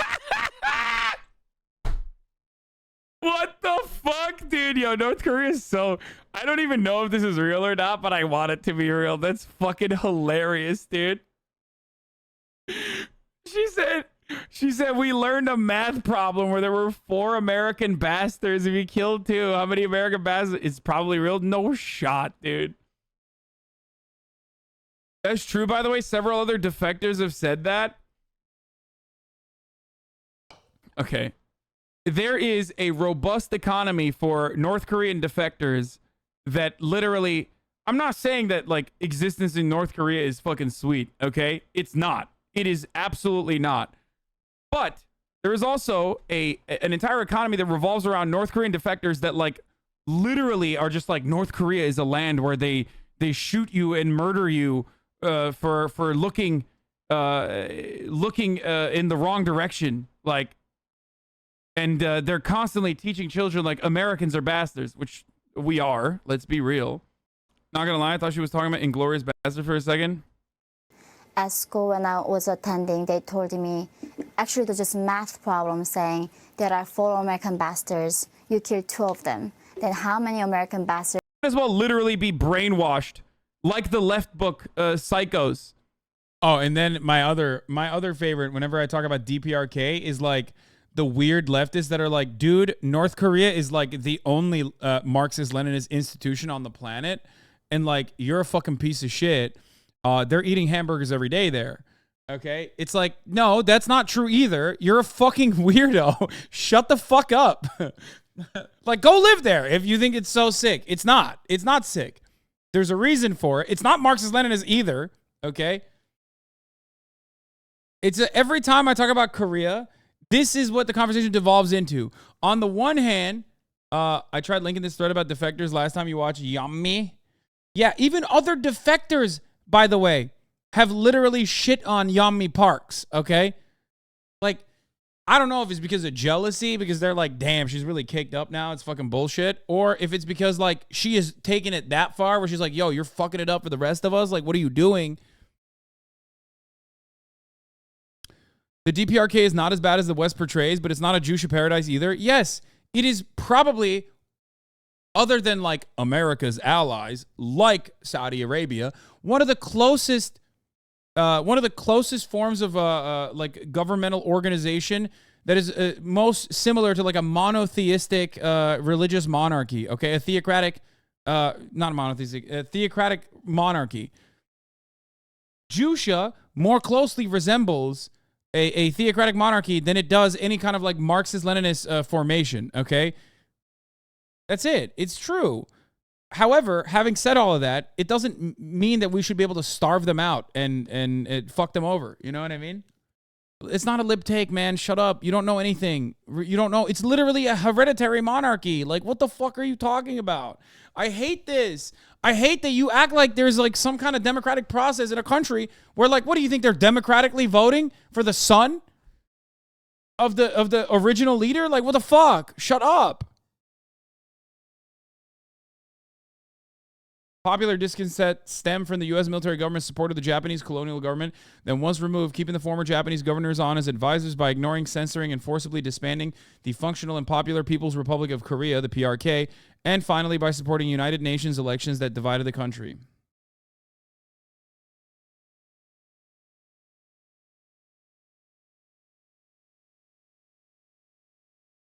This video of North Korean children bringing poop to school every day. Why do internet Marxists always defend modern dictatorships? Because they do not understand. Because most people on the internet have not actually done any kind of fucking meaningful reading and have just looked at memes, okay? So because they've looked at memes, they don't know what critical support means. They think critical support means uncritical support, okay? Like, critical support for victims of Western imperialism does not mean that you don't criticize them and that you give them, like, critical help. It means criticize them, understandably, but also recognize with where they place within the dialectics, like why they are in the place that they are, what their current material conditions are, what their history looks like, what the previous formation of government looked like before, and how they got to the place that it got to. Okay? It's very fucking stupid.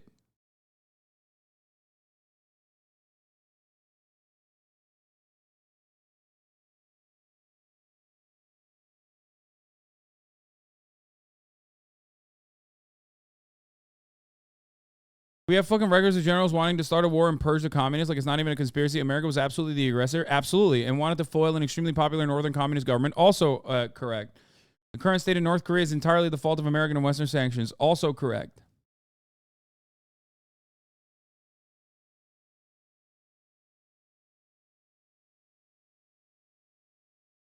Have you read Socialism is a Science by Kim Jong-il? I have. Pay for my way and I'll move to North Korea. I love that. How much would that cost to send some dumbass chatter to live in North Korea? You'd have to give me periodic check-ins, though. You'd have to go to the mountain that she claims is out there where you have to like give periodic check-ins. It is priceless.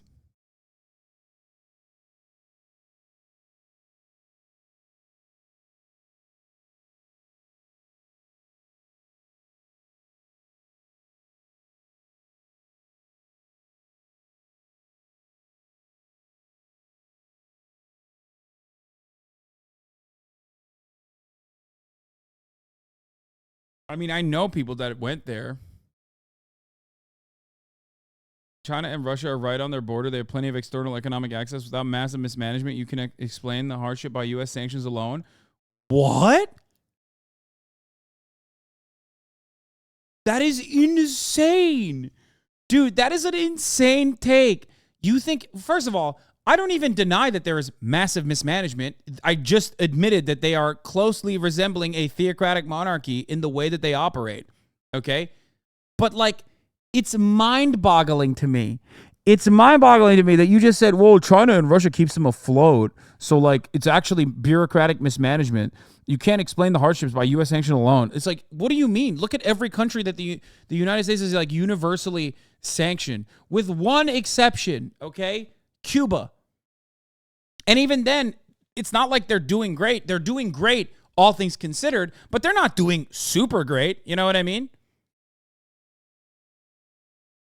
Holy fuck, dude.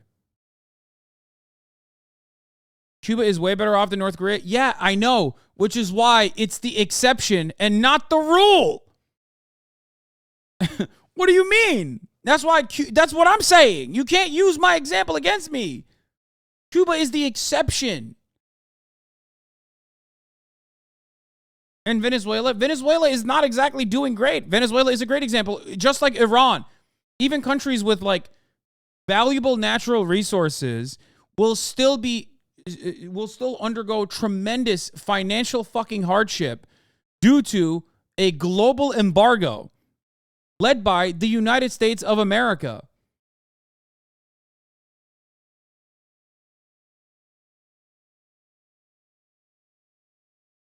Cuba would be like the portrayal of Wakanda if it wasn't for American sanctions. You know what I mean? Like, it would literally be like the meme where they say, like, America, if, I don't know, Hasanabi didn't say what he said about 9/11, and then it'll be like fucking, you know, supercars flying around. If you look at Cuba's performance currently with an embargo that, like, started off since its inception, since the revolution, it would literally be, without any sort of fucking embargo, I don't know where the fuck it would be.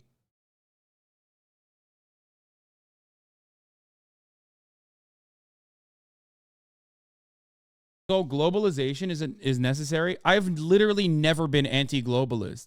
Okay? So I don't know why you think that's a gotcha or something. Of course. Of course it's better to have a global economy, okay? Yeah, I am a globehead and a fucking globalist. Like, it's entirely different. Globalism, in the way that I understand it, means mutually beneficial relationships among countries where there's resource sharing, not resource extraction. Okay? Neoliberal globalism, on the other hand, unfortunately, is just a justification for imperialism, bloodshed, natural resource extraction under really horrifying conditions. Anyway, yeah, but I mean, it should be at the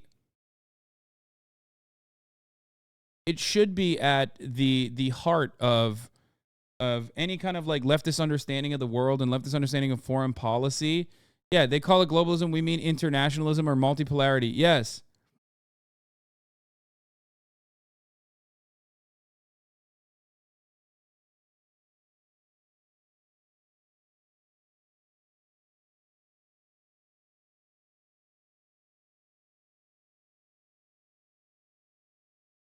Who say that like everyone again who say that everyone in fucking North Korea eats burgers. It's no different.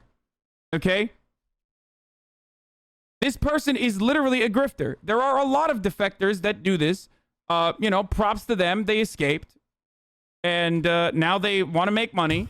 And there is a massive audience of fucking idiots that are like, in Komorocho, you cannot use your bicycle. If you leave it in one place for too long, the gray suit man will come and use it to fight his stalker friend. His stalker friend used to be much more hot, and then he cut his hair and looks like a fucking weirdo. Why did his stalker friend look like a weirdo when he looked hot? What? Why? Wait, what the fuck? Kaya escaped? Oh my god! That's why she wasn't crying, because she breached containment. Holy shit.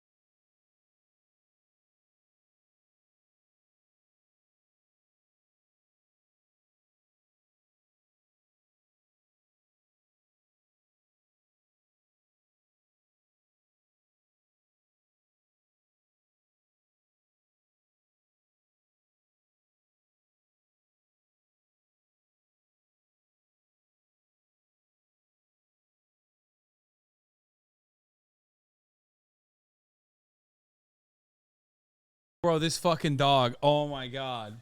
This dog. In North Korea, you try to put dogs inside of cages, and then they fucking escape the cage. And then they become the person who actually owns the deed to your house. And then before you know it, you are the dog's dog, and the dog starts walking you, and then you start pooping on the street. And then the dog won't even clean up after your poop, because really, the reality of the situation is poop is very valuable.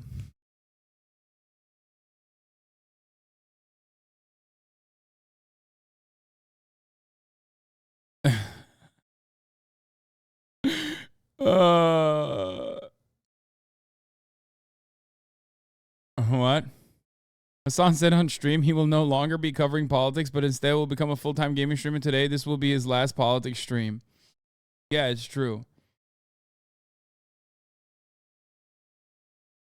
Wait, what actually happened? She breached containment. She fucking destroyed the cage. Well, not really destroyed, but she basically pushed it long enough or hard enough that she could actually get out. But it's cool. She wasn't actually doing anything. She's been really fucking chill. She's been chill as fuck. Did she poop, Murat? She definitely took a rebel shit somewhere hidden. Yeah, honestly, I looked around, but I couldn't find any. Dude, oh, it's in my it's in the Porsche. In the garage. Also, fuck. Help me build this on stream so we can put Kaya here. Kaya, come here. Oh, oh my god.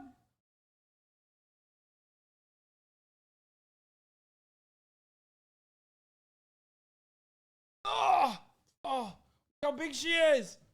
Where are the keys of the Porsche? I don't know. Hi, hi, hi, hi, hi.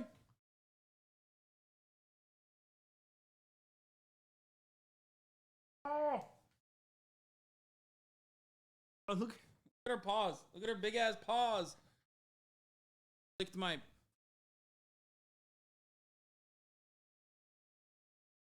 at her big ass belly.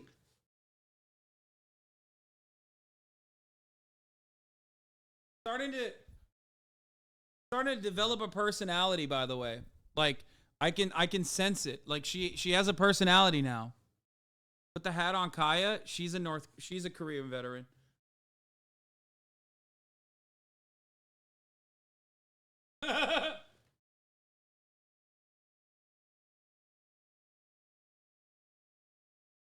Hello. She's so big. She's like 20 pounds now, by the way, which is crazy. Okay. Stop hiding. Ah.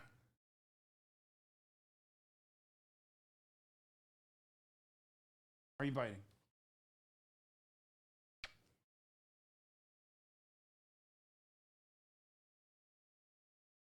Girl.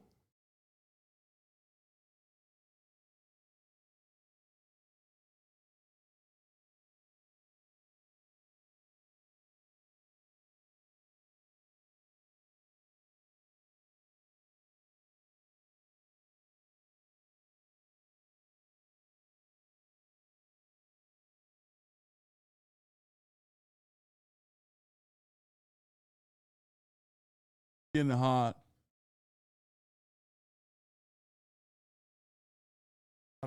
I love her so much. You don't understand.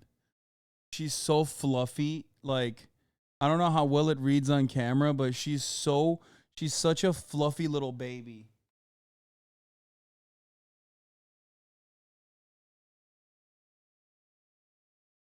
She's also caked in piss because of laying in piss. In North Korea, they have no way of putting dogs. Yeah, in North Korea, they use dogs as pillows. In North Korea, dogs love sleeping in piss.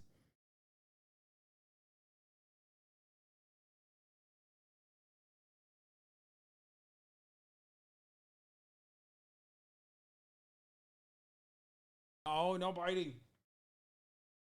Biting. No, she's coming for my neck. She's going to kill me. She's gonna kill me.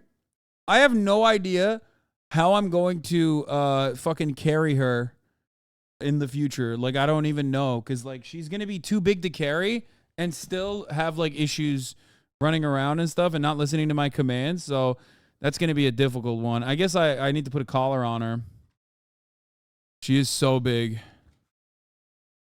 It's crazy how big she is. Okay.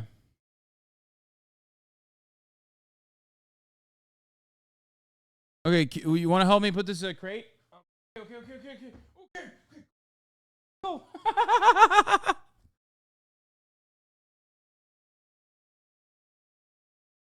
Murat, can you fix the pen in the living room?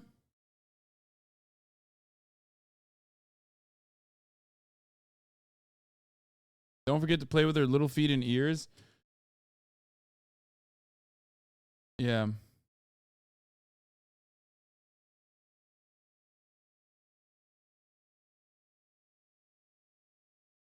Okay. How's Fiona dealing with Kaya? No, they are not good. That Fiona does not fuck with her because she's too high energy. All right, I forgot we were gonna look at. Dude, my ADHD is making it real fucking hard for me to cover the news in a normal fashion today. Kaya's size next week.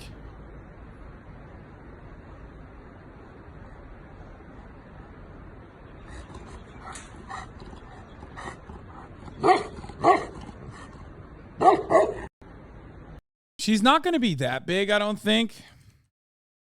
I forgot. Embark. I had like the extra. I paid the extra $90 or whatever to get the Embark Vet like size stuff.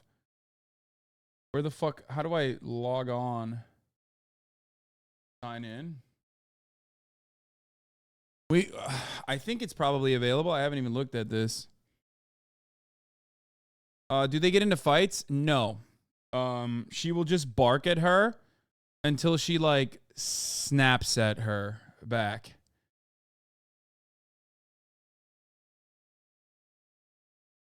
Okay. So we did the breed and ancestry results for Kaya. As you guys know. And we found out that she is 48.2% Tibetan Mastiff, 28.1% Saint Bernard, and 23.7% Chow Chow. Okay, and then we looked at her family tree. If you recall, both of her parents are mixed. One was Tibetan Mastiff Saint Bernard mix. The other one was a Chow Chow Tibetan Mastiff mix. And then we found her doggy relatives. It's crazy how fucking like what her relatives look like. It's like wild.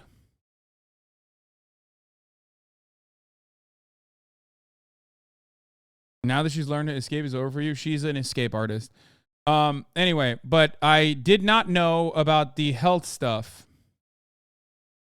Okay, so health and traits are two things that they look at on Embark. Good news.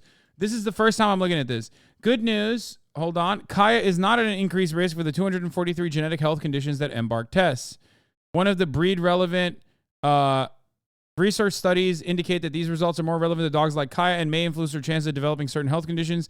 Leon Berger polyneuropathy, but she's clear of it, I don't know what that is. Learn how genetic diversity, including similar DNA your dog is inherited from their ancestors, can affect their health and longevity. What does this mean? Kaya's coefficient of inbreeding is 1%.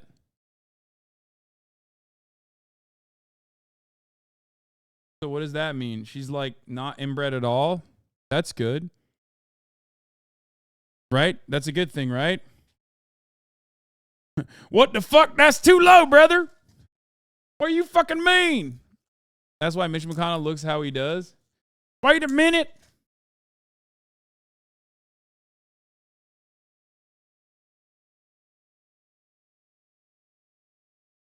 She couldn't be royalty.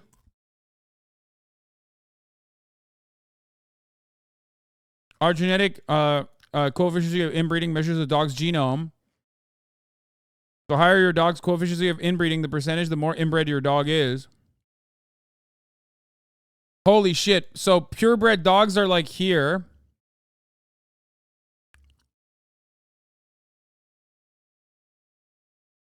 Wait.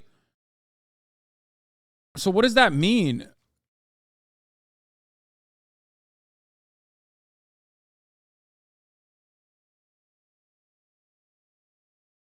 She's like less inbred than the average mutt.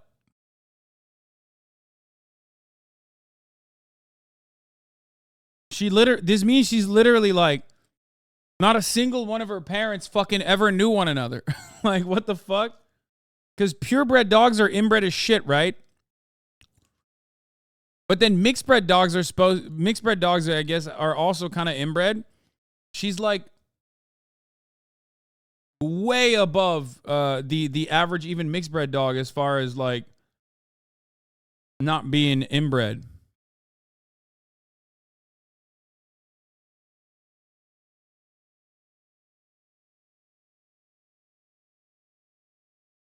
Oh, the vast majority is, oh, sorry. Yeah, the vast majority of dogs is, okay, so she's like, all the mutts are on here. I misunderstood it. Okay. She's part of the majority. That blue line is a grouping of most of the mutts as well. Okay, yeah. I misunderstood it. It's going to be a dog supermodel because Havies are always the hottest. What the fuck does that mean? Okay. Anyway, so less inbred than Ludwig? Probably, yeah. Okay, let's get back to health. So she's clear on all of the other, all of these issues, like 242 breed-specific issues. But I guess due to her, or just issues in general, but due to her like lack of inbreeding, she's, you know, lack of inbreeding, she's in a great situation, genetically speaking. Let's look at the traits. Explore the genetics behind your dog's appearance and size. Kaya's care resources are here. Base fur color is dark or light fur. Dark brown pigment. Red pigment intensity. Any light fur, likely yellow or tan. Brown or black pigment, black or gray fur and skin, and color dilution. What? I put it down. We will build it. I'm looking at, come here. I'm looking at Kaya's, like, genetic embark shit. You did this for Fiona, right? No. Oh, you didn't do the full Monty? You didn't do, like, the extra stuff? You got a break now. Okay, yeah. I apparently you can unlock more if you pay, like, $90 extra or some shit. Hidden patterning, coat color modifiers, other coat traits. What? I mean, this is a lot of stuff that I can see it with my eyes, so I don't know what the fuck this is going to do for me. Like, what does this mean? Coat color modifiers, a number of genes, the hidden patterning, more likely to have pattern fur, body pattern. Okay, that's the type of stuff. Other coat traits, hairlessness, linkage, very unlikely to be hairless, hairlessness, terrier type, likely not albino, likely shorter mid-length coat, likely unfurnished, no mustache, beard, or eyebrows. This is probably if you're interested in breeding your dog. Yeah, oh, okay. Other body features, likely medium or long muzzle. Okay, this stuff is like just a broad range. Tail length, likely normal tail length. Likely to have hind dew claws. Okay, so this is what I wanted to know. Like, I wanted to know what the body size was going to look like. And the predicted adult weight is going to be 77 pounds. That's much, much smaller. That's actually significantly lighter than I thought. Oh, that makes me kind of sad. Yeah, fish was like that size. I wanted it to be bigger. The weight prediction can be less accurate in some cases, particularly if there's those large, very small dogs. We are working to identify more genetic predictors in size for dogs. Just feed her McDonald's.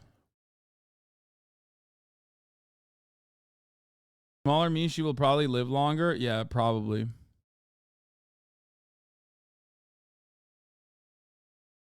Embarks in my rescues would be 60 and 75 pounds. They're both 45 pounds.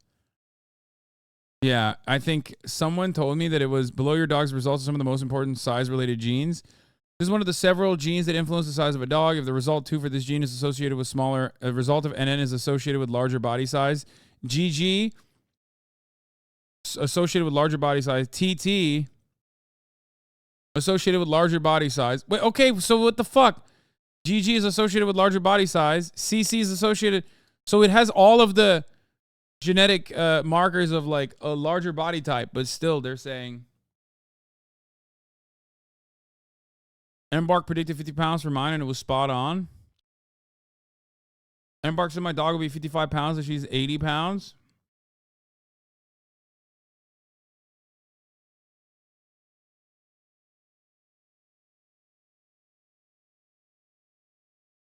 Environmental really affect genetic expression. We'll see. It said it didn't work that good for large dogs. Embark said my mastiff mix would be 90 pounds and she's 140. Jesus Christ. I mean, right now she's 20 pounds. And it's like 10 weeks, 11 weeks now, right? 11 weeks old? How many weeks old is she, chat? You would know better. Yes, Chat GPT is exactly what chat is. Literally, you called it. No, she's not 8 weeks old. What the fuck are you guys talking about? Embark said my dog would be 55 pounds and she's 1,200 pounds. Yeah, okay.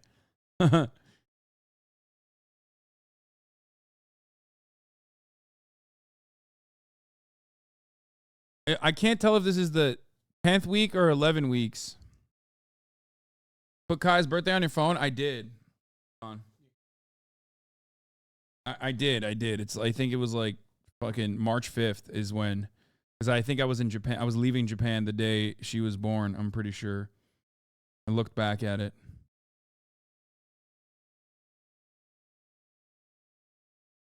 Yeah, Kaya's birthday. March 5th. Which is a Sunday. She is 11 weeks old.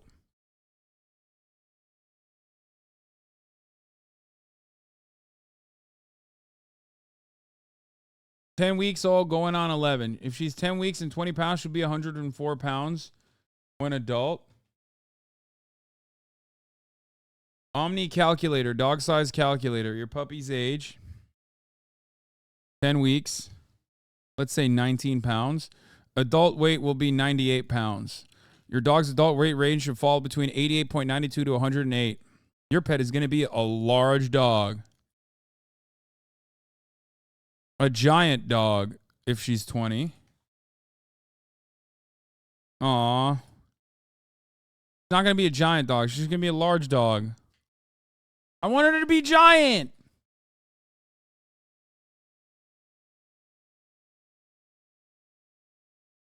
The one thing I really don't like about Embarks is that it takes long and they make me wait because of the top of the hour ad break.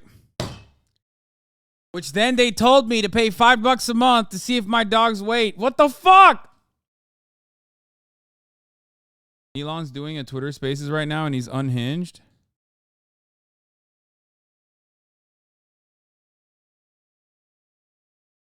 Why can't I hear it? Obviously people were killed, but it was, I think, incorrectly ascribed to be a white supremacist action. And the evidence for that was some obscure Russian website that no one's ever heard of that had no followers. And Yo, he's talking about the company shooter that found this is Bellingcat. Right. And do you know what Bellingcat does? PSYOPs. Right. I couldn't really even follow exactly what it was. Oh my God, he's crazy. Part why I was curious, but I'm saying that I thought the ascribing it to white supremacy was bullshit. Okay. And that the information for that came from an obscure Russian website and was somehow magically found by Bellingcat, which is a company that does PSYOPs. And there's no proof, by the way, that he was not. There's no proof. He's not wrong about Bellingcat, but in this circumstance, it doesn't matter. And that's a debate you want to get into. Like, just because they are, just because they're CIA doesn't change the reality that this part is true. You know what I mean? Okay. Can we talk about AI now? Actually, I want to talk about AI. Well, let me end with Twitter in the sense of Sam Altman was on the Hill today, and he said AI's ability to manipulate interactive disinformation is a significant Obscure just area because of not concern. American? It's obscure to Americans. It's weird that he was using that fucking Russian website as a diary. How, I'm curious as to whether you agree with that, how you see that even playing out on Twitter with people who knows, somebody could, look like you. I like that this fucking David Faber immediately fucking flipped it to AI away from like Elon saying unhinged white supremacist shit. So the reason that I'm asking people to be verified on Anyway, Twitter, a 3-minute ad break is upon us. and that we're saying You already know what to do if you want an an uninterrupted broadcast experience. Carrier, which means that you've at least passed through whatever their security mechanisms are, that you have a credit card, so you now have passed through whatever security mechanisms the credit card company has, and that there's some small amount of money paid per month. That set of actions significantly increases the cost of fake accounts, and with the latest AI, it can bypass basically every test for are you a human. So then how do you know that a million accounts were created? How do you know that those are people? I don't know. How do you? Exactly. You have to do account verification. The thing that makes I sort of put myself in the position of like, if it was my goal to manipulate public opinion and create millions of accounts and make it seem as though a topic was trending, and that this is actually what the public believes, but in order to do so, I had to get a million phone numbers, a million credit card numbers, and pay $8 a month. Right. And have that all not be traceable and clustered, I would say it's impossible. Impossible. So the goal of the sort of Twitter verification is fundamentally to prevent AI manipulation of the system. Got it. Final question on Twitter. Walter Isaacson, your biographer, he said your big goal for Twitter is disrupting the banking industry. Well, is that accurate? I'd say that's a look. First of all, I don't want to disrupt something for the sake of disrupting it. It's more like if there is a better product, that's great. But I'm not out for disruption for the sake of disruption. I'm like, if we can make a product that improves quality of life for people that they find more useful, that's great. What people see in PayPal is sort of like a halfway. It's frankly sort of a half-baked version of what it could be. And so I think there's potential to create a more efficient financial system. And here we can get, again, quite esoteric into sort of information theory. But the actual financial system today is a heterogeneous set of databases running on mainframes and COBOL that still engage in batch processing. It's really quite very inefficient. So things are still not real time, and so it's possible to have a much more efficient, homogeneous real time data system. Money is just information, and so but that's not like the only reason. It's just a thing that would be, I think, poetic to fulfill ultimately the vision that I had for X over 23 years ago, and actually see that come to fruition would be nice. But there are many other things for Twitter. It's not just financial stuff. Well, you talk about enhancing humanity. I'm curious then about AI, which many people say will lead to great productivity gains. You showed those robots.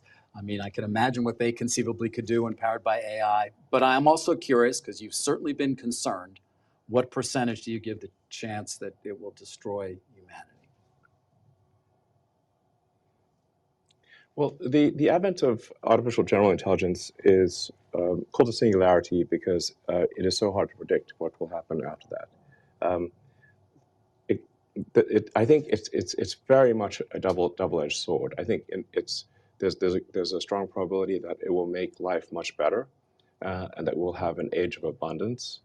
And there's some chance that it goes wrong. I got a new fucking gate, and it's so goddamn small, it's destroys humanity. Hopefully mind-boggling. that chance is small, but it's not zero. And so I think we want to take whatever actions we can think of. And we just to found minimize out that the gate probability requires. that goes wrong. And you've called for a pause, along with the number. Okay, shut the fuck up, Elon, about artificial intelligence, dumbass. Singularity, all this shit. Yeah, Murat just opened the fucking thing and goes, oh, the gate also, the assembly of this gate also requires additional components that you have to buy.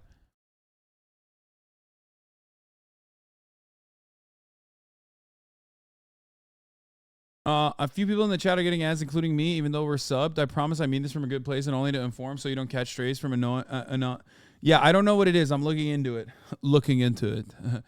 Okay? I don't know. I don't know if, like... Wait, what? Did I just get fucking clapped from this space? This, it's not... we don't have enough time, and nor is this the moment to really talk about it. Okay. Concerning. We will have a launch event, and we'll explore the issues in more detail. But I should say that and I mentioned this at the shareholder meeting, that Tesla has actually tremendous capability in real-world AI. Yes. In fact, it is very far. Oh, it's live on. I wanted me to sign on to the letter, and it's like I knew it would be futile. Like, it's one of those things, well, for the record, I recommended that we pause. Okay. Did I think there would be a pause? Absolutely not. So, but you're starting XAI, I think that's what you're calling it, or some new AI effort. Well, how's it going to be different than OpenAI or Alphabet? This is not the time to this. It's not. We don't have enough time, and nor is this the moment to really talk about it. Okay. We will have a launch event, and we'll explore the issues in more detail. But I should say that and I mentioned this at the shareholder meeting, that Tesla has actually tremendous capability in real-world AI. Yes. In fact, it is far ahead of anyone. I know people actually on Twitter prior to our interview were saying, he never gets asked about how advanced his AI is at Tesla. You always talk about the other names. Tesla AI is, like I said, it's like, I'm not even sure who's second, frankly.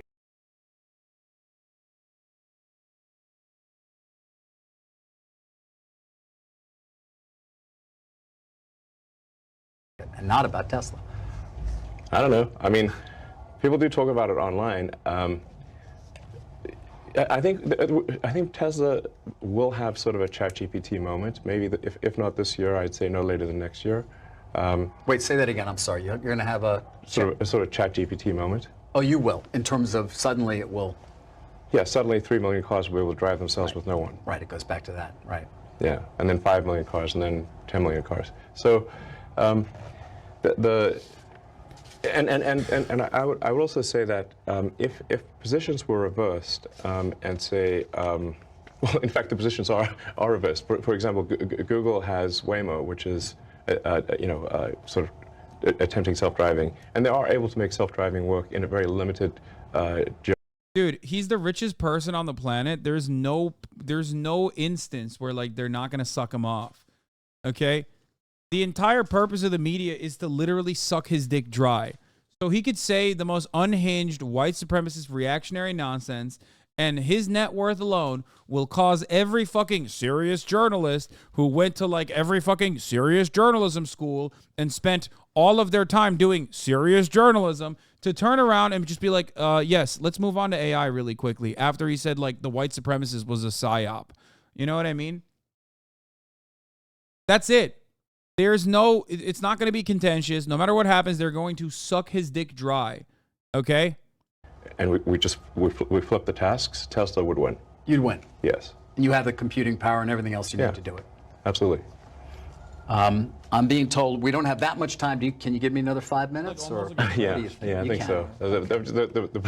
I do have a board meeting. I know. But 5 minutes is probably fine, sure. Okay, thank you. We can make it smaller. OpenAI, I mean, you seem somewhat frustrated with them. You were one of the big contributors early on. The reason, I am the reason OpenAI exists. How much money did you give them? I'm not sure the exact number, but it's some number on the order of $50 million. Man, fate loves irony, next level.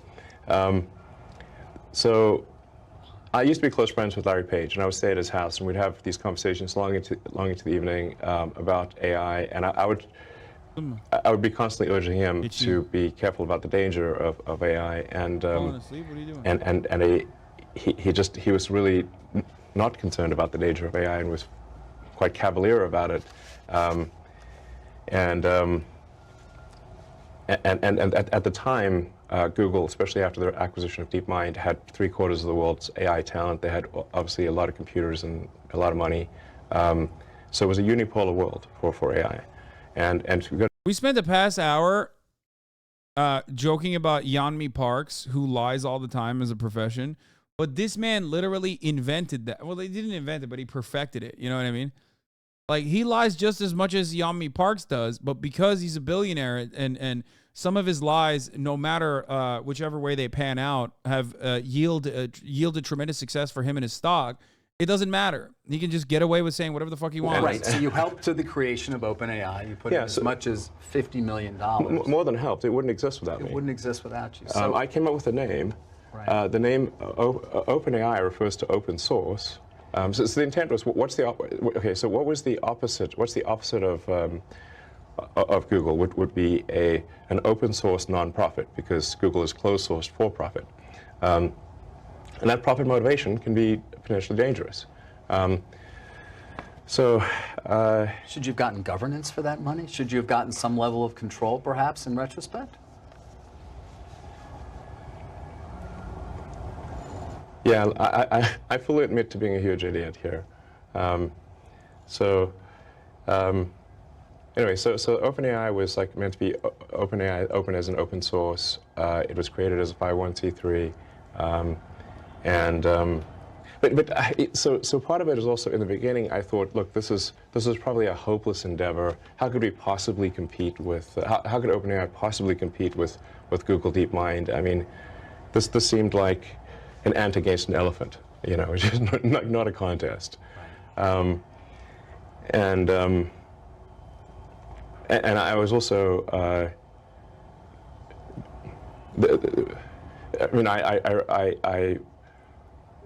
was instrumental in recruiting the key scientists and engineers, most notably Ilya Sutskever.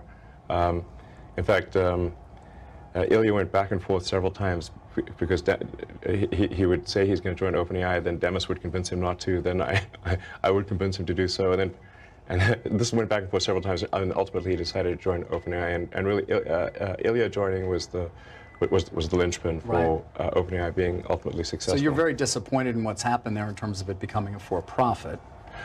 Did you take any action? Sue them in some way? I do think that there's some.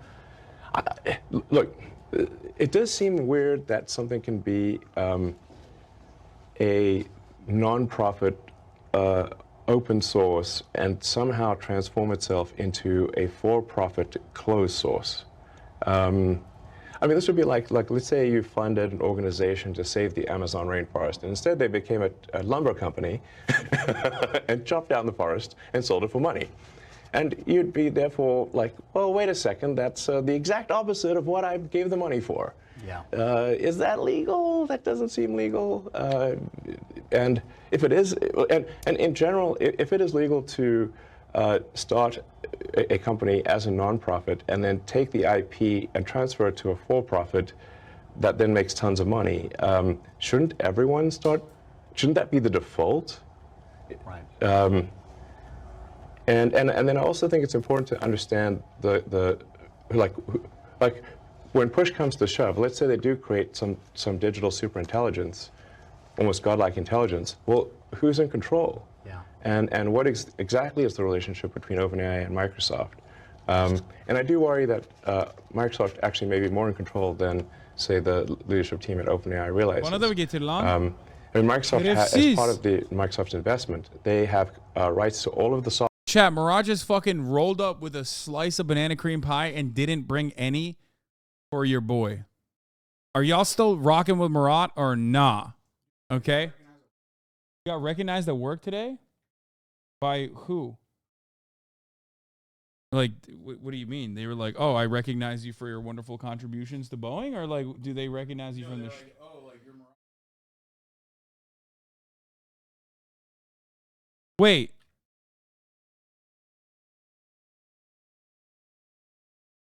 Wait, what? Apparently, they recognized him at the lunch line. They were like, oh, you're Marat. Dude, you're famous in Boeing? Damn, dude. He's the public face, dude. He's the public face of science out here. That's crazy. Give me a fucking banana cream pie slice, please. What the fuck is this shit? Your colleagues are going to know you're a piece of shit who doesn't bring his obby banana cream pie and eats right in his face. No, you're eating it right in my face. That's crazy. That's crazy. Know the real him, okay? His Abi? Yeah, that's what it is. That Abi means older brother. That's what he calls me. That's... Damn it, he's back after that banana cream pie transgression? Yes. He gets recognized one time and he's too big time to give you pie. Holy. Yeah. Yeah. Eat his ass. Look at this fucking guy. He's like, yeah, I'm too famous, dog. Get your own fucking banana cream pie, bitch. That's what he's doing. I mean, if I think about it too hard, it frankly can be dispiriting and demotivating. Because, I mean, I go through, I've put a lot of blood, sweat, and tears into building the companies, and then I'm like, wait, well, should I be doing this? Oh, he puts a lot of blood, sweat, and tears, man. It's so hard for him. It's so, like Twitter. Like, we know how much blood, sweat, and tears he put into Twitter. AI can do all these things. Does that make sense? I don't know. To some extent, I have to have deliberate suspension of disbelief in order to remain motivated. So I guess I would say just, you know, work on things that you find interesting, fulfilling, and that contribute some good to the rest of society. Okay. Well, that's a great place to end. There's so much we didn't get to. I hope you'll give me another chance to sit down with you. But Elon, thank you for being so generous with your time. Thanks to your board for waiting as well, and thanks for having us here. Oh, thank you so much, sir. We are your loyal subjects, your loyal servants, sir. Thank you, sir. Anyway, listen. We looked at muzzle length, tail length, likely normal tail length. Likely to have hind dew claws. Let's get back to fucking the real issue at hand. Kaya. Okay? Are you going to bring her in here at least? Bring her in here? No, I want a slice. What the fuck is this? He said there's only a finite amount of pie and that's why I didn't give it to you. Yeah, no shit. Yeah, it's not an infinite resource, which is why you should share.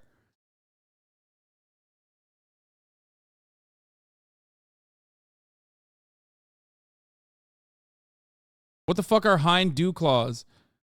Which are extra non-functional digits located midway between the dog's paw and hock. Oh.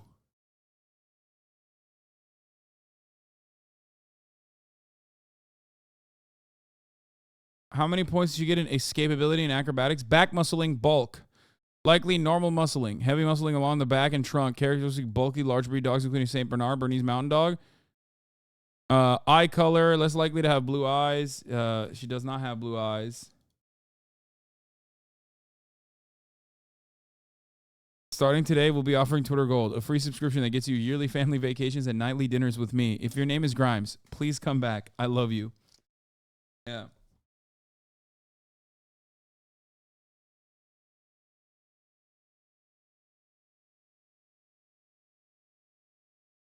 Okay.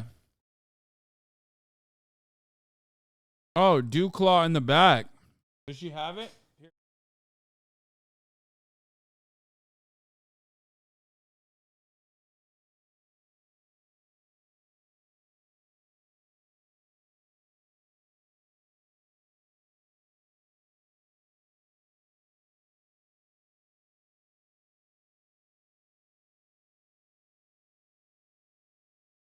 Yes, she was. Her mouth is so wet right now. She's slobbering. Okay, she doesn't have the hind dew claws. So they're wrong about this. But I want to know like what are her deck strats? You know what I mean? Performance, altitude adaptation, increased altitude tolerance, appetite linkage, normal food motivation.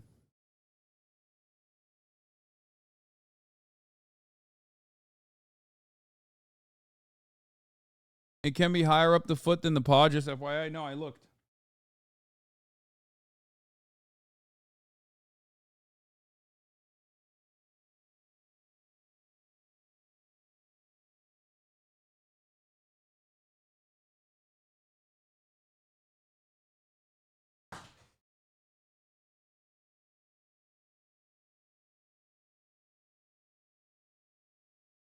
Anyway. These are all charisma build, I think. Good feats for Kaya. Stat allocation looks strong overall. Is she a strength build? I think she's a strength build. She does have some... You know, it's interesting. She's a strength build, but she also has a lot of stealth stats. It's very weird. For like how large and how intimidating of a presence she is, she does tend to have very agile... She's not like a tanky strength build. She's actually literally a strength and dexterity build because you can't really hear her when she's walking.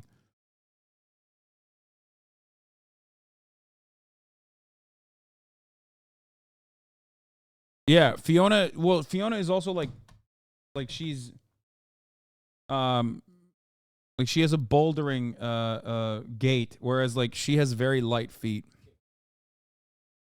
Fiona is literally not a lady. She's big. She's a chonker.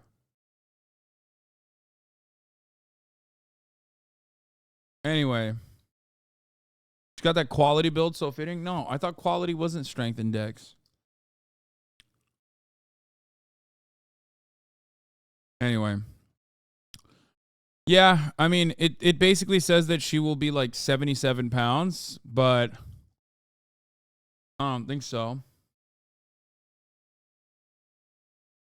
Oh, quality is a strength and dex build. Okay, yeah, she is a quality build then. I thought quality. Wait, what is int and dex then? Dude, look at this. Look at this fucking thing.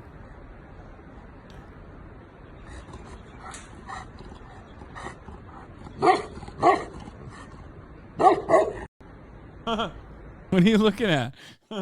She heard the Tibetan Master started looking up.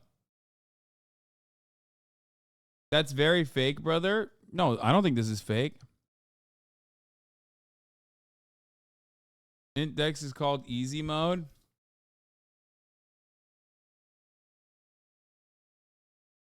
She's not the same color as Kaya. This is a red Tibetan Mastiff.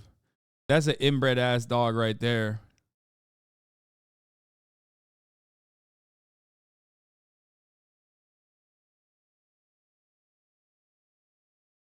Anyway, 77 pounds is still big. She's being a good size and more healthy.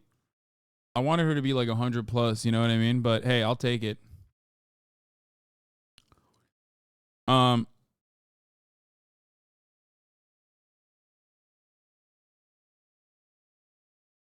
What is with me and my nipples? I don't know. I just post them. Okay, so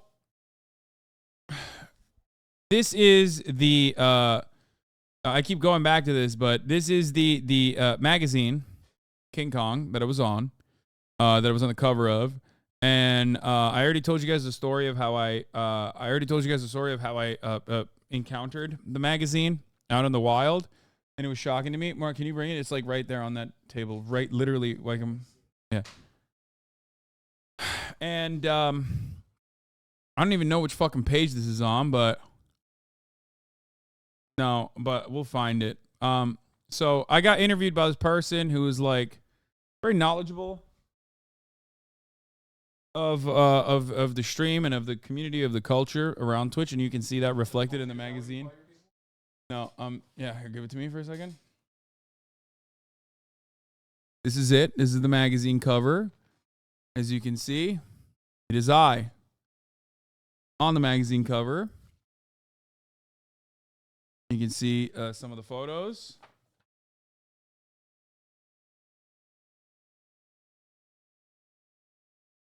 There is a book.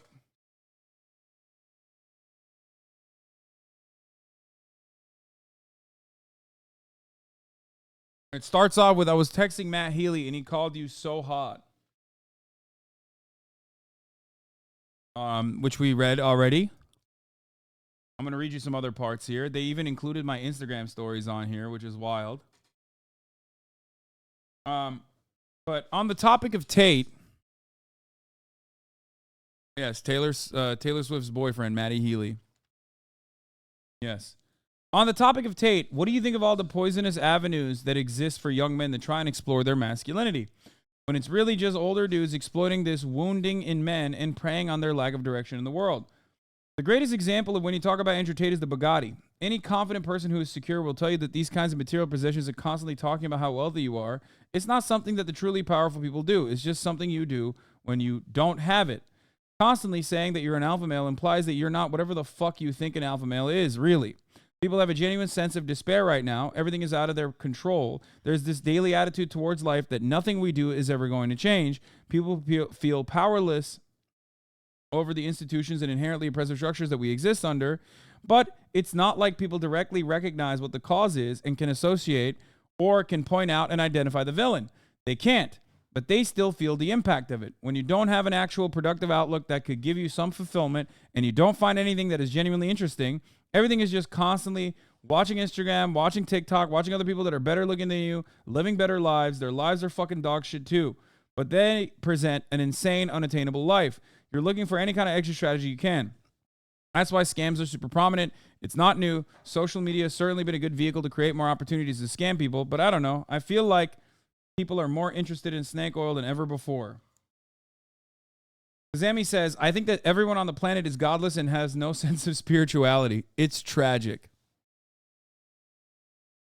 To which I respond, I'm not a spiritual person per se, but I've always wanted to progress. I've always wanted to better myself, whether this is through bodybuilding or identifying my goals and figuring out what I want to achieve. I've had dark moments and sad moments, but I feel like people aren't focusing on themselves. People prefer to focus on whatever chaos they want to create around them through overuse of the internet. Zemi says, do you get attacked online about your own presentation of masculinity? All the time. People love pointing to any photo of me cross-dressing, and it's like, bro, I literally would fuck your mom in this dress. I'm over here looking good. I'm very confident in my sexuality. I don't give a shit. I'll cross-dress, but then guys on the internet will be making fun of me saying, dude, look at this. But I like sharing these photos. You want to know why? Because I look pretty goddamn good. All of these straight guys want to fuck women, yet they carry so much genuine animosity and hate towards them. I don't get it. It's learned behavior and social conditioning. It comes from a sense of entitlement for sure. Like, you're a guy, you're supposed to get this because of your gender. People have no interpersonal communication skills, even in romantic relationships. It's very difficult for people to navigate. Everything is so black and white in that PUA world. Do you feel as a young millennial guy in this world that you've had to unlearn things you were conditioned with in the late 90s and early 2000s? Every single day, of course, 100%. Absolutely. I certainly held on to misogynistic and transphobic attitudes in my youth. Holding on is a great way to put that. It makes you feel safe. I just think our understanding of gender is not correct as a society, and I talk about this avidly through the topic of transphobia. As an open-minded guy, what was it like doing your King Kong photo shoot? Did it feel cathartic for you to lose control? To which I responded, dude, I wasn't losing control. I don't know what you're talking about. I'm barely an actor. Do you want me to be honest? The only thing I thought about the whole time was, I hope I look hot. I hope I look good. I hope I look skinny. I haven't seen the pics. Have you? Do I look good? And that's the snippet that they included from the longer interview that we did. And then the rest of it is just photos like from the shoot. But yeah, I was being honest. Is the magazine about you, or are you one of the features? No, I am just simply one of the many features in this magazine. There's a lot of crazy stuff in here, though. On the same issue, they actually, I think, shot Winnie Harlow as well. But did they interview her? I don't know. I don't think they interviewed her. I think they just shot her and dressed her up in crazy stuff.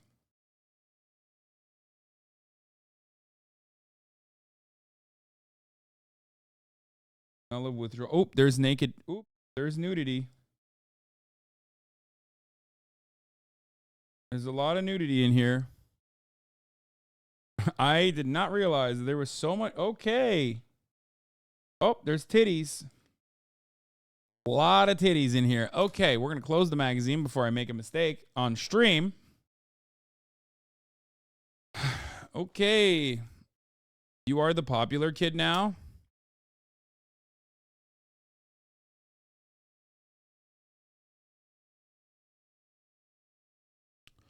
New Boeing CEO and heartthrob? Yeah, no. What is this magazine you were in? It's called King Kong, and it's like an art, fashion, culture magazine from Europe. I forget which country it's out of. It's based out of. Hasan reading a nudie mag with his stream just for the articles, I swear. No, it's not. It's not like titties you can jerk off to. It's like artistic titties. You know what I mean? Titties where you're like, ooh, that can be hot, or ooh, that can be kind of gross, but in a way that makes you think. You know what I mean? Sakura Gore made a new edit about the magazine. Psycho killer? Can I be the helpless victim?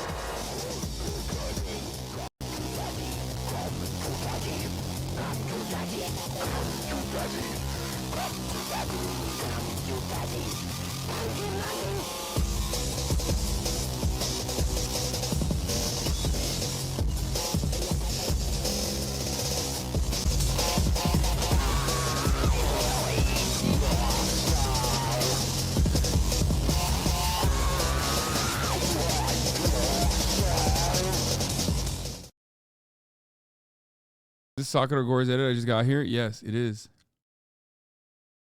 The magazine is sold out. Will it be back? I doubt it. Pretty sure they, I don't know if they like re-release stuff like that. Did you really kill somebody for the shoot? Yes, I did. What is this satanic shit? Hello. Welcome to the fucking left, dude. We're Satan lovers. Like, what do you mean? We're Satan worshipers. Website is down again? It doesn't even matter because you can't even fucking... Let's be real. You can't even get it. You weren't even going to be able to get it.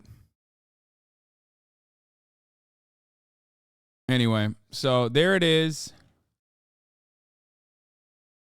The magazine is out. Might be from France, yeah. Why do you think the right talks about us so much? We love Satan? Yeah.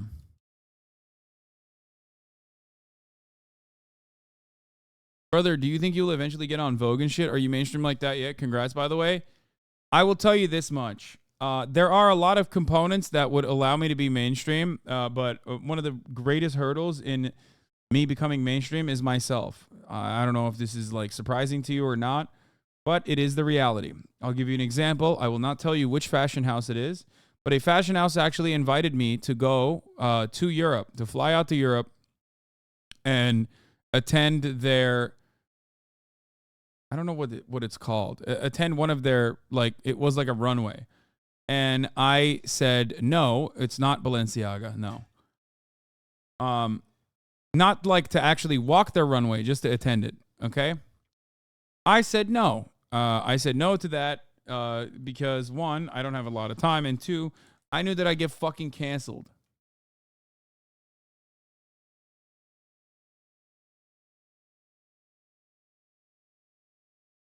So I didn't do it.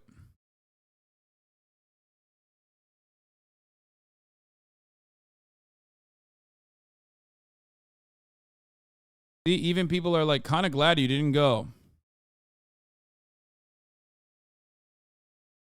So also that, see, look. Also, that's a lot of emissions just to go to a show. See? Like, as though the plane is only flying for me, man. Like, what the fuck are you saying? Like, I'm not flying in a private jet, brother.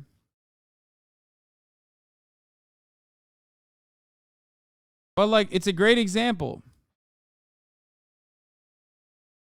That's a great example of part of the reason why I didn't do it. So whenever, no, the plane is flying for the 300 people on it, many of which should stay home. Hey, guys, I know you're like probably, hey, if you're flying to Europe to visit your relatives who are about to get like, cancer treatment or whatever, stay the fuck home because Fango decided that you should stay the fuck home. Hey, are you going on a work trip? Yeah, you should actually quit your job because that would mean you have lower emissions. Are the relatives a fashion show? Oh, I didn't realize the plane was flying exclusively for me and my fashion show, which we addressed already. Again, you're doing it. You're doing it right now. There are a million different reasons as to why people fucking fly. Okay? I'm not giving you exactly what country it is because I don't want to give it away. I don't want to give... You're doing it. You're misreading the messages. No, I'm not doing it. But this fucking... I was telling them how I didn't want to go to fly out for like a fashion show. It was going to be next... It's next month, I think. I believe it was supposed to be next month. And no. That's Japan. Which I will be going to. But once again... The plane flies there. It's commercial aircraft. It doesn't matter if I'm on it or not. The plane is still going to fly there just as it does every single fucking day. 1,000,000 times a day. Okay? So that's the reason why I said there are plenty of people that are flying. It's funny how chat talks about emissions from big corps being bad, yet somehow thinks that fuel use is not something causing emissions. Weird. Bro, if you think emissions from big corporations are identical to like, air travel, I don't know what to tell you. Commercial air travel, especially because commercial air travel has to exist.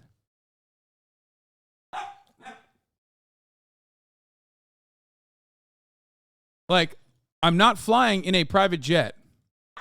Okay? I have flown in a private jet. Not that one I chartered personally, but one I actually hitched a ride on. Okay. Did I feel ethically ambiguous or sad about that decision? No. Fuck no. I did not. But if you consider like your own carbon footprint on a commercial jet that is flying to the destination that you're going to go to regardless, by stopping yourself individually from going there, I don't know what to tell you.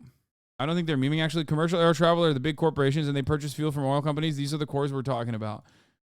Dude, I know you're like an EV evangelist, but I did not realize that you personally thought that you should also individually bike everywhere you go. Or, I don't know, I guess what? Like, should I be taking a boat? Should I be swimming over the fucking Atlantic or Pacific, depending on where I'm going? You know what I mean? Should I take a fucking hot air balloon if I'm traveling to Europe? Because I went to England recently. That was a big waste of resources, according to you. Transportation is the largest emitting sector. Thank you for your chat and all your pings of support. I'm glad you understand that the environment is the #1 issue. Brother, I don't know how to describe this to you, but like everything that you order and every form of travel that you engage in is going to still have a negative impact on the environment. Of course. It's about making meaningful changes through systemic action in areas where there is no adequate substitute. There is no adequate substitute in areas where there is adequate substitute. Sorry. There is no adequate substitute to fucking flying over the Atlantic. What the fuck are you saying? Like, you can't even, bro, you can't even fucking literally say, like, oh, you should have taken the train or something. You know what I mean? But there is an adequate substitute, which is what you did. You didn't go to a show that you didn't need to be at. That's a good thing. No, I didn't. I chose not to go because I have dumbasses in my community that would get mad at me. And I did not think that you would get mad at me for this reason. I thought it would be like, that's a problematic brand. This is a high fashion luxury good that does not need additional PR or marketing. You are... This is insanity. This is the funniest fucking... Dude, I hate being a leftist. I swear to God. And then the chat killed me and canceled me for the... Yeah. And then the chat killed me and then canceled me for the cost of my coffin. And said that the coffin was made with materials that were genuinely harmful. This is why you should have went. That's what I mean.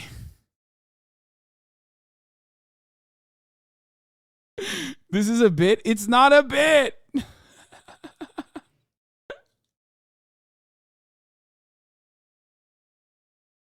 It's not. It's not a bit.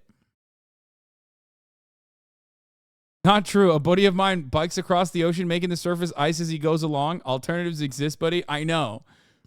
Except I know who you're talking about. And unfortunately, he's not a big fan of mine because I'm a pirate, okay? And he's a Navy admiral. So obviously, we don't get along.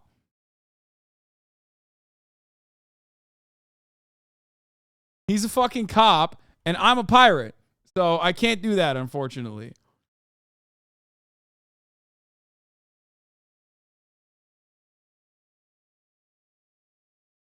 All commercial flights have cargo. They're essential for the supply chain. There's not adequate international replacements for that transit speed. Exactly.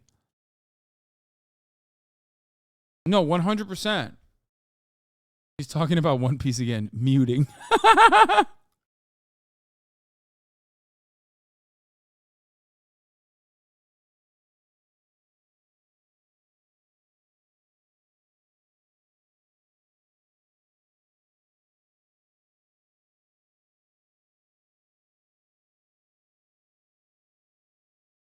I apologize to everyone who is a green energy activist in the chat because I unfortunately have yet to invent another form of transportation over large bodies of water that is more environmentally friendly.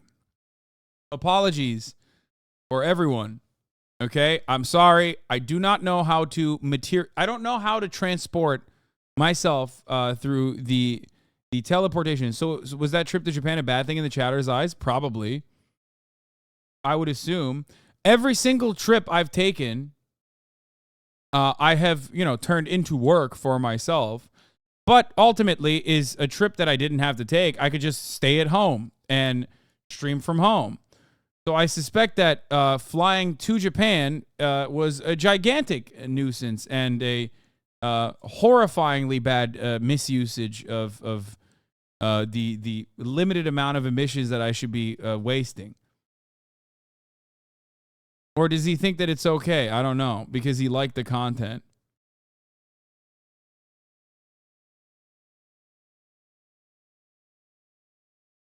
If you go back to and read the actual messages, you will see words many and unnecessary. Those planes fly to carry people. They don't just fly for fun. Fewer people flying means fewer planes. More people flying means more planes. Same with cars, e.g. working remote means fewer cars on the road. These are good things. In fact, making a lot of content is one of the reasons to justify that trip. Wait, what? Well, obviously, I'd be making a lot of content if I went on this trip too. The fuck do you mean? That's what I do. I make content. I make content out of my real life experiences. That's what I do as a content creator. That's what I would do in this circumstance as well. The real reason why I didn't do it is because I know people like you would get mad. Okay?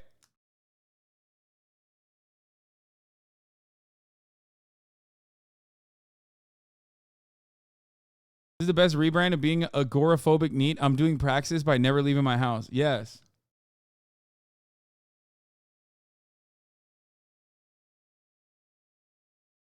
That makes no sense. Author is writing himself into a corner. Writer strike era content. I mean, he is a writer. He writes. I think he's like a EV journalist or something, right? I thought. Anyway, it's not surprising.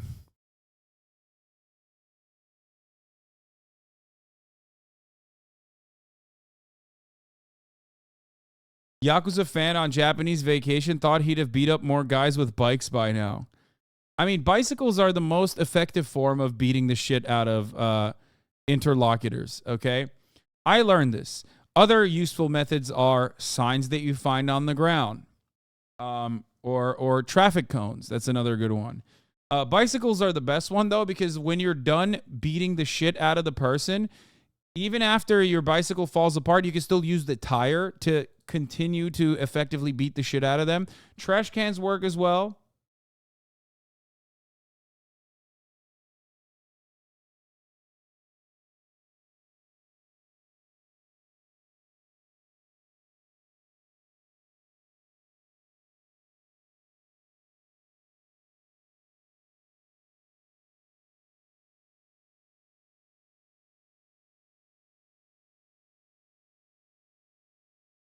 Anyway, yeah, I'm in Kiwami 1. I'm playing Kiwami 1 right now, and it's really fucking good.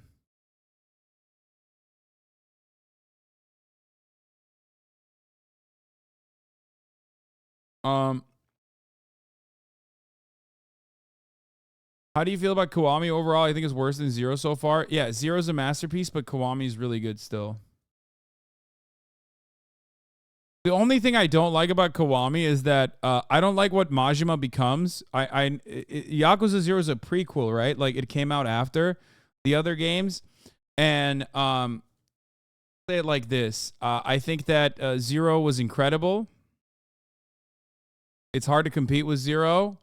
0 is not the turn-based one. And I like Yakuza 0 Majima, I think, more than Kiwami 1 Majima, because Kiwami Majima basically turns into the guy that died in Yakuza 0. He literally turns into the same fucking character, which I guess is like a cool little way to like rewrite his story. I guess, I don't know. Nishitani, is that his name? Yeah. Yeah, because Nishitani was a great character in Yakuza 0. So I guess like it's cool that Majima turns into him. But it still feels like a weird character development. And I don't think they wrote enough about like why he turned into Nishitani. You don't like Kiryu-chan? Majima? No,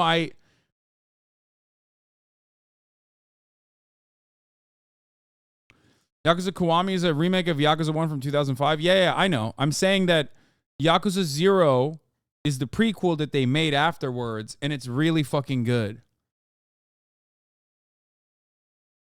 But Majima's character in 0, I like more. Especially the whole, like, you're the king of the night, and, like, customer is king. So he effectively dismantles customers by not fighting, but instead by dodging their fucking hits. Like, I love that shit. I love that shit. I thought that was so unique. I've never seen a character do that in a game that is like revolving around beating up other people. And like the fact that he was like a prisoner, but he was the coolest when he was a prisoner is interesting.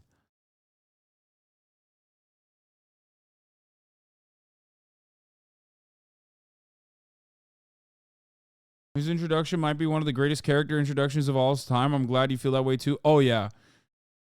Oh, it's so good. Fuck. Yakuza 0 was so fucking good. I think Makoto not recognizing him by sight broke the original Majima. Maybe.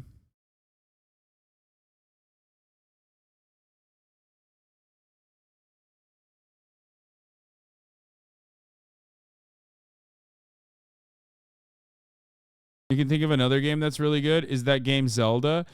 Because before we get to that, Dianne Feinstein, a brief concerning conversation with Dianne Feinstein by Jim Newell on Slate. The senator seems to not remember being absent from the Capitol. No, I haven't been gone, she said. Okay, you should follow the I haven't been gone. I've been working. When asked whether she meant that she'd been working from home, she turned feisty. No, I've been here. I've been voting, she said. Please, you either know or don't know. After deflecting one final question about those like Representative Ro Khanna who called her out on to resign, she was wheeled away. Bro, that's awesome. Fuck it. I mean, why not? You know what I mean? Fuck it. YOLO. Why not? Let's let more demented people be in positions of power. Fuck it. They're not doing anything anyway. It's not like they're doing anything worthwhile.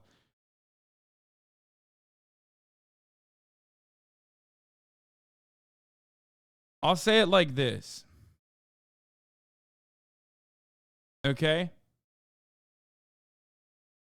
I'll say it like this. The American Democratic Party is only there to be a bottleneck for any kind of like genuine progressive working class momentum that will ever happen in this country. And it's basically controlled opposition against the pro-corporate, fascist, sometimes, Republican Party. So if that's the case, and the Democratic Party is always going to play the role of like, oh, fuck, man, we really can't do anything good, I personally believe that we should make that as content-focused as possible. What do I mean by this? It's like, if it's not fucking Dianne Feinstein, it's going to be Kyrsten Sinema, right? If it's not Kyrsten Sinema, it's going to be Joe Manchin. If it's not going to be Joe Manchin, it's going to be Maggie Hassan, right? Like, there are so many different people that will play the role of the rotating villain. So that's what the Democratic Party's ultimate goal is. They want to not do things because doing things would require biting the hand that feeds them. Okay, capital owners who the Democratic Party is servile towards. So what do I think? I think that we should have more cool, fun characters that end up being bottlenecks towards the party actually doing things. Not like Lieberman, but instead like absolute fucking freakazoid perverts. You know what I mean? Fuck it. Like some guy who's a senator can't actually come to the floor and vote on things because he's locked in a sex dungeon and there's nothing we can do about it. You know what I mean? He's consensually in a polycule BDSM relationship with a bunch of furry dominatrixes, and they've locked him in a dungeon, in a sex dungeon, and he can't get out. That's a part of his kink, and he can't get out, so we're trapped now. There's no way to fucking appoint senators or launch an investigation into Clarence Thomas's wrongdoings, like his financial misdeeds, right? It's like, that's like a fun way to break up the monotony in the Democratic Party. And I think that it's going to be more like that. It should be more like that. It's like Dianne Feinstein, just the most demented person, right? Like, scientists are in awe of how much dementia has taken over her brain, right? Like that's cool. I think that's a fun way to girl boss into non-action. You know what I mean? Like, the Democratic Party is looking for inaction anyway, so like we might as well do it in a content way. Okay?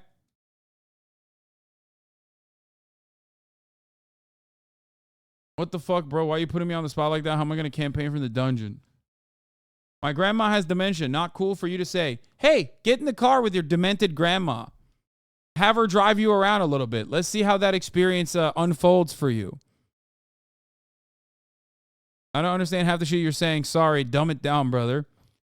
My point is, if your grandma has dementia, yeah, she's going to crash? Yeah, no shit. That's my point. Exactly. You're understanding my point. My grandmother died from Alzheimer's, okay? I don't think she should have been fucking a senator at that point. Love her, but, you know, not a big fan of her being a senator. I would be like, that's crazy. Don't do that, grandma. It's kind of my point. You know what I mean? It's kind of the point. It's kind of the main point that I'm making.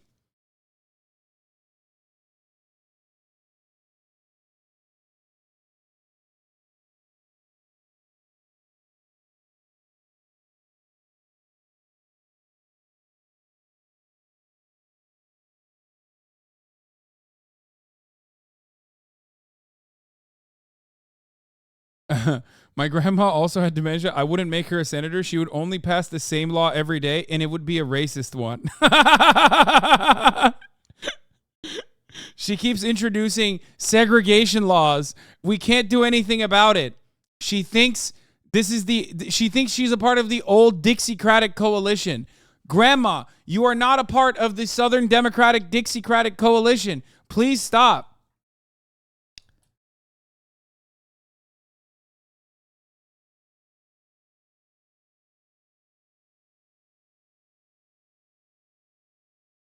Anyway, I love that we did this entire conversation with the backdrop of an LAPD volunteer who was stung dozens of times and lost his footing as he was assisting with the response to a bee swarm in Encino. I also love the concept of an LAPD volunteer, like this goddamn behemoth of a police force that's larger than entire nations' armies, that costs $8 million to operate every day on a minimum without even factoring in overtime and shit. Those guys need volunteers, okay? It's like, what the fuck are you doing? I don't understand. It's like a guy volunteering to work on the side of the lords against a fucking uprising of peasants. You know what I mean? Why would you do that? Caught on camera. And then I see what he looks like, and I recognize immediately it's not his fault. ACAB means assigned cop at birth. And obviously, this is the most thumb-like an individual can get without succumbing to the need to be a part of the police force. And once again, my theory on cop phrenology is still the most consistent and most solid race realism that you will ever see or hear in the history of that completely debunked pseudoscientific garbage that's just there to prop up racist attitudes. The only real phrenology is cop skull phrenology, okay? Neighbors in Encino calling for help as the angry bees swarmed. One of the first responders, this man, we've learned he's an LAPD volunteer. He's backing. He's like, get in the car, Hank. Get in the car. He's like, no, the bees. The bees. Get in the fucking car, Hank! Hold on now.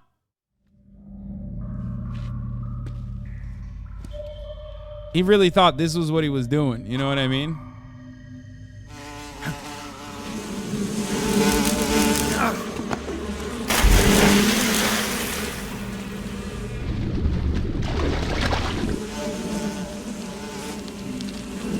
I've caught you at last. We are the sons of the boss. God, I fucking love.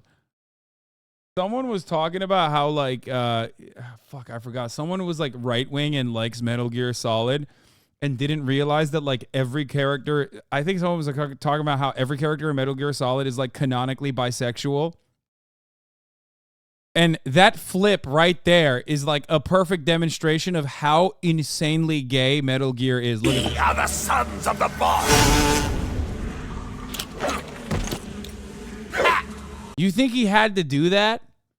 Why did he do that?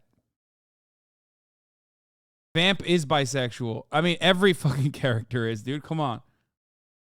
They also got really mad when someone said Kojima liked Che Guevara. Yeah. I am the pain.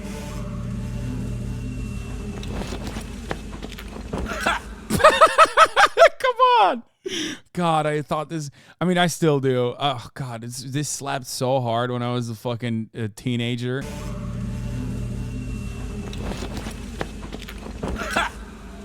I will guide you to a world of anguish beyond your imagination.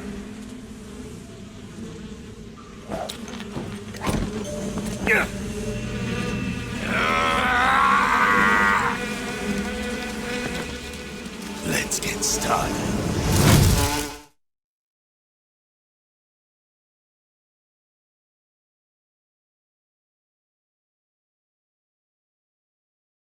These games never interested me, and now you got me interested. Metal Gear, it's literally the greatest game franchise of all time. Are you kidding me? Metal Gear across the board. is the greatest video game franchise of all time. Absolutely. 100%. Metal Gear Solid 3, probably the best out of the franchise in general. Can you do a David Hayter voice saying Metal Gear? Thank you. Metal Gear. Otacon. Otacon. That's a Metal Gear. Whoa. It's okay that Kojima replaced me with Kiefer Sutherland, or however you fucking say his name. Otacon.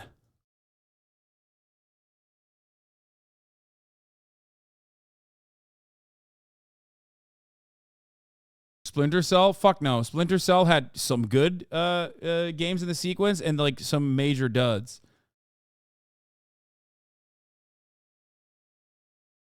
Kiefer did a good job. I Will Die on That Hill. Doesn't matter. David Hayter is an iconic fucking voice. It was ridiculous that they replaced him. It blew my fucking mind. 3, 1, 2, 4, and MGS is the best by a large margin. It's not even close. I would say, I mean, I like 2 a lot. 2 was my first introduction into the series, so I never really understood why people were so upset about Raiden. Like, people literally were...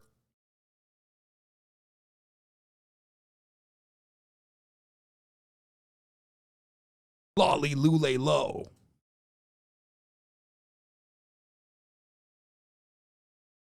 Metal Gear is the best series for boys who play with action figures for too long. I mean, you're describing me. So yes. The movement was so clean, dude. There's no fucking... For the time these games came out, the movement was stupid, dude. Look at this. Look at the choreography. Look.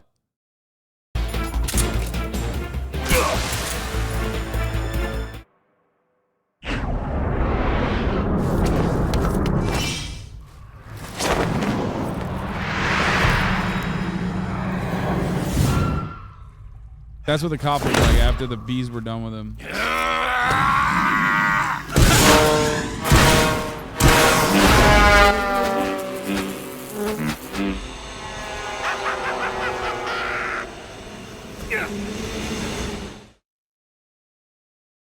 Yeah. They were mocapped, yeah. Oh god, that noise brings me back. Oh my god.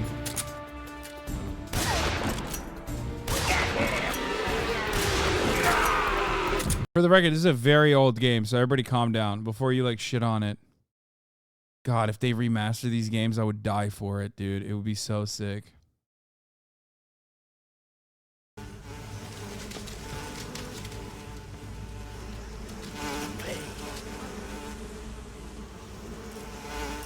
Like what time? When did this game come out? 2004. Yeah. It's unimaginable, dude. Like this is a 2004 game, man. It's a 20-year-old game. Holy fuck. What the fuck? This game came out 20 years ago. Fuck! I'm so old.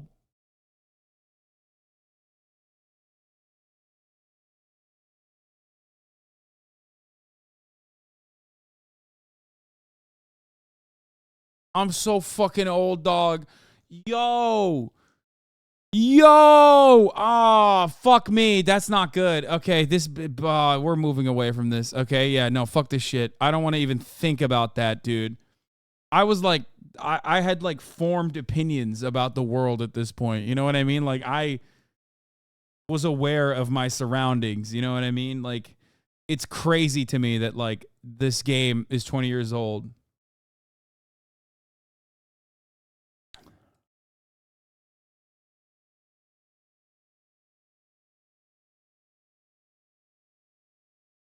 Fucking hell, dude.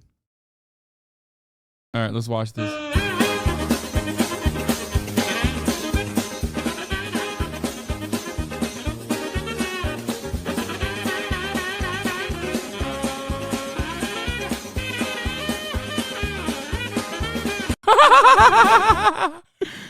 Access to the still as he came tries after to him. escape the swarm. The LAPD says he was taken to the hospital for treatment and observation. The attack caught on camera. Neighbors in Encino calling for help as the angry bees swarm. One of the first responders. Bro, this homie cooked him, by the way. He didn't unlock the door because he was like, nah, I don't want those fucking bees in my car. This man, we've learned he's an LAPD volunteer assigned to the West Valley Division. Those bees stinging him dozens of times. At one point, he collapses to the ground as he tries to escape the swarm. The LAPD says he was taken to the hospital for treatment and observation. Tonight, listed in stable condition. The attack caught on camera. Neighbors in Encino calling for help as the angry bees swarm. One of the first responders, this man, we've learned he's an LAPD volunteer. Can't spell ACAB without B. Those bees were laced with fentanyl. He opens and immediately closes the door.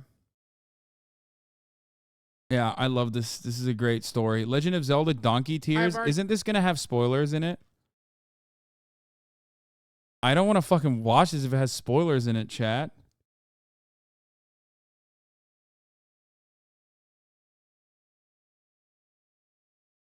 No, it's spoiler free. Okay. Already mastered the game. Watch. To be fair, it makes sense that this is spoiler free because, you know, with Donkey, there's so much you can do with all the builds and shit. So I'm assuming that's what he's gonna do.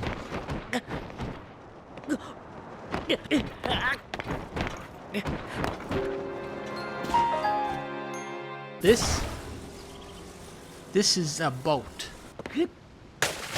The boat allows me to cover large distances of Okay, to be fair, this is what I did all the time. This is what I've done thus far in the entire game. This is most of my gameplay, okay? Which is fine that I didn't play it on stream because, like, you guys would make fun of me. Let's be real. But the reality is that this is going to be consistent gameplay, okay? Just like everything has spoilers, dummy. No, it doesn't. Just like the consistency on this broadcast is the top of the hour ad break, okay? Which comes to the top of every hour. If you no longer want to see those, yeah, everyone know. As soon as I said just like puggos start flying, okay? God damn it, you guys are so fucking conditioned. Okay, at the top of the hour is a stream and ad break. If you no longer want to see those ads, all you need to do is subscribe, which you can do for $5 or you can do for free with a Twitch Prime. I got an ad 20 minutes ago already. Yeah, that was a middle of the hour ad break. If subs are seeing ads, it's probably due to your ad block or something. There's no fucking way. Unless Twitch changed something dramatically. I read about the cruel treatment of Karoks. Oh, dude, I've done some of this stuff, but not to this degree. water with ease. I'm so tired. I need to reach my friend. You've come to the right man. I've beaten every single game. What the hell? This game is impossible. You picked the right guy for this job. Oh, God. You made a huge mistake picking me. If you kill me, I will kill you with this bridge. Call me Jeff Bridges, kid. My bridge. No, my bridge. No. It took so long. That was like 50 trees. It took like an hour to build that.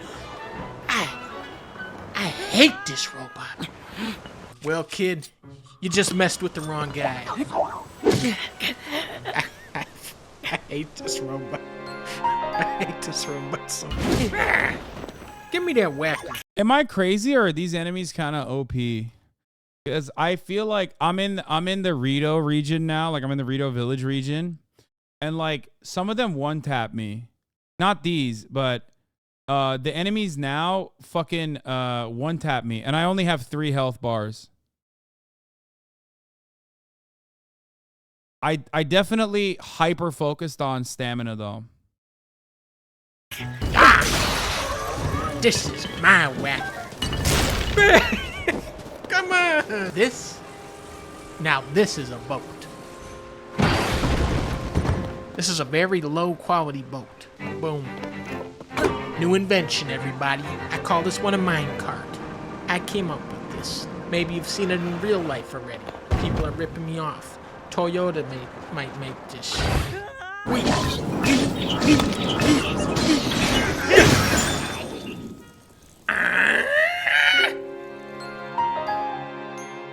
That tree is walking. The enemy is evolving. Tree, go on. Go home. I want this apple. Whoa. This is my NASCAR car. This baby get up to 7 horsepower. And I don't even have any horses at all. This thing sucks. Bada bing. I mean, I did the exact Bada same bingo. shit. I would always eat all the Legos as a kid. Ladies and gentlemen, my greatest invention was the minecart. Maybe if I hit it with like a weaker weapon. There we go. It's moving. Oh, it's moving. Oh my god. Oh my god. This is incredible. I have finally surpassed my minecart invention. And out of batteries. Hey, that was like faster than crawling. Monsters are jealous of my car. You can't handle this much horsepower. Hey, don't hit it like that. The whole thing will collapse in one punch. This has to be put into storage. You don't appreciate the craftsmanship. Wow, hey, wait, it's actually going faster now. Don't worry, Korak. I saw this in Toy Story once. Everyone involved was killed. The rockets are the best. Ah, yeah. I did a rocket shrine recently, and that shit was insane, dude. It goes crazy. Oh, I'm excited. He didn't make it. My friend is over that way. I gotta pee, I'll be back. I wonder what happened. The triple fan technique, of course. Why didn't I think of this before? The only trick is we have to make sure that it's balanced properly. Wait, come back. Come back. This will work. This does nothing. This is my masterpiece.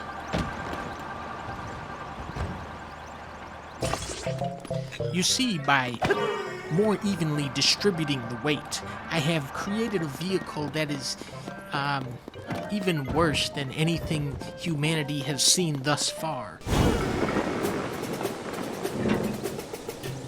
This actually works. I will win awards for this.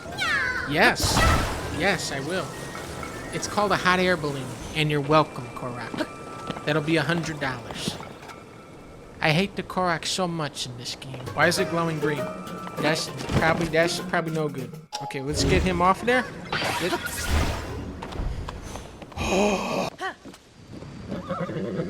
Is this good? Go on like that. No, put the stupid. Oh my god, it's a monster car. Why? Perfect. Please just go here. I'll flip this over. Oh my god. Now, this is how far it took him in the game to realize that this is the way to build? Where's... Okay, the wheels. Oh, it's gone. Wheel, come back. Come back, Wheel. No, but off the cliff. The thing is done. Please work. It works. It works. No, come back. Come back. You never know in a game like this. Thanks for pressing the switch. I got myself caught in that trap pretty badly and had no way to escape. Alright. That is what lured me into the trap.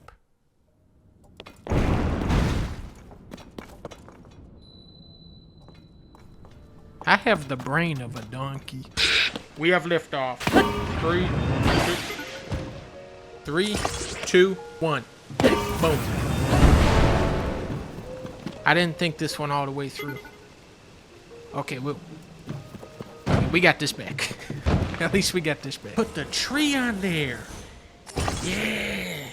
Because that's what NASA did. NASA base, I'm one of the greatest geniuses of Zelda. And when I get to the top of this tree, then it's just a simple matter. Today, history is made. Watch this. I'm not gonna lie. This game is so... I think he tries to be bad on purpose. He hams it up. Yeah, of course. Donkey does that all the time. Now, but I will say this much. I have two opinions on this. One, he doesn't want to shit on Zelda at all. He can't find it in himself because he's a Nintendo simp. And two, I think that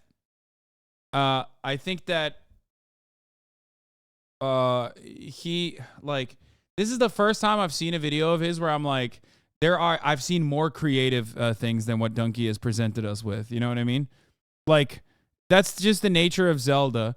Like this thread, look at this. Starting a thread of horrible things that people are doing to Koroks. My roommate crucified a Korok. Gotta be racist. The Korok rotisserie machine. Someone built an actual fracking machine in the game. Like, identical.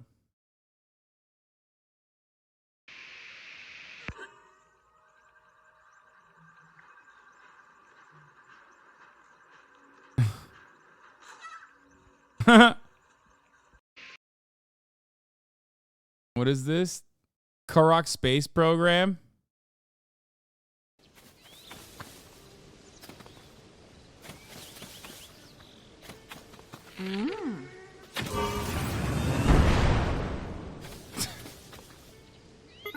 It's how cute they are that makes it even funnier to do awfully mean things to them.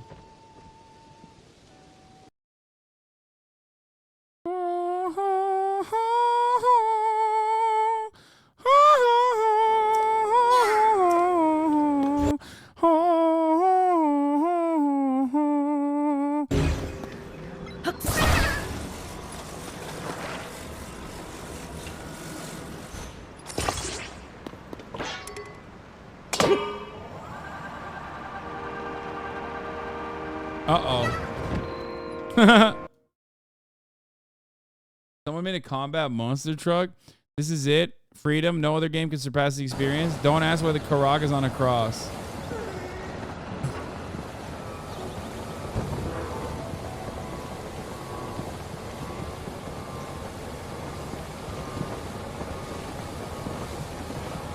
I want to get later in the game when I actually have more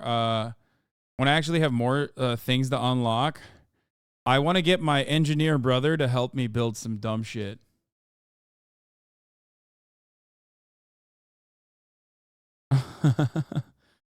Fucked up.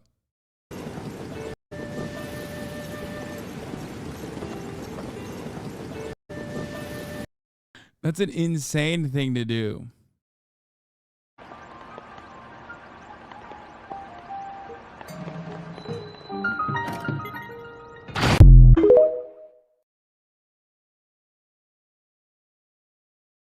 This is insane.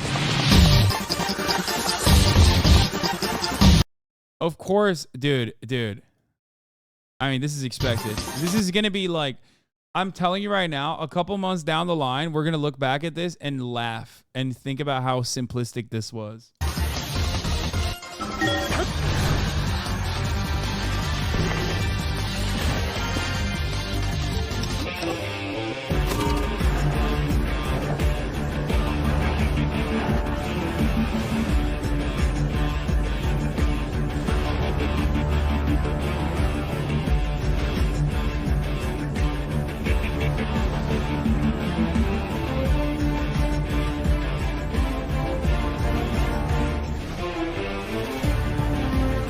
How would I compare this to Breath of the Wild? The Breath of the Wild had nothing like this. That's how you compare it.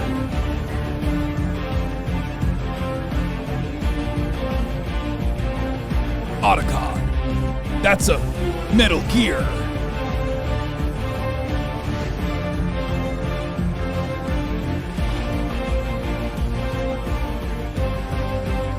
Is that a Lionel or whatever? Suspicious 60 FPS gameplay. Is it?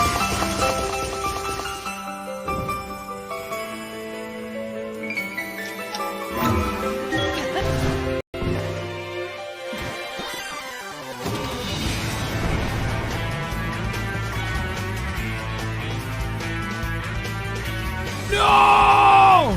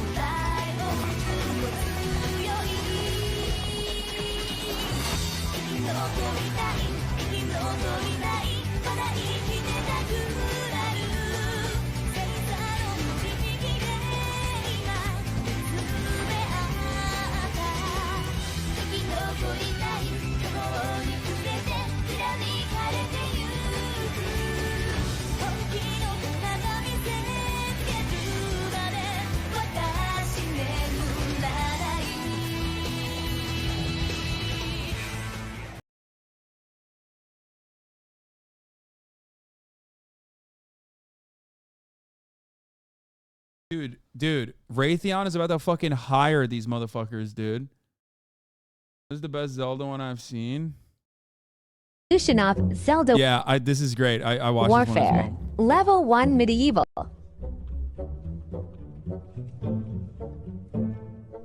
Level 2 Moving Gun.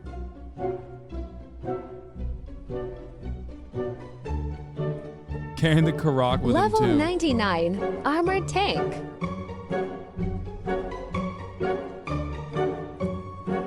Level 420 Prison Tank.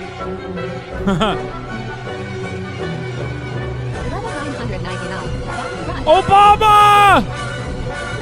Obama!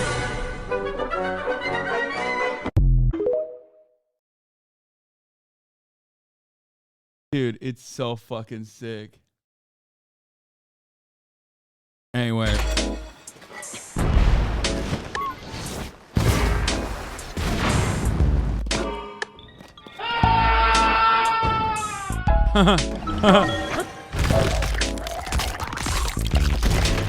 Wait, you can ascend into Karaks? What the fuck?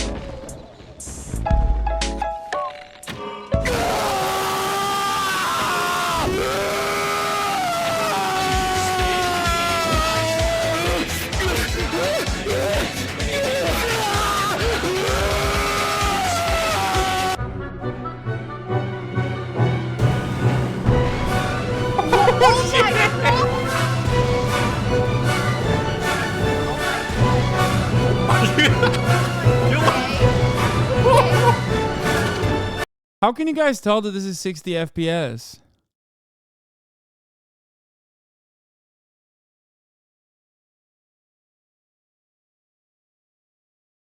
Guys, murdered the entire camp. Boom. Oh my god. Oh shit. What? Alright, here we go. Oh my god, what the fuck? That was blue. Oh. Go, go, go, go, go.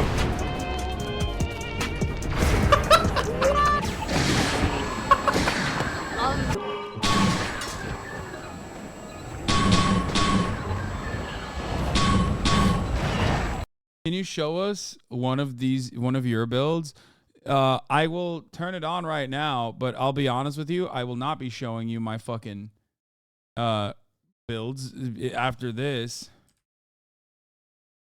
because this makes my build look like fucking shit, dude. I mean, I don't have any builds. Let's be real. I built that fucking car. That's the maximum buildage you're gonna get from me.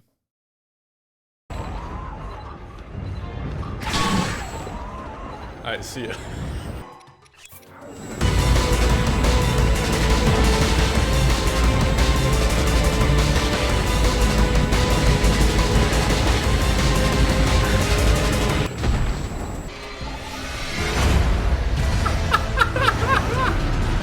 Oh my god. Take him down. I can't believe this is working. I can't. Why does this? Oh fuck. Okay, it's time though. Let's do it. Let's fucking do Zelda. It's Zelda time. Even if you build something cool, everyone will say Marat built it. I mean, I don't even give a shit if they say that, as long as I build something cool. But I don't think I'll be able to build something cool. It's fucking gaming time. Let's do it. Let's fucking go. El gato. El gato. Domo arigato. Okay, let's see if it fucking works. Is a black screen. Uh-oh. Pog! Pogaroo! There it is, baby.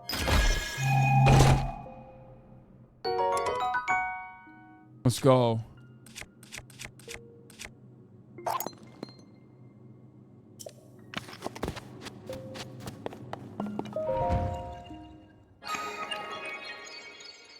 Get an ability called Auto Build that remembers your old build. Super useful. I love that. Go full hearts from now on. Are you going to be dying one tap on everything? Yeah, I mean, I think I have enough now to actually get a heart finally. Let's see. Oh, yeah, I have 4 now. You can't see, but it's behind me. But yeah, I have 4 hearts. Or I have 4 light of the blessings. So now I'm going to go back to the village and pray at the altar, get a heart finally, because like I get better armor. I can't. The rupees are very hard to come by, maybe because I haven't done any of the mainline quests yet. And for that reason, he just started up the game and played a lot off stream, so I don't know. Okay, so I'm going to tell you guys, now that I've finished this shrine and now that I have 4 lights, I am going to... I have been to the underworld, yes. So I'm going to show you what I've done. So I stopped in the middle of a mission that I was in because I thought I don't want to get into this too much. But I was in the Tulin of Rito village mission. That's what I was doing. So here. So I unlocked a bunch of different parts of the map. And here, I'll go through the adventure log so you get a better understanding of how many mainline missions I did. I didn't do a lot, but I did do some because I wanted to be able to get the glider and all this shit. So yeah, I did the closed door. I visited 3 shrines, as you guys know. And then I did the Kingdom of Hyrule mission. Met with Pyrrha. I did the Camera Works in the Depths mission where I went into the underworld and took a photo of the statue. And I found a pool in a geoglyph that was likely one of the dragon's tears, which was with Impa. And basically, since then, I've just been, you know, I went into the Rito village to start the regional phenomena quest, going to every single area. I basically saw 1 or 2 cutscenes without you guys. I've done a bunch of side missions as well, but that's, you know, that's fair play, I think. Show chat the memory you got from the glyph. Yeah, here. This is the memory I got from the glyph. Where the fuck is it? Oh, here. This is one memory this is one thing I saw that you guys didn't see. Here, I'll show you right now.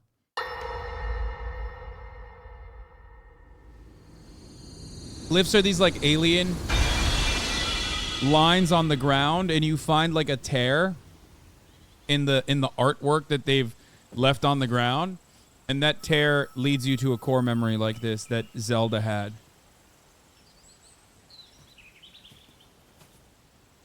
What? Not a tear, a tear probably, right? I assume. Oh, dear. A dragon tear. They're crop circles though.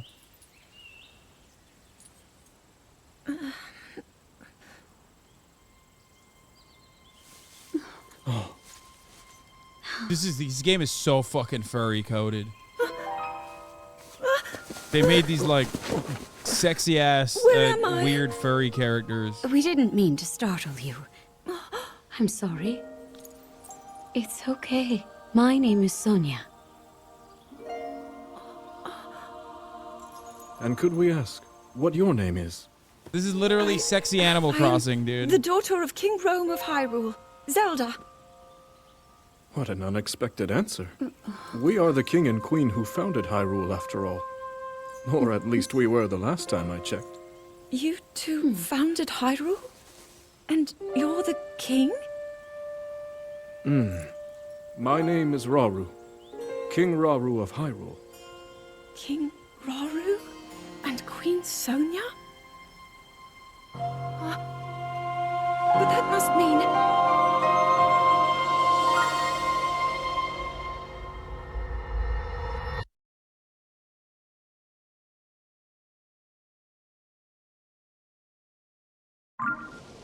And then you act like you aren't a source of chat pervertedness. I'm not. Okay, so we got 4. Let's go back to a village real quick. Let's go to Rito.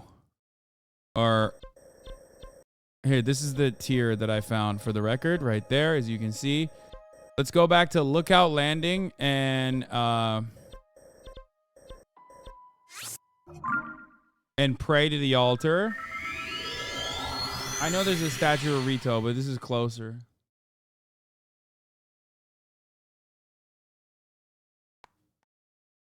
Grab a minecart, use it with a shield, and you can use it as a skateboard. Wait, really?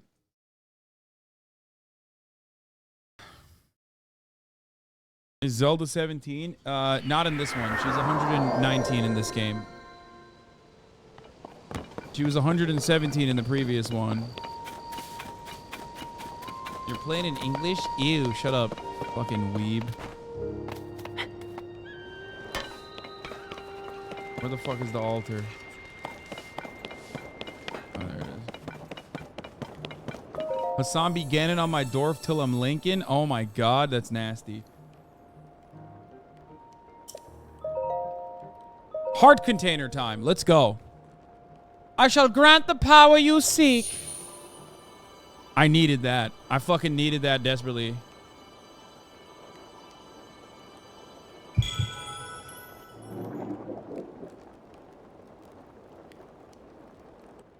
I'm gonna be honest.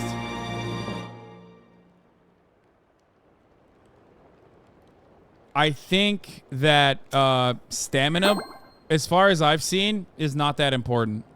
I thought stamina was always key, was way more important in Breath of the Wild because there were areas that you could not fucking... No, I'm not kidding. In Breath of the Wild, stamina build is way more important, early on especially. But you literally need it for... You need it less in this game. I feel like you need heart better. Because, like, you can climb a lot of stuff with your lower bar of stamina. Especially because you now have Ascend.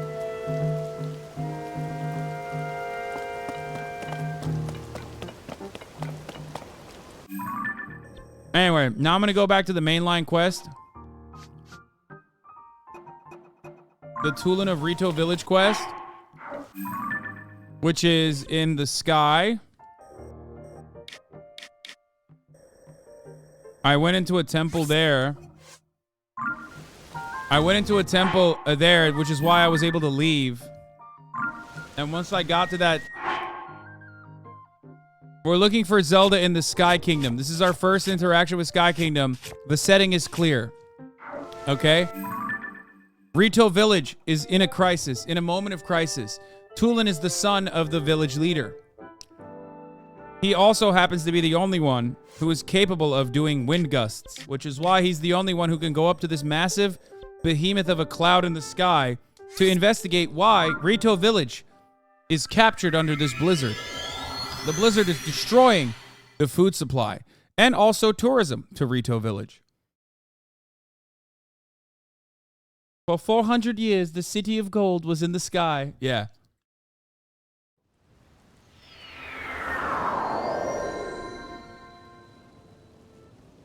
Oh. Uh-huh. So now, we're going to go with this shit bird and further investigate the skies. Here, this is his skill, by the way. Wait, fuck. Well, I fucked that up, didn't I? That was my fault. Anyway, it doesn't matter. You don't need that anyway for this part.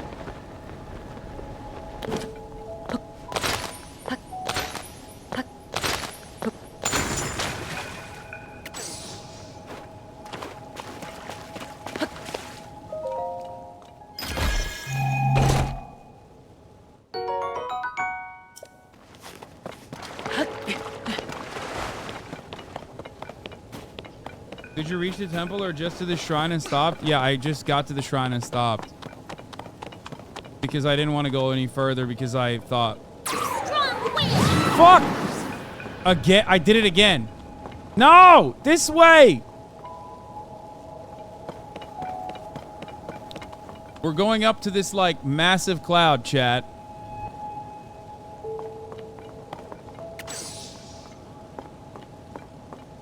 Leave it to me.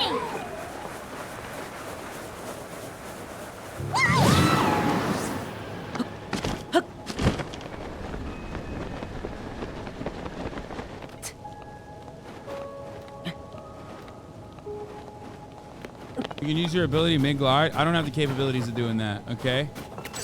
I kind of want to try, though, maybe. Here, let's try it. Let's try it for a good measure. Ah! Thanks, chat.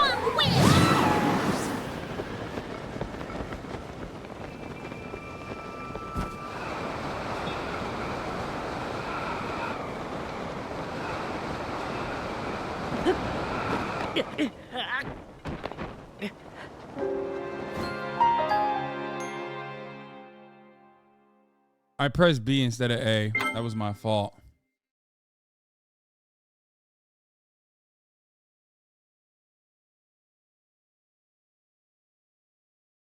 Damn, there goes a perma run. Bitch, I've died so many times. There is no perma run, okay?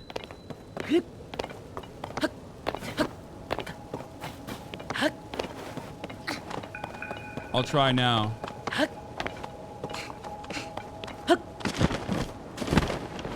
Leave it to me. Oh! Will I make it? Oh.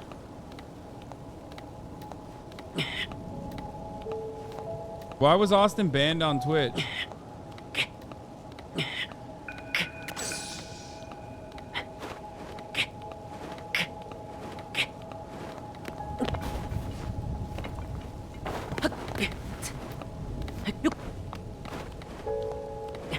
It's fake.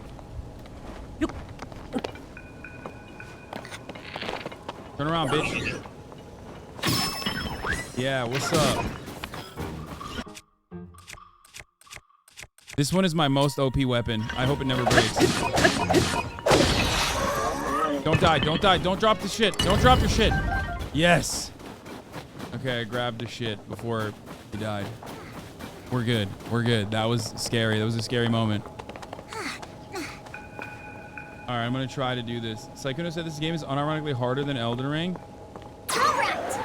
It certainly is not the case, but...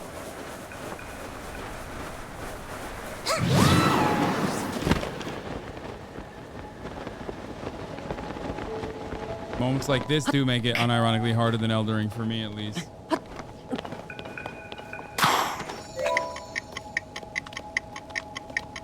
Oh, dude, I can't do that. What the fuck?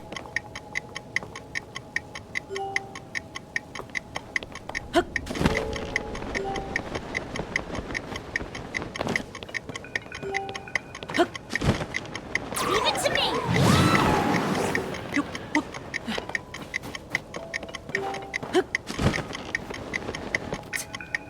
I didn't even try it.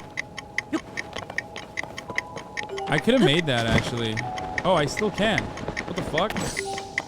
Ah! Did I make it? Wait, I did. Charlie is so much better than you at this game. My friend, Charlie's better than me at most games. I can't believe I first tried that. What's up? Yatta! Okay, but now I'm stuck. What do I do now?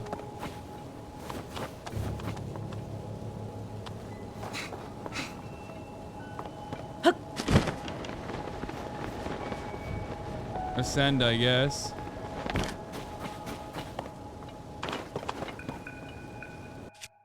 This is why you don't really need too much stamina. Wait, can I ascend to this one above? No, it needs to be right here, huh?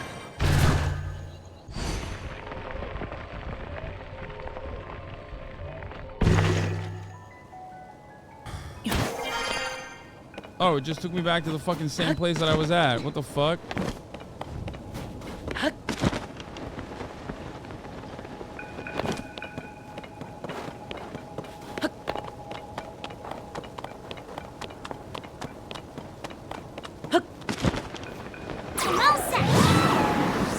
Okay, the gust is a little bit easier if you're flying. You're right, chat.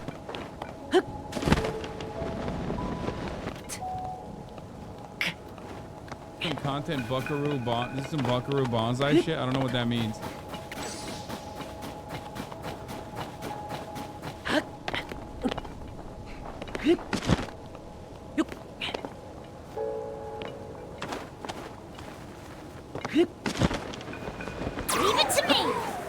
Oh, too late.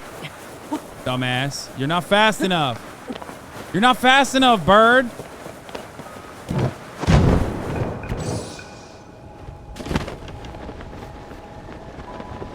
Wait, gust me. Skip.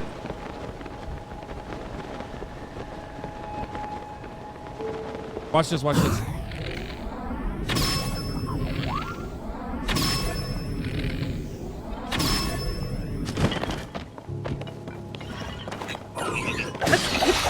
Dude, I'm so good. I'm so good. Oh, my enemies perish, dude. They cower at my sight. God damn, I'm so fucking cracked with it, dude. What the fuck is wrong with me? Oops. Wrong thing.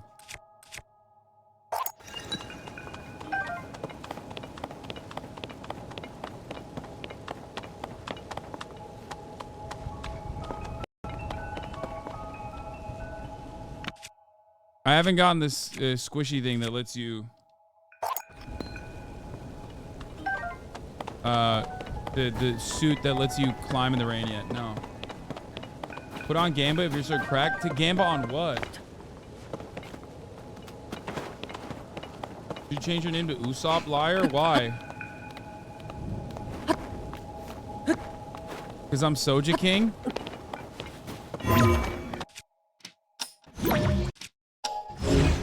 Oh, here we go. I bet we're gonna have a fucking puzzle time here, aren't we?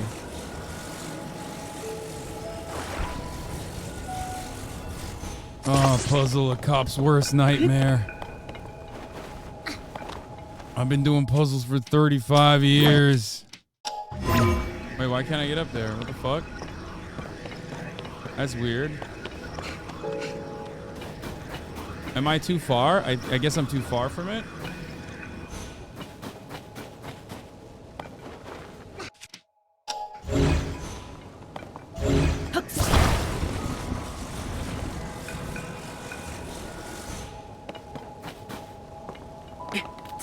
I've been doing puzzles for 35 years, chat.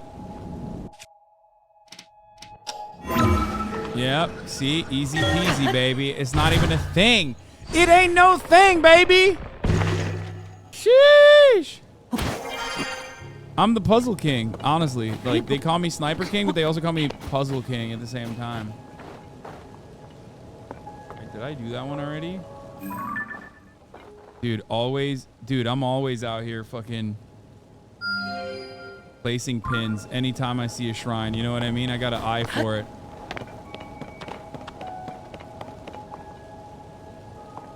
Your raid slaps you and B-ball dog, that jumper is not wet. Dude, I want to see him try. Okay, wait, can I melt this, you think, chat? Not with, like, fire fruit, right? Yeah, I don't think that put a dent in it. What do we think? Do we pick?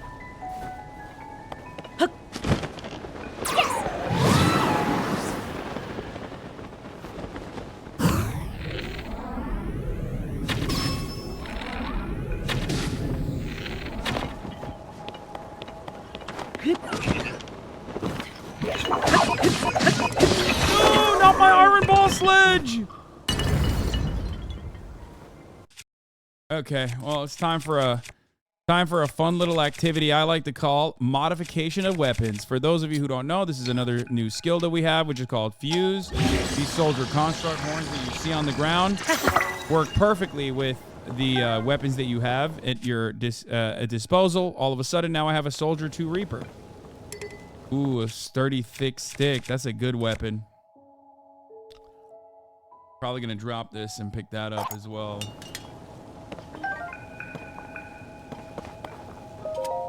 Poguru Champu. A portable pot. A Zonai device cooking almost anytime, anywhere. It lasts for cooking one recipe only. Device is easier to use on flat surfaces. Okay, that's the wackest fucking Zonai charge, by the way. Zonai charges are like... Zonai charges are like rocket, tire, one-use pot. It's like, oh, sick, man. Love a single-use pot. I bet I can melt this though. This looks meltable. Let's try a bomb flower on it.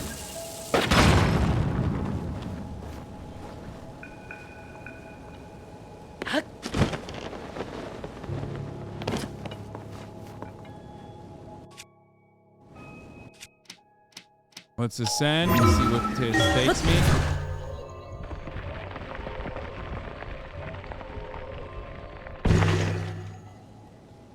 Good to fuse with weapons in case you have no rocks. Okay, what the fuck did this do? Oh. Oh shit, it took me to the fucking place. Combine weapon and ice? Well, it's a bit late. A bit too late for that, innit? I like that idea though. I should have done that earlier. I'm sure there will be more icicles to fuse with though.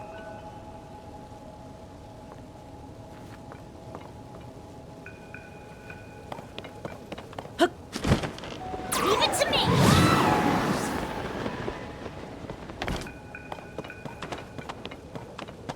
Bit too late for that, innit? Alright, we gotta wait for him to charge up. I want to do a one-shot. I want to one-shot that bad boy. Oh, what the fuck is that? Oh, no. I can't fight that thing yet, dude. I'm not ready for that.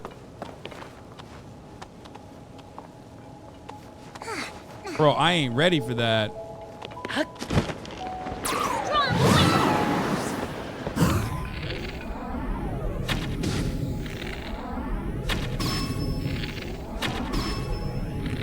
Oops.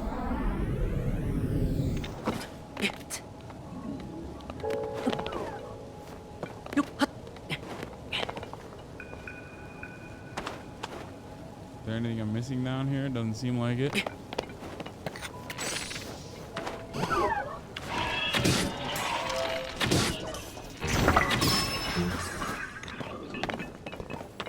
What the fuck was that? A Captain Construct horn? And a flame emitter club? Oh, dude. Those are sick. It's time to say bye-bye to the rock hammer. Or is it bye-bye to the iron ball? I mean, this is gonna die anyway.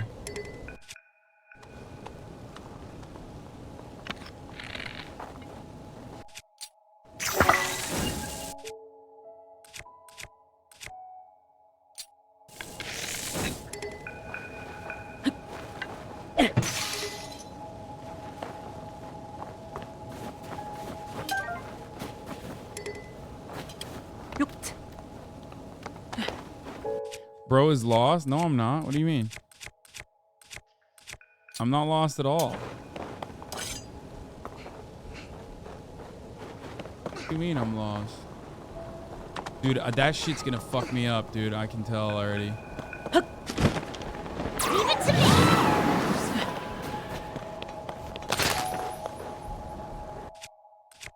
Use rock hammer? Here, I'll use it here.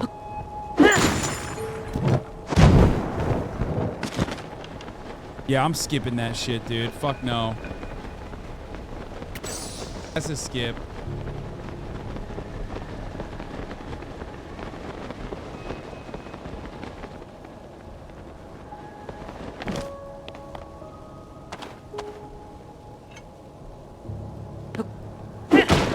That didn't work. Oh, it did.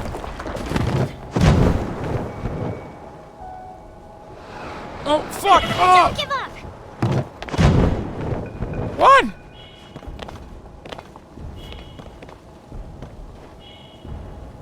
I did that on purpose. I did that on purpose. I did it on purpose. Shut up. Shut up. Shut up. I'm the best at this game. I did that on purpose. Totally deliberately. Haha, you guys are so stupid for... Lol, you got trolled by me. Haha, I did that on purpose. It's a lesser known speedrunner strat. Actually, weaklings don't even know about that. Speedrunner strat that speedrunners only do.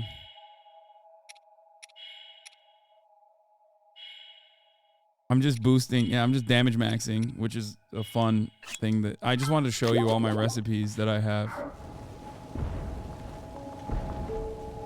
Wait, how the fuck do I get back up here?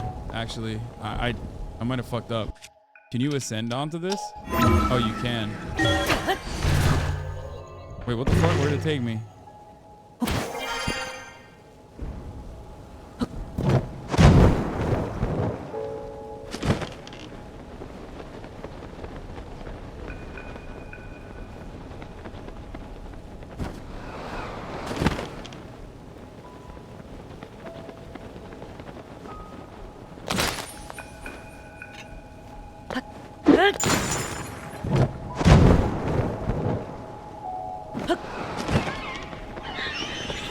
Ah! No!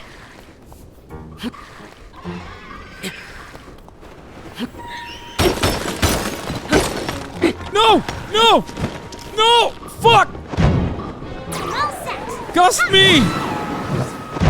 I did that on purpose too. I did that on purpose as well. Dude, everything I'm doing is on purpose. Everything is under control. The Patriots are in charge. Chat, the Patriots are in charge. Bitch! Fuck you. What are you doing? Whoa, what the fuck? Whoa, Patriots are also still in charge. Also deliberately did that. Haha!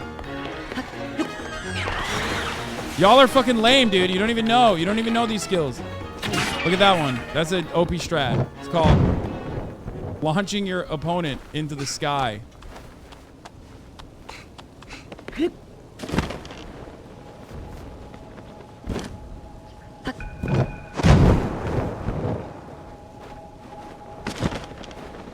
Patriots are rising up.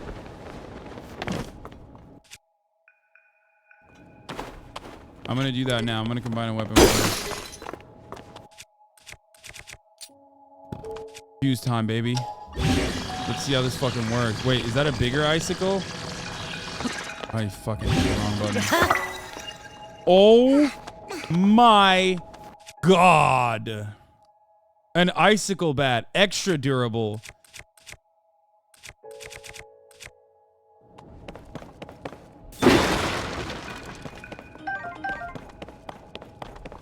Try the infinite duplication glitch. It's super easy to learn. What? No, man. I don't want to fucking do, like, exploits right now. I'm not that far into the fucking game. Like, you're crazy.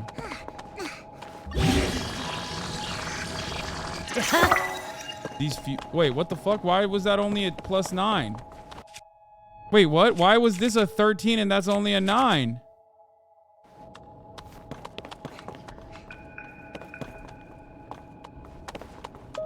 That's a big bummer.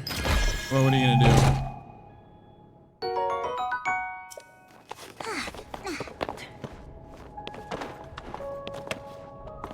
do? Can't break this. Got it.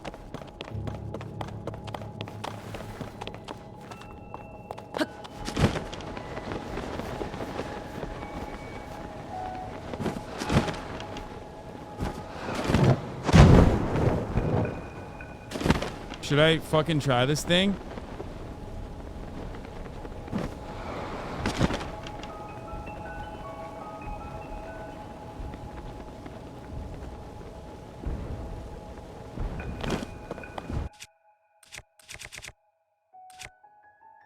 I'm gonna need my biggest gun. Okay, I'm gonna save. I mean, not that it matters, but here, fuck it. Let's just save here. Let's fucking see this Dark Souls ass boss, dude. First, let me see.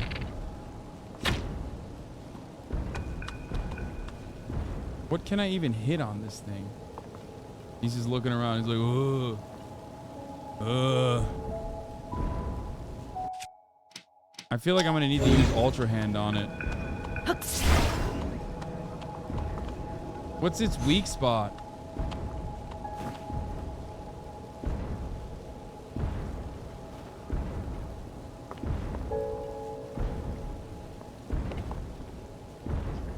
Okay.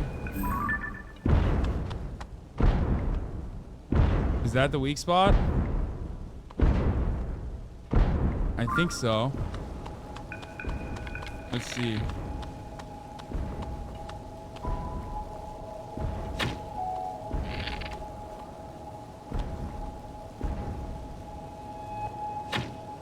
Fucking fuck. What the fuck? What? Okay, I can't do that.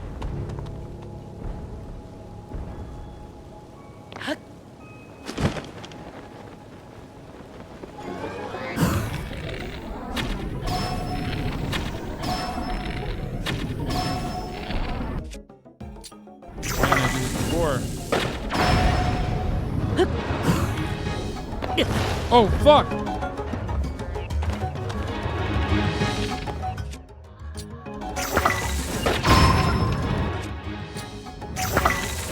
we go.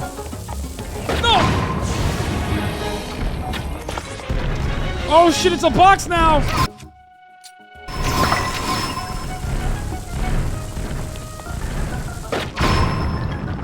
What's up, bitch?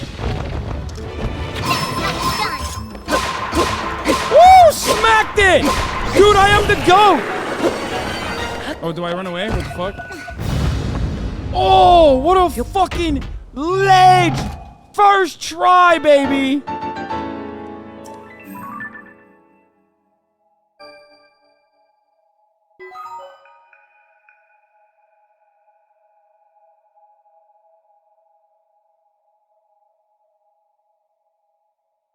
In the depths.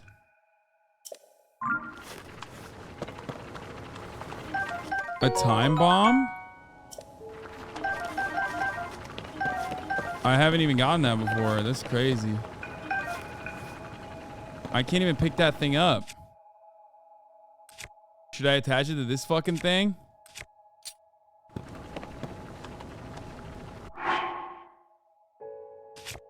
Oh my god, I'm excited. Oh my god. Dude, god damn it, this game is so fucking good.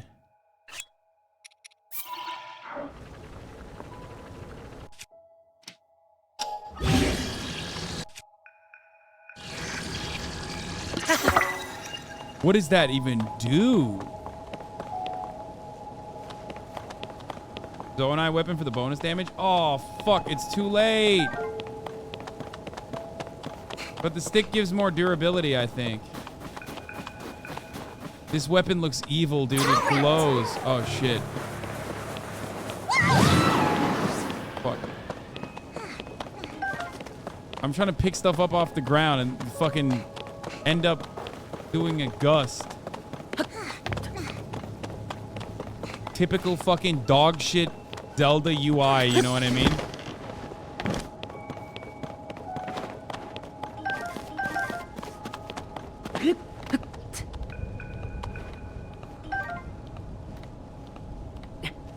Did you know the VA for this bird is actually a girl? No, but it makes a lot of sense. Usually a lot of VAs for male characters are women. In like a lot of your beloved... In like a lot of your beloved shows. Wasn't SpongeBob a girl too? You know, the more you know with Hasanabi. Like how at the top of the hour, there's a 3-minute ad break, and if you no longer want to see those ads, all you need to do is subscribe, which you can do for $5 or for free with a Twitch Prime by connecting your Amazon Prime account to your Twitch account, where you get 1 free Prime subscription a month. The more you know with Hasanabi. Oh, Naruto's NA voice actor is a woman. Okay, got it. Here's the 3-minute ad break now.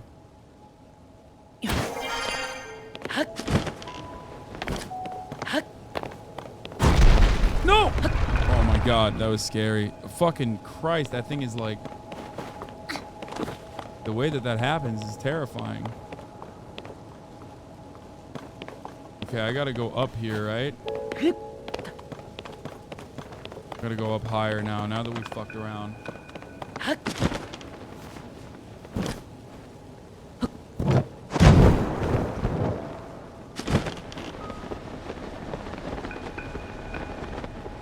Bobby Hill and Pajama Sam, Tom Kenny Erasure.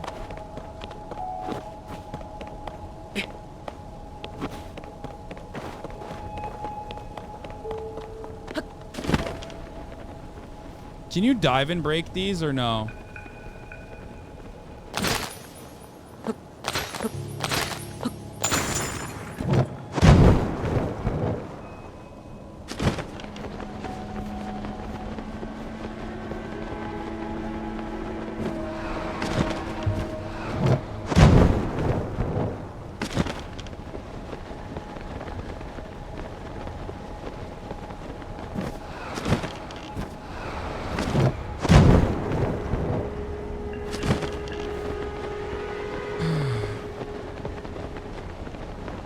I'm at the top, baby. Meet me at the top.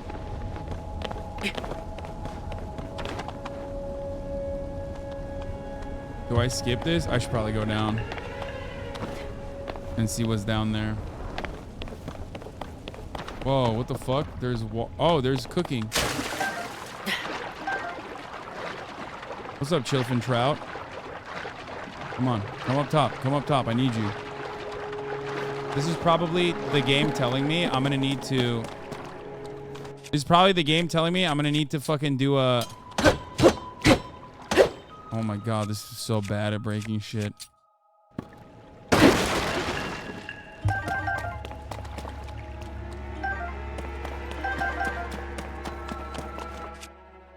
This is the game definitely telling me I'm going to need to make like cold resistance food here.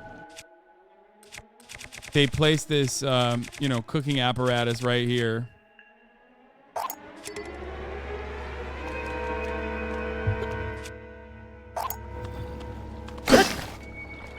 Wait, what? Why didn't it work?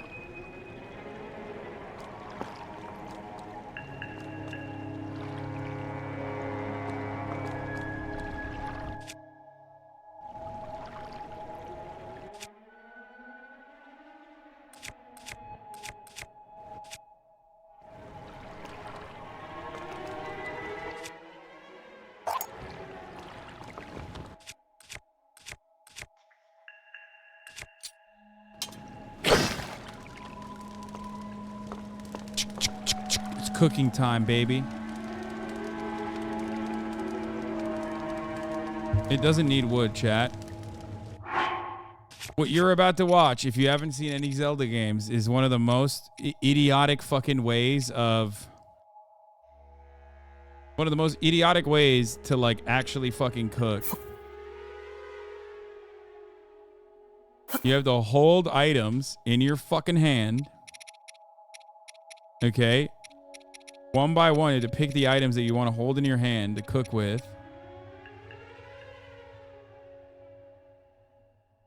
Oh, temporarily boosts your heat resistance. Okay. Makes one's body glow. Don't need that.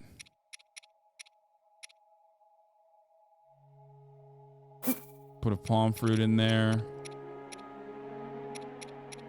You don't just use the recipes.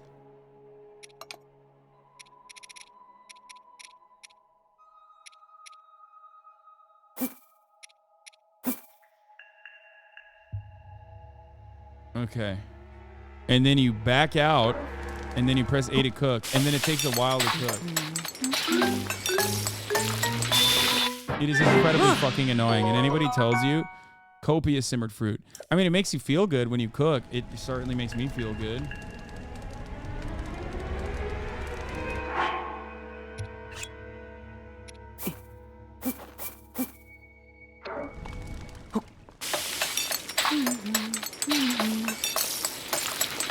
I mean, even if you skip, it doesn't matter. Spicy sauteed peppers.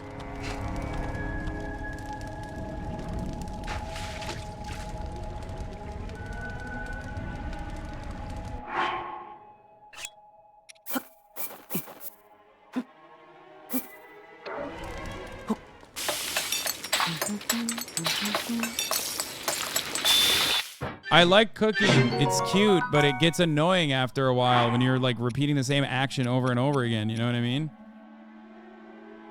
Cooked correctly, it gives off an effect that strengthens muscles and increases attack powers in cold temperatures. Wait, what the fuck is this? I'm gonna try this shit, dude. I don't know if I have a recipe book.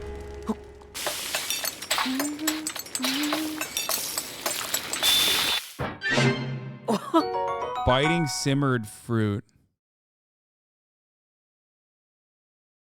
Why does it give it only low level attack enhancement in cold places?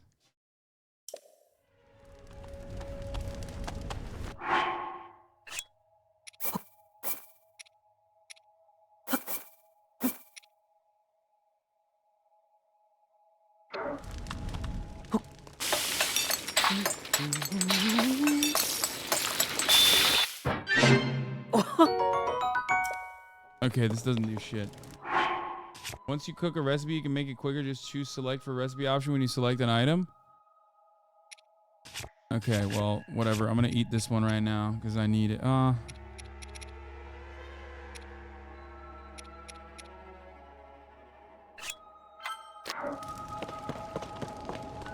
Cook all the peppers. Put some pepper on it. Where's the recipe? How do you fucking do the recipe?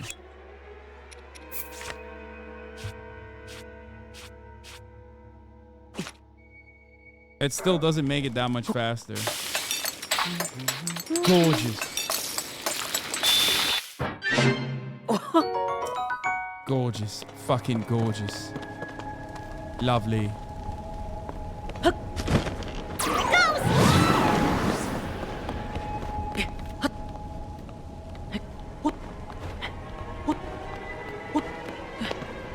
Gorgeous.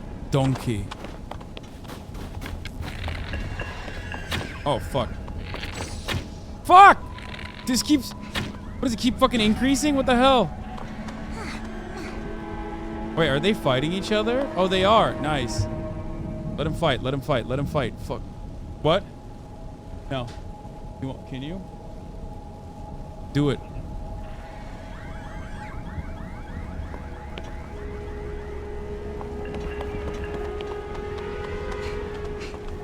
I know, I use eyeballs for homing. It's awesome. It's a cheat. Oh, she did? Oh, I did not see that. When aiming bow, hold the shield button. That will kind of auto-aim.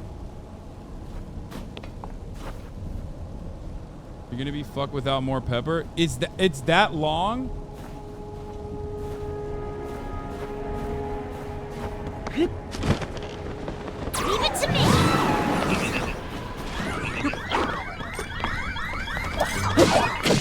Oh shit. See?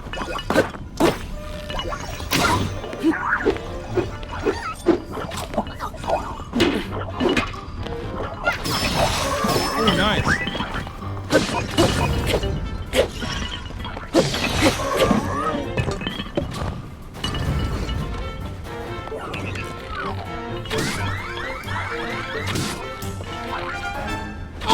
I died. Fuck! I'm bad. I'm bad. I'm bad. I'm bad. I was getting carried by the bird too, and I still died. Not enough pepper on it. That's what happened. Oh, no. Put some pepper on it. Put some pepper on it. Oh, no. It's too much pepper. Put a ruby on your shield. Get that pepper off there.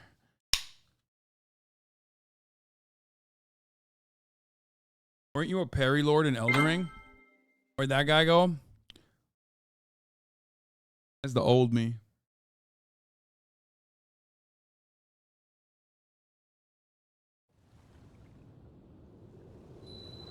Wait, where the fuck? Oh, dude, come on. This is where it fucking started me off. All those fucking recipes gone, dude. That's the worst. Okay, that shit sucked. That's dog shit. Okay. Not like I made that many recipes. I shouldn't be complaining too much. Fucking Christ. It should automatically save every recipe. Like, once you cook a singular fucking thing, it should automatically... It should auto cook it for you.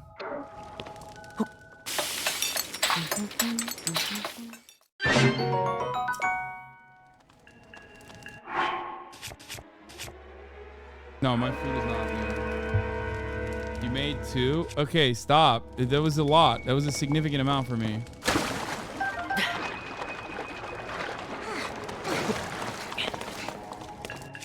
Why is she barking? Put the ruby on a shield. Warmth, Mr. Fucking Mr. Piker. Okay, well, regardless, I need to still make... Just remember... I did that to show you guys a lesson, a valuable lesson, which is always fucking save after cooking. Okay, remember that. Just, that was for you. That one was for you, actually, Chad. Dude, Kaya is fucking barking like a motherfucker. What up? I don't know why.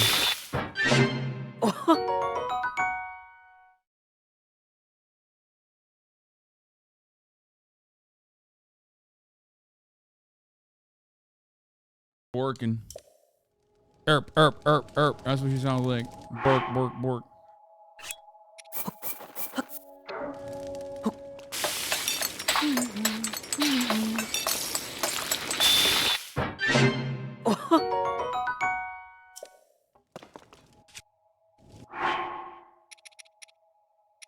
Let's try it.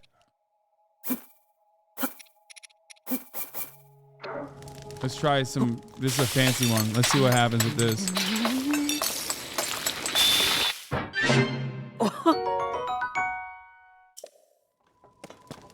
Why is she barking? Oh.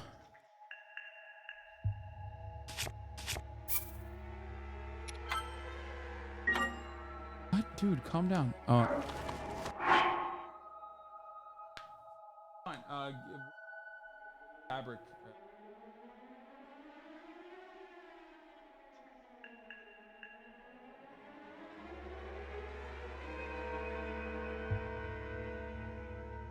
The anti-piss thing on the fabric that you put on it.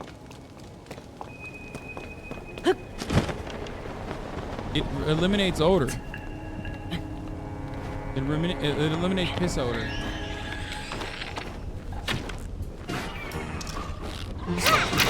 Oh my god, she's so fucking goated.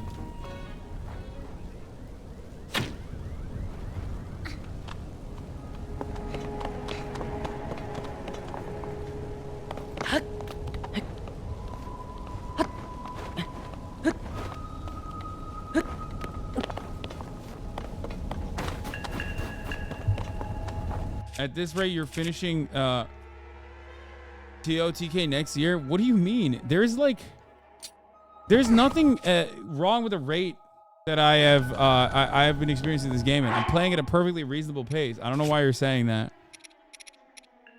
I guess maybe just a troll and I'm eating the bait, but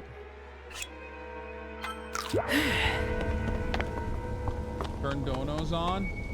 All right, let's do it. Let's fucking turn TTS donos on. A devastating idea. A dumb, silly idea. Oh, we won't hear it though, I don't think. I'll hear it.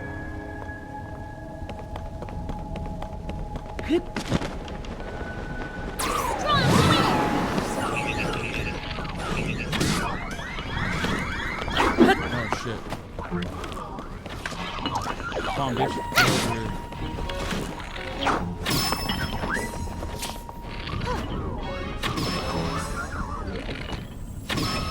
A little bit of cheating won't hurt. You know what I mean? You have the meanest chat on Twitch? I think so too, honestly. Like, I do have a very mean chat. I don't know why. Possibly because I read all of the things that they say, right? So I think that's where it comes from.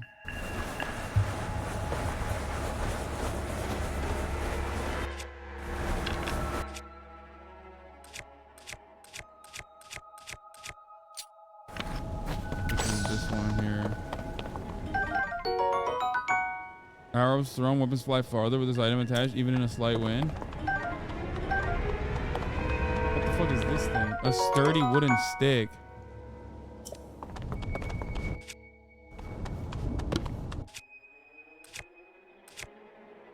Yeah, XQC chat is probably worse.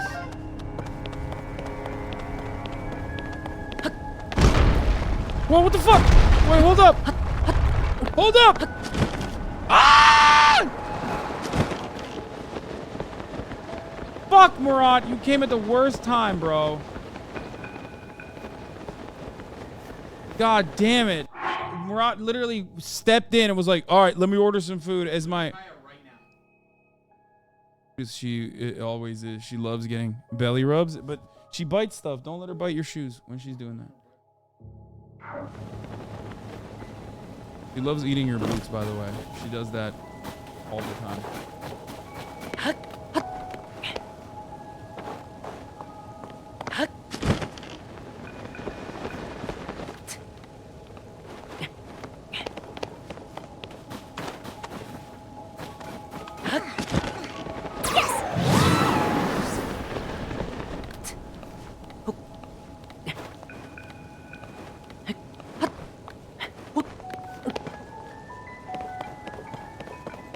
Oh. I have to fucking reload that last save, don't I? There's no way. It took me back all the way to the fucking start. That's so whack. Fuck, that's so whack. God damn it, how is there no autosave after you fucking fight that? Jesus Christ, dude.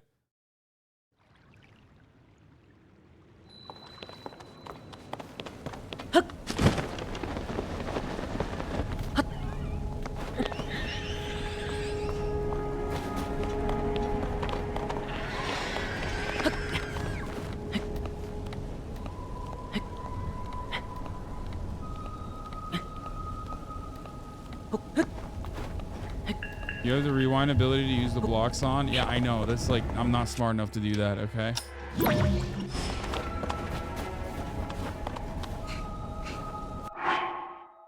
At least this time I have the food, so...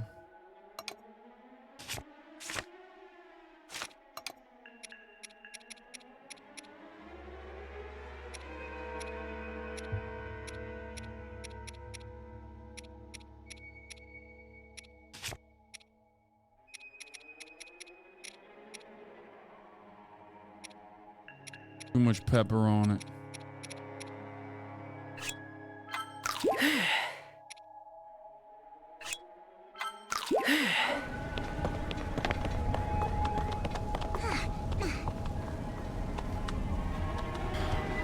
How are you able to hear the game audio without headphones or it getting picked up on your microphone? It's called the noise gate, brother. It's the best in the game. That's why Murad is in here right now and he's talking and you can't even hear him.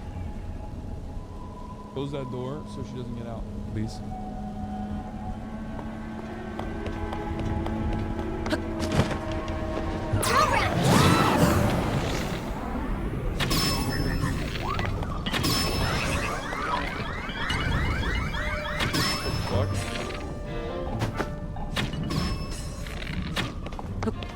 I mean, I'm so much better.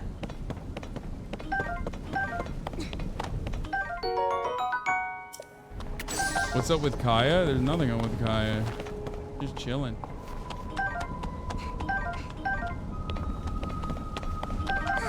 No, don't go there yet. Don't fucking step on it, you dumb bird.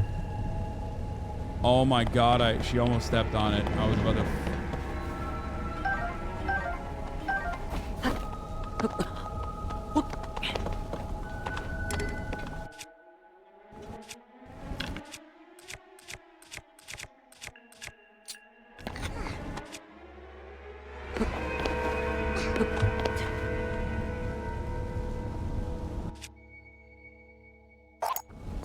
She just thinks humans are better chew toys than her actual chew toys is a problem.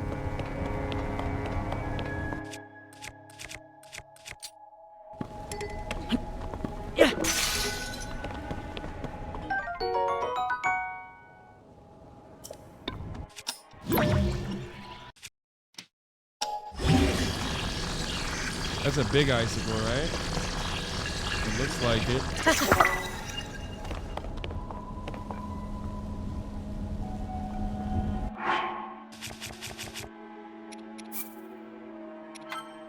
Not today, friend. Not today, friendo.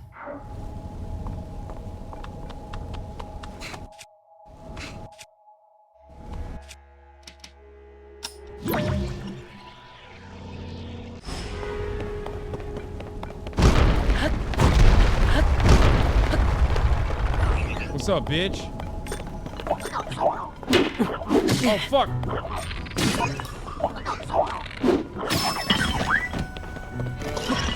Fuck! What am I doing? I was pressing R to hit it. I'm so fucking stupid. So fucking dumb.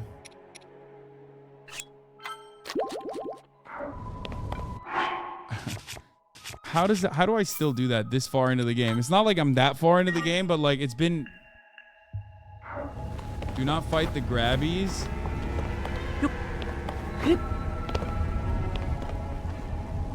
What's a grabby?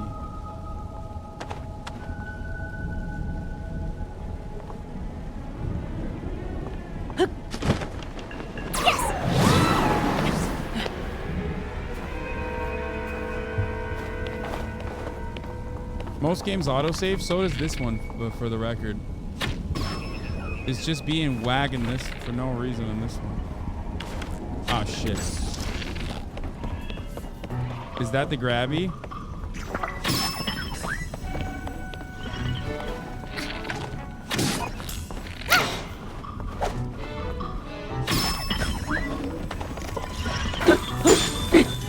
Haha, that's so sick.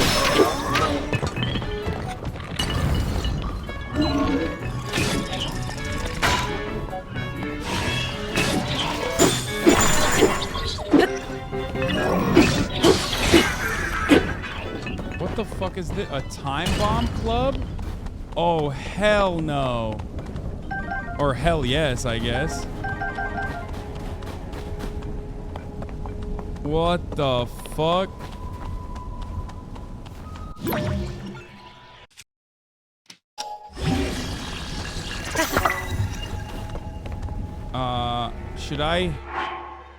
Should I even use this? I feel like that's a dumb...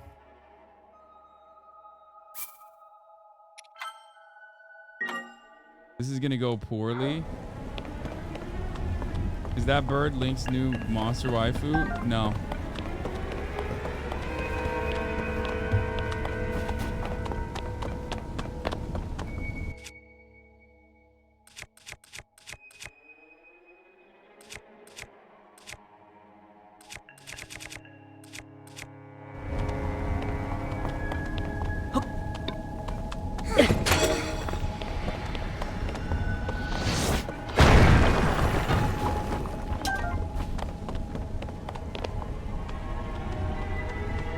Good to know I have that.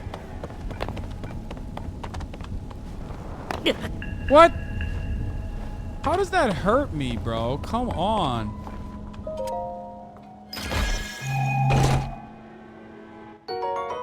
Ooh, Pog, large zone eye charge.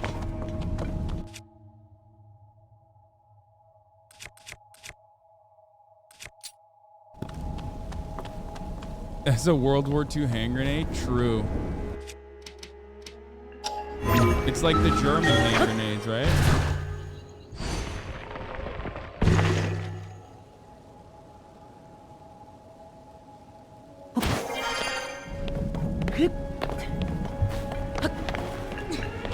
Pure evil in Link's hands. Good callback, dude. That's pure evil in my hands. So fucking stupid.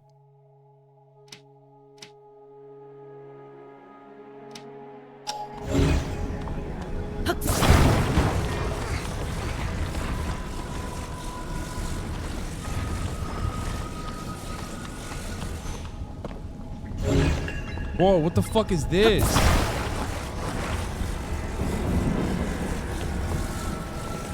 This seems way sicker.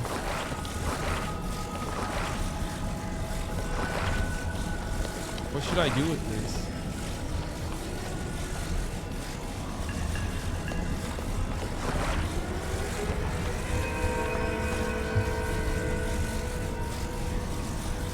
Is it heavy? Is it heavier, chat? I feel like one is not going to work on that. I know I need to make a hot air balloon, but I feel like it's too heavy, right?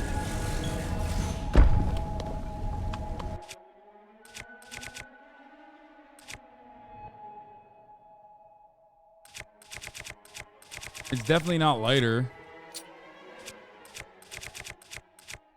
Oh, let's try it. Wood burns, it doesn't matter. It's gonna be on the other side, so it won't burn.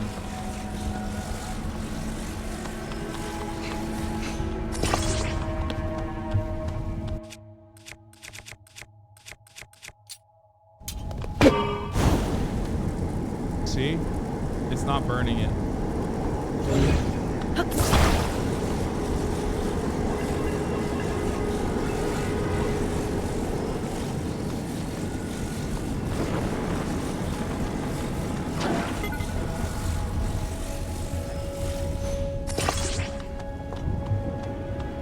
Can you wind gust with this?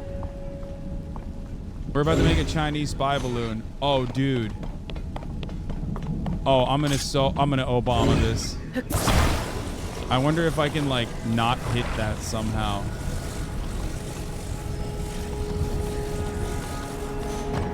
Is there a way to just hit this and then grab that real quick? That's what I'm gonna try to do.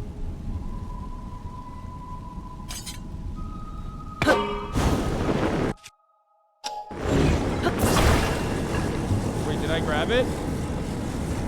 No, I grabbed the wrong thing. Fuck.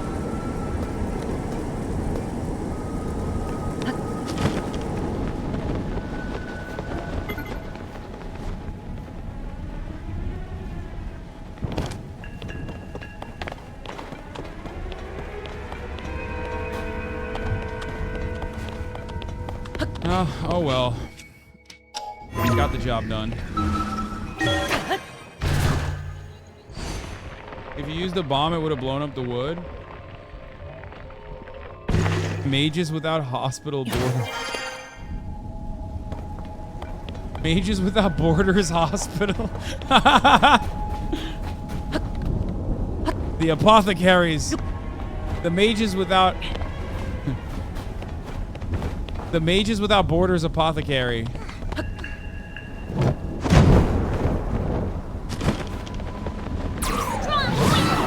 Gust my ass, dude. Let's go.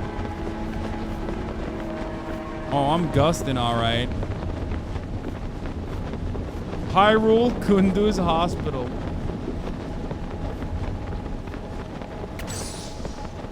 Damn, I could double up on the fucking...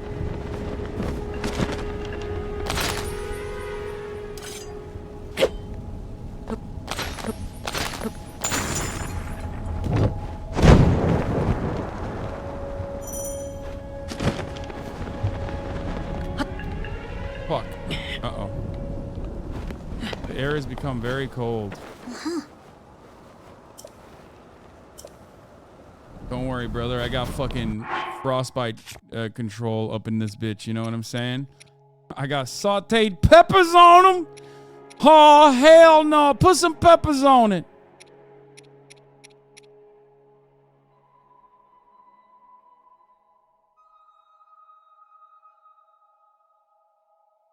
Fuck.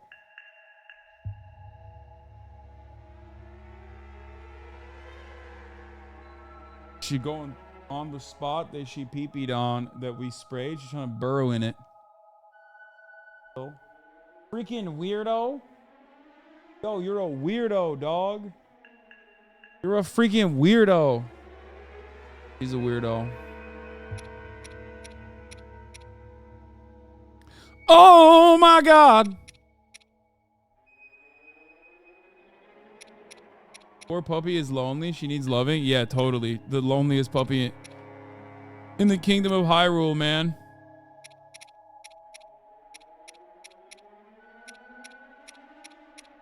I want to use like a shorter.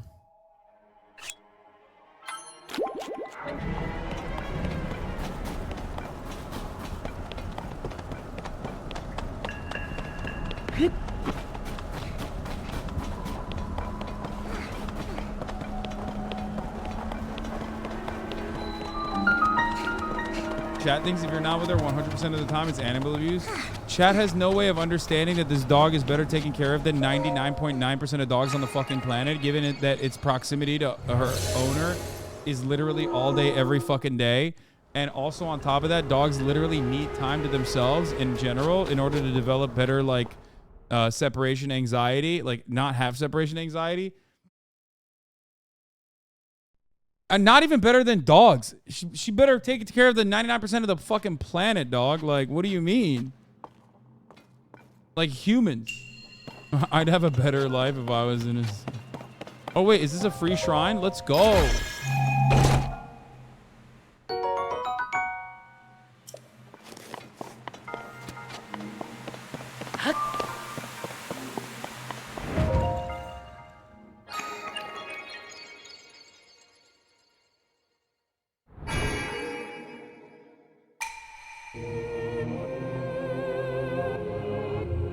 COVID puppies are insanely attached. Yeah, probably.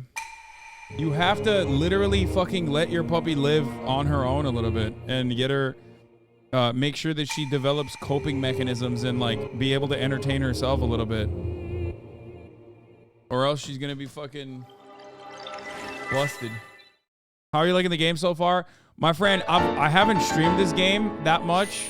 I've actually played a lot offline. I love it. I'm a big fan of Breath of the Wild, and this game is even better than Breath of the Wild. And I thought Breath of the Wild was the best game, one of the best games I've ever played in my entire life. So it's incredible. I don't know why subs are getting ads. It might have something to do with your ad block, for the record. If you're getting ads as a sub, you probably have ad block on or something, and it's like forcing you an ad or some shit. I don't know. Or I don't know what the deal is.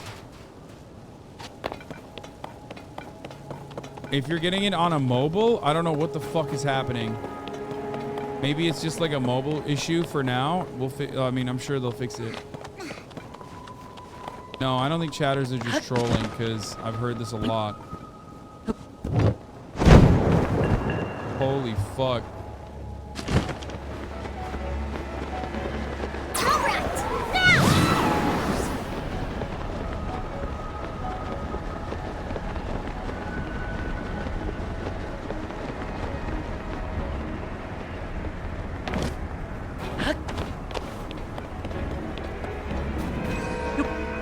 Save. Good call. Dude, playing this with chat is actually pretty good. I'm not getting a tremendous amount of backseaters. Maybe and the game is not very mold-inducing. It's a very cozy game. And chatters are actually reminding me helpful shit like saving.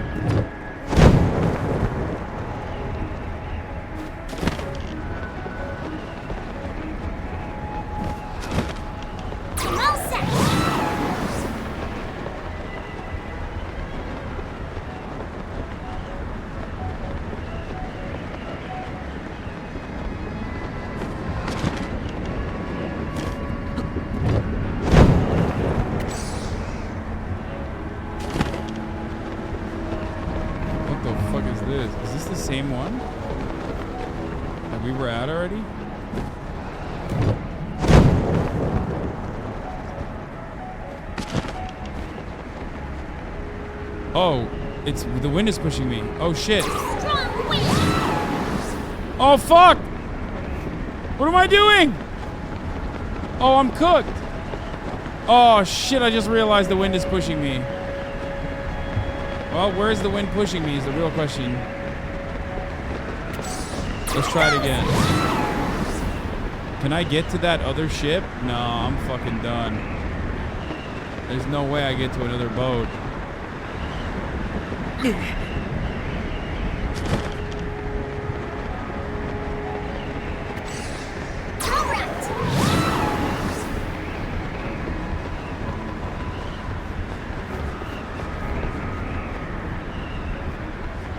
Oh, there's one. Okay, I think I'm gonna make it. I think I'm gonna make it. I think I'm gonna make it. I think I'm gonna make it. I think I'm gonna make it. Am I gonna make it? Am I gonna make it? Am I gonna make it? Am I gonna make it? Am I gonna make it? Am I gonna make it?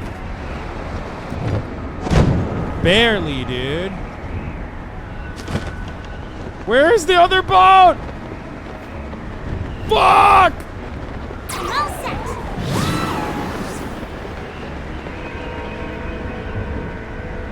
I'm so fucking cooked, dude. Which way is the wind blowing? It's like blowing in every direction.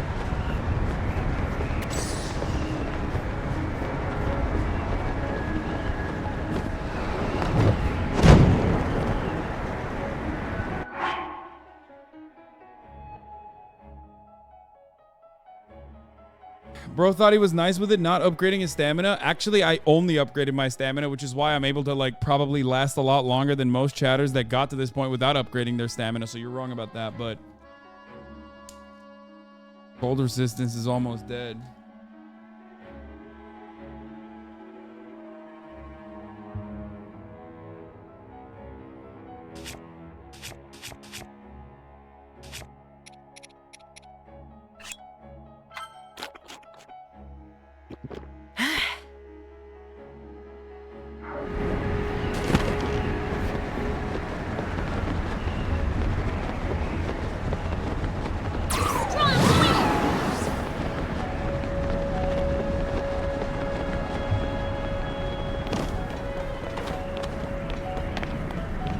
love me some mid-air snackies.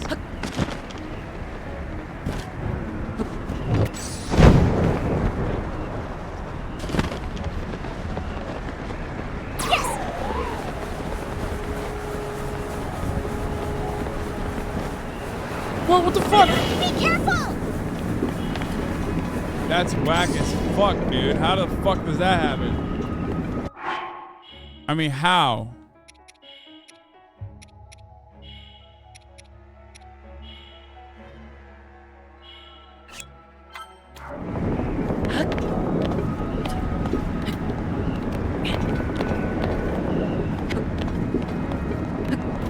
This is Zelda at its fucking worst, okay?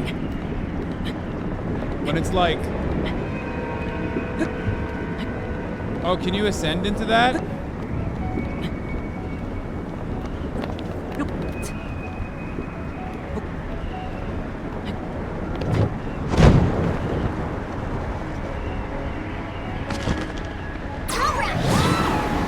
Fuck! Okay, that's the wrong way. I can't go that way. I realized. I have to go towards the wind. Okay, I have to map out my strategy and just pick my next target. Why are you behind me, dumbass? Or it's in front of me. You're supposed to be behind me. Fuck! Stay behind me! Dumb bird!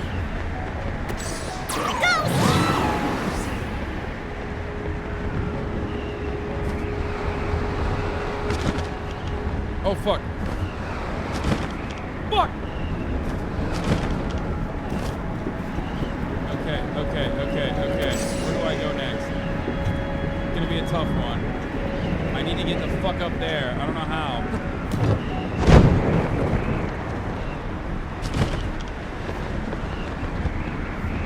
Strong wind! Give me Gus, give me Gus, give me Gussie, give me that Gussie. Oh yeah, give me that Gussie.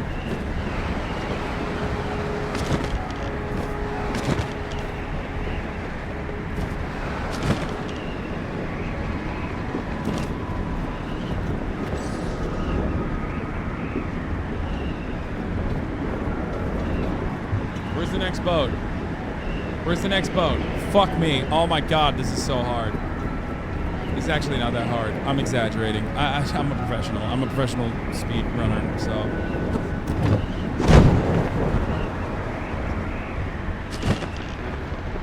Leave it to me!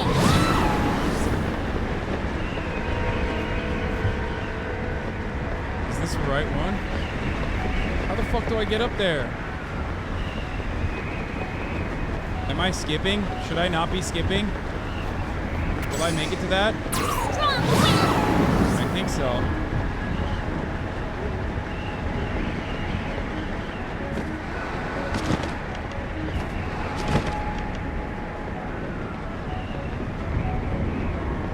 Fuck!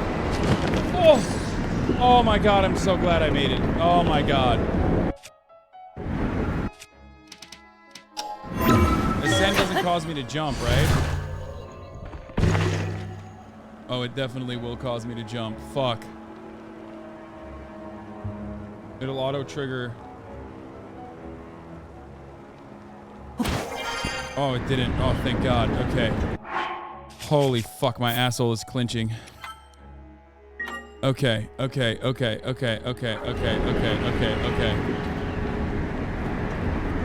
that boat? I need to get up to that platform boat.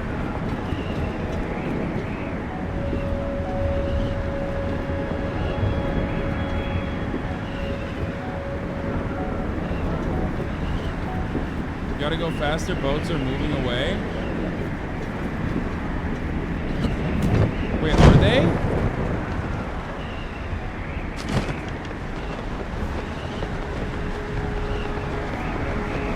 Leave it to me! Are they moving away?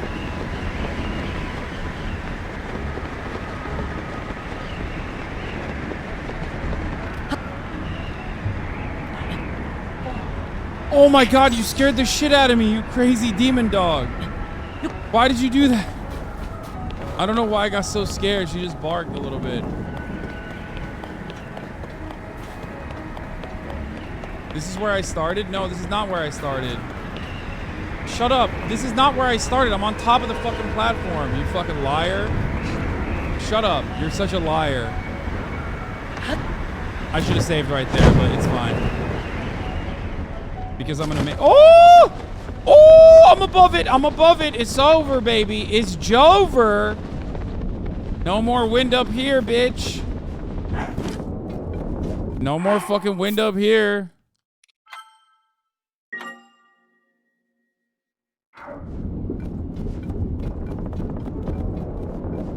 Okay, but I have no idea where to go now.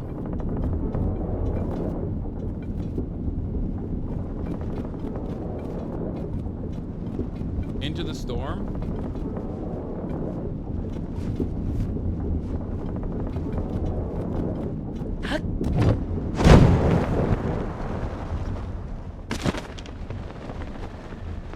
What the fuck?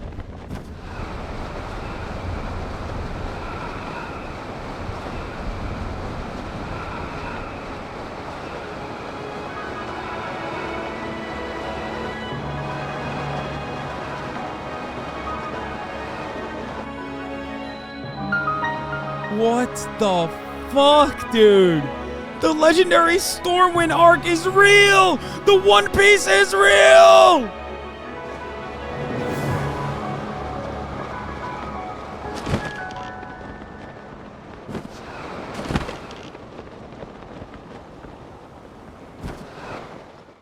What? Uh-oh, cutscene time. Zia!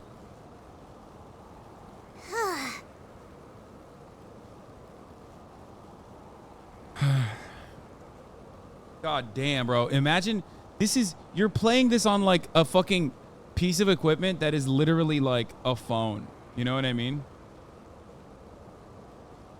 You're playing this on a piece of equipment that is basically a phone. Like there are more powerful phones than this thing that I'm playing this game on. Crazy.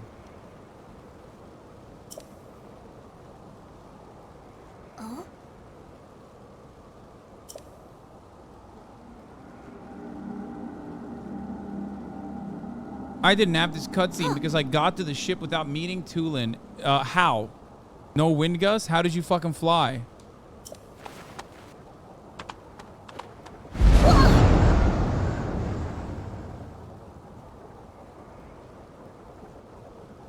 Damn, y'all are such fucking... Y'all are sick, dude. Zonai cheaters.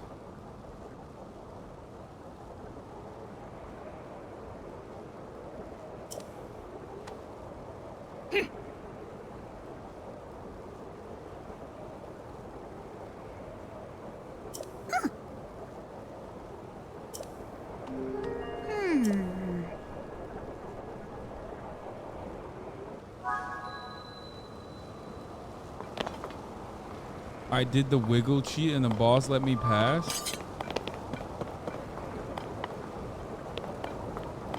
Should I explore or should I go directly in there? What the fuck is this chicken?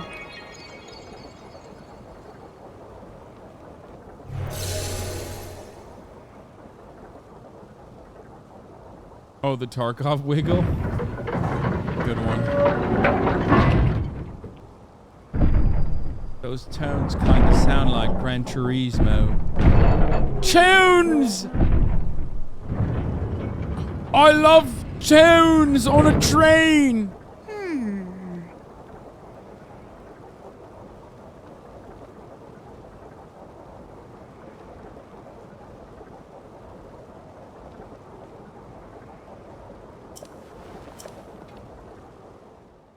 Oh man, it's a puzzle time before the dungeon. That sound, the one that said come here. Brave fledgling. There are still 5 locks securing the hatch on the deck. Use your power to release all 5 locks, and the hatch should open. Oh, this is literally identical. Heed Dude. my words.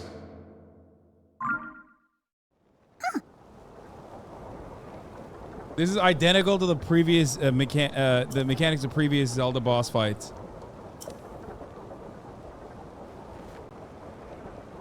The source of the blizzard messing up the village has got to be under this hedge there, Link. If that voice was right, it'll open once we find a way to release all 5 locks. We're so close, Link. Come on, Link. Let's figure out how to open up these locks and release the fucking demon, yeah?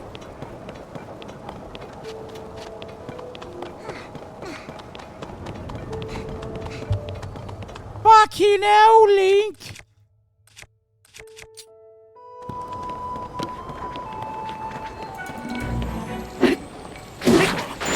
Oh!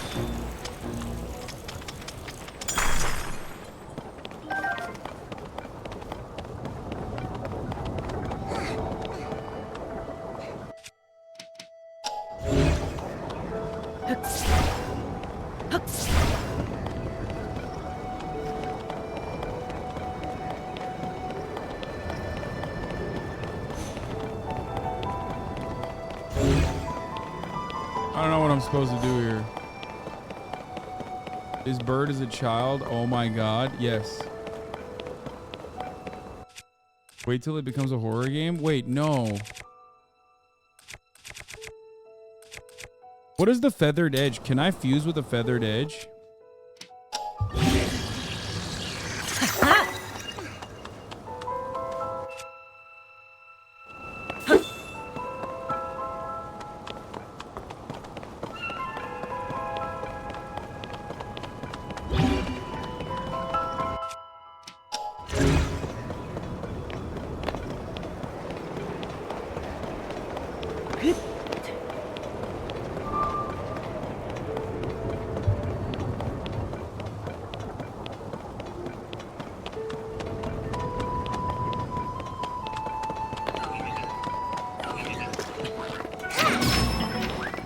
Damn, dude, that burb is so fucking fire.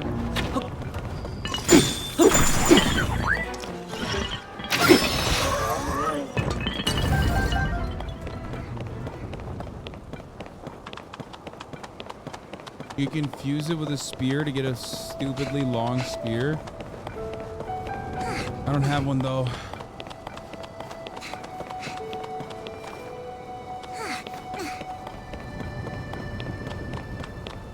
Ugh.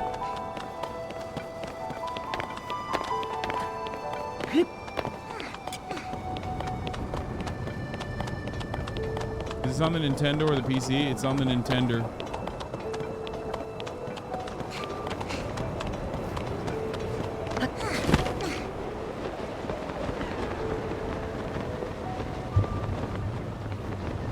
What is this thing? That looks like a gun. Oh!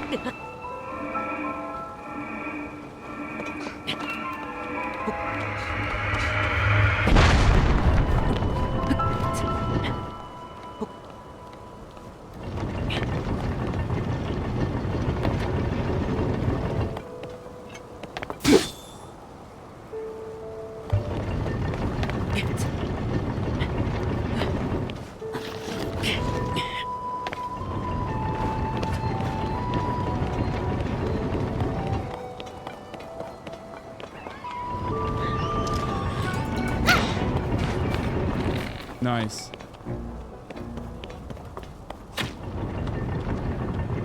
Okay, I have no idea. I have no idea what to do here. I also kind of want to save scum, but I guess I'll save it now.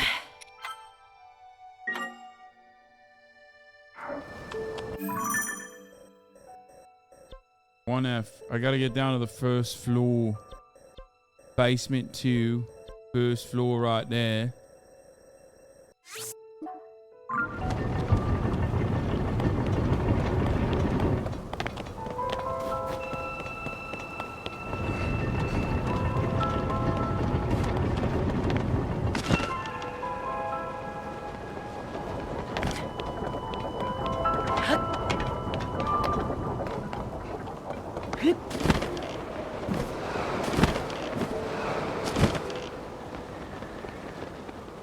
This doesn't do shit.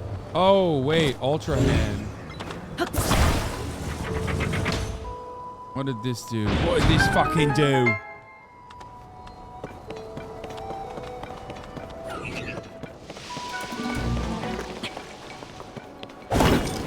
Uh-oh.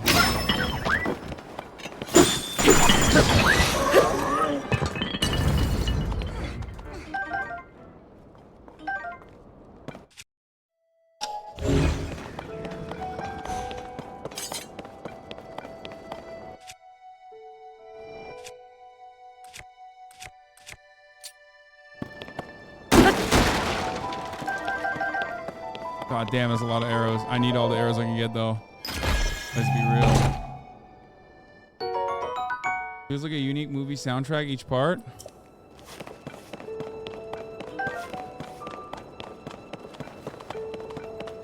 Stop sniping cock text in chat. What the fuck is that?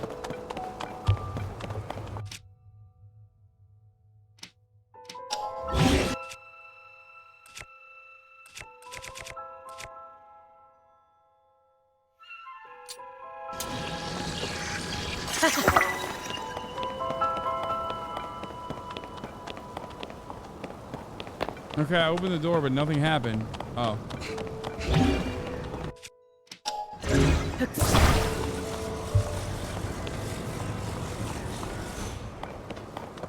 Wait, can I unlodge this?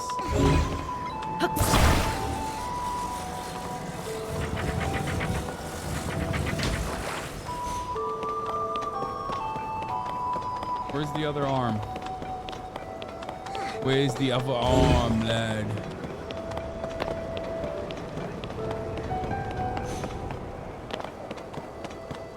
Maybe I can use an icicle? Doubt it, but...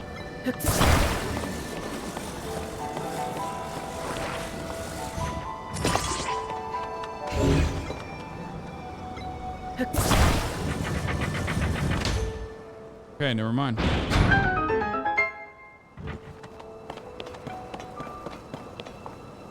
Wait, why am I still using this whack-ass shield, bro?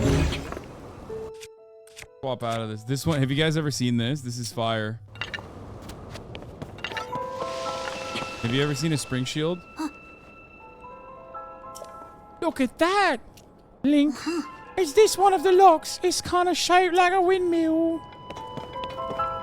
Is it one of the fucking locks? Yeah.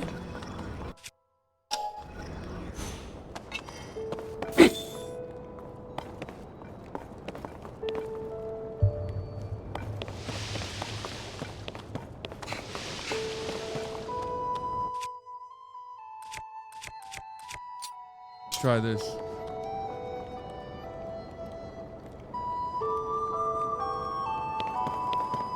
Come here, dummy. Come here. I'm all set.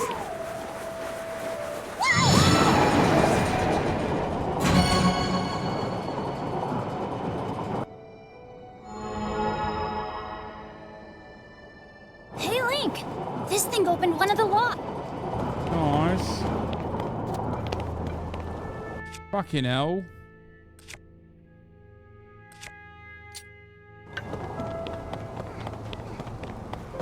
How do I get in there is a real question, though.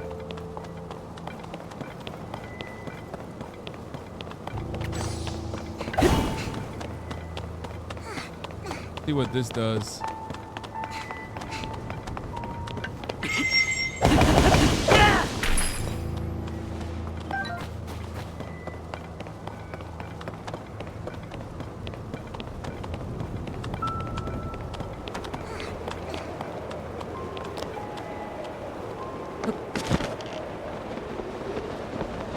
Strong wind.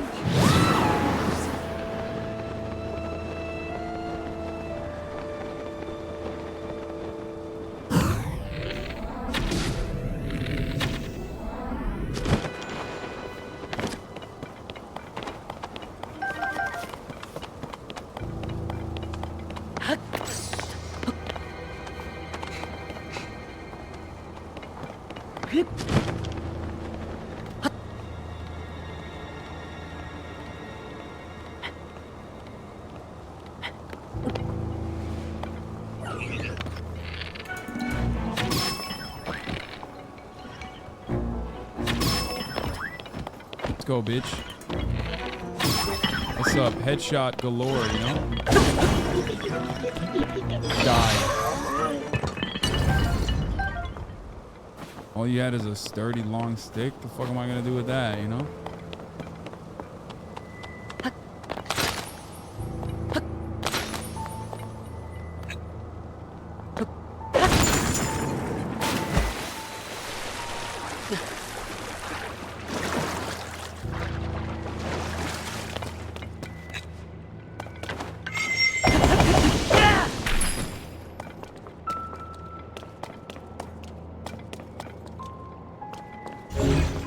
Down on ice.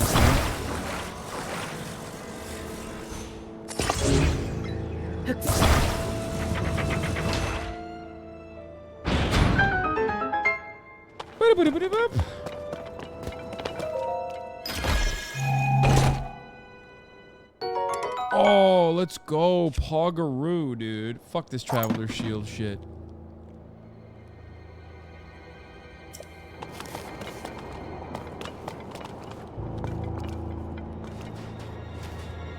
Poggies.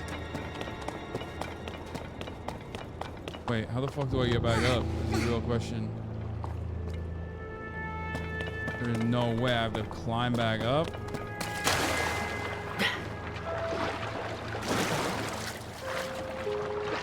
Oh, good thing I have a fucking skill that is literally for this reason.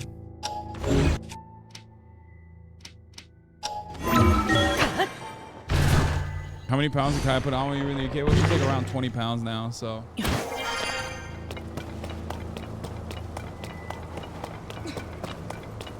Okay, well, we got up here, but there's gotta be more here than just a crate.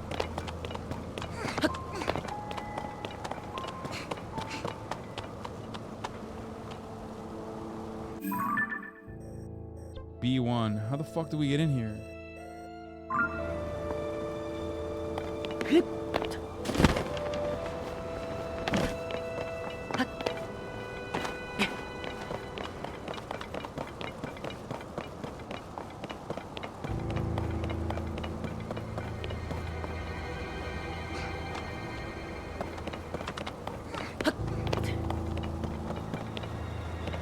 I'm just gonna jump out of here. All right, peace, boys. We're done.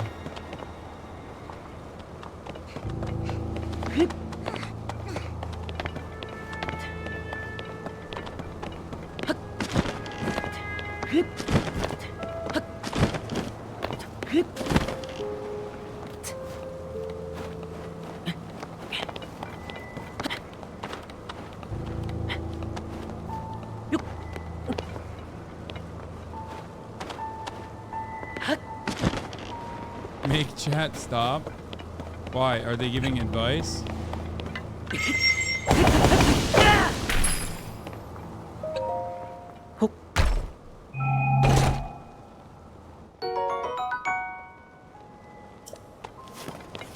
I'm gonna save and then I'm gonna use the power of Allah.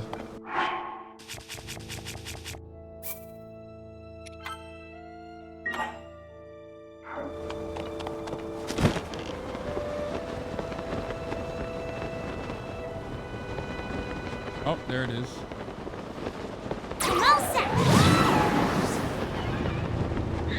Oh my god, that's literally a Patriot missile defense system. What the fuck?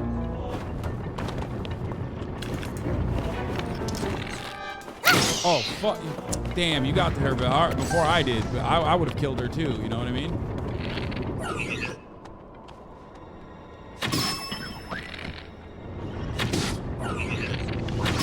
Oh shit, what the fuck does he have in his hand?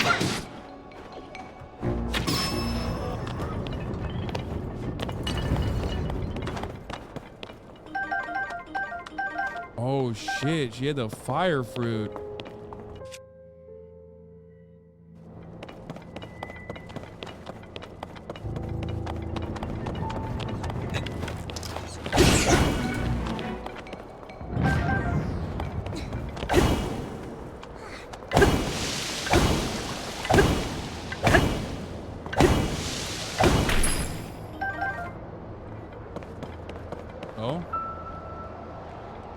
Okay. Fucking hell. Nice. Fucking hell. Nice, nice, nice. Go down to the fucking basement, yeah? Alright, the other side probably has some goodies. Use it the least amount of arrows as possible.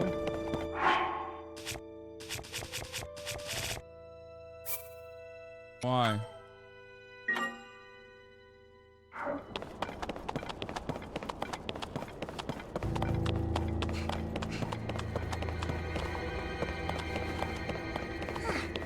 They move.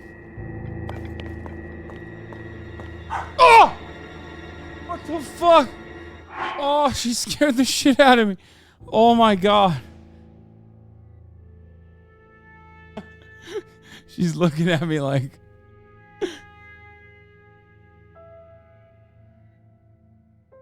Bro, these fucking dogs.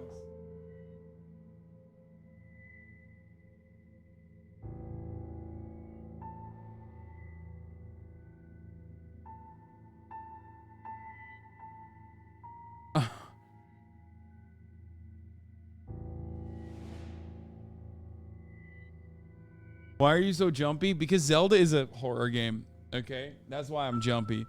I'm especially jumpy because at the top of the hour, there's a 3-minute ad break, and you should be jumpy as well in order to avoid those ads.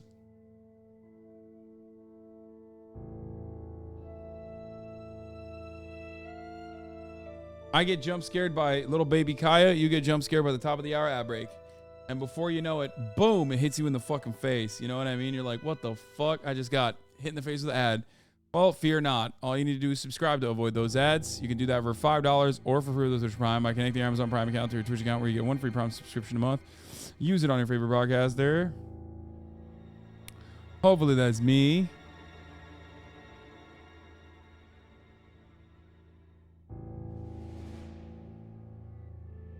Oh. Here's the 3-minute ad break now.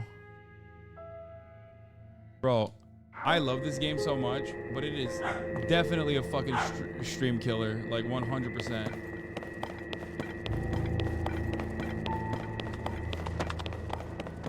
And anyone who says that is not the case is fucking does not have an understanding of how these things work. Ignore those losers? Wait, what? No, it's not saying that to me. I'm the one who's saying it. There's a lot of big events going on. Rivals of shit? No, it's not that. Every other streamer that has played the game also has seen similar experiences. The sad and cold hard truth of the matter is that this platform is like moved away from being a fucking platform that is for gaming and for like high intensity reacts, drama, and shit like that, you know, TikTok reacts, things of that nature. So this very same audience they used to be in, I mean, and obviously still competitive gaming is still fine on the platform, but nowhere near as good as it once used to be. I think a lot of people don't want to watch it right now because of spoilers. A game like this. Come on, get in here. I'm gonna try to gust to win this. Come on. Okay.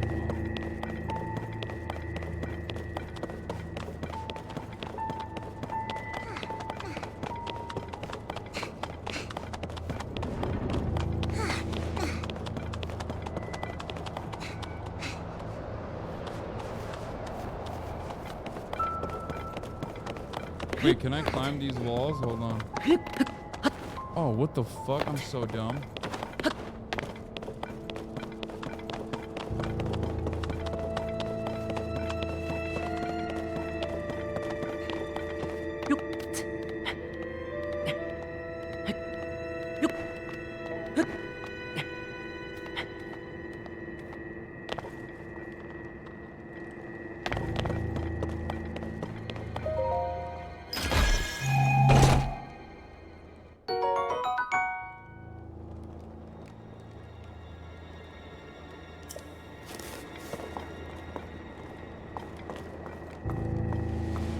Everyone in chat beat it in 90 minutes, so we're chilling. Yeah. Dude, the record holder is in the chat. That's crazy.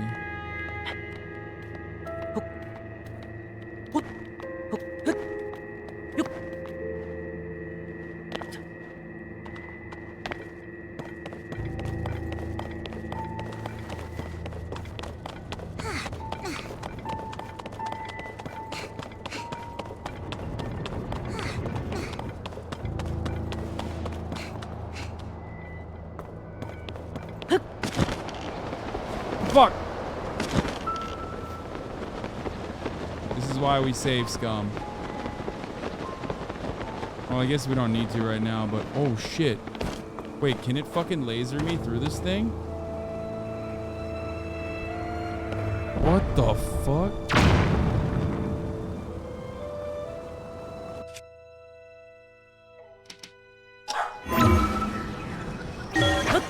You're ahead of me. I don't know how I was streaming and traveling every day. Through traveling. That's how I'm ahead of you.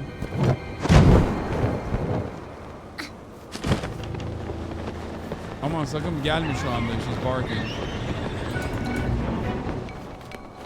We don't want to give her attention while she's barking.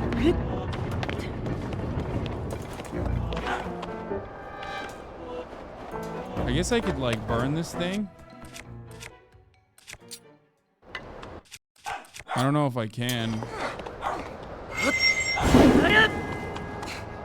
Oh, I can't. Come here.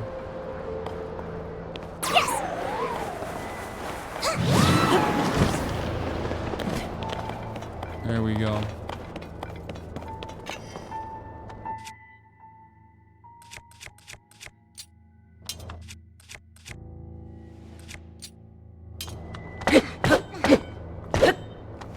Oh my god, just break it, dude. What the fuck? I can't even break it with this thing.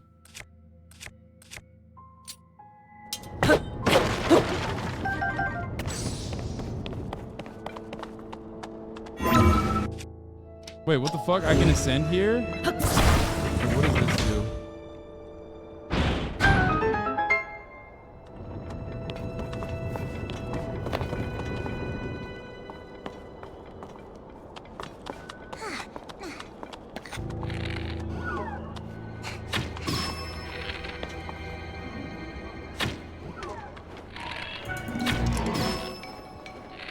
What's up, bitch? That's what I thought. What's up, dumbass?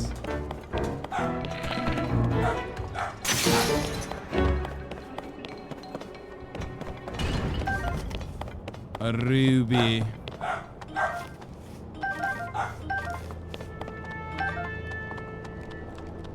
A stone shard gusher. Are you leaving? Nereye lan? Wait, can you take her out one more time before you do that? Come on, bro.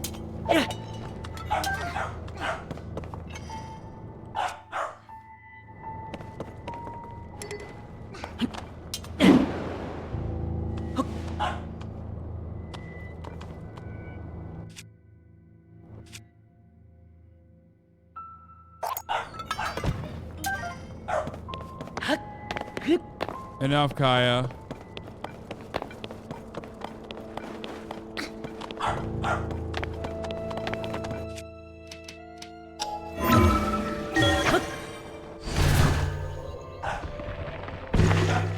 What?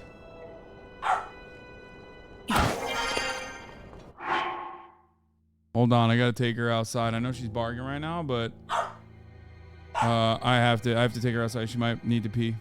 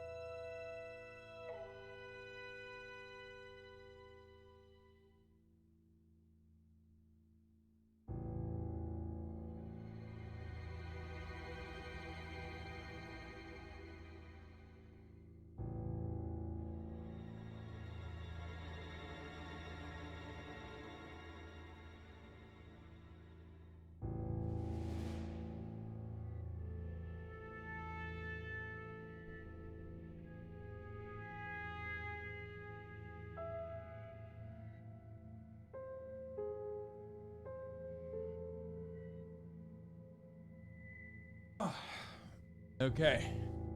We did a little pee-pee.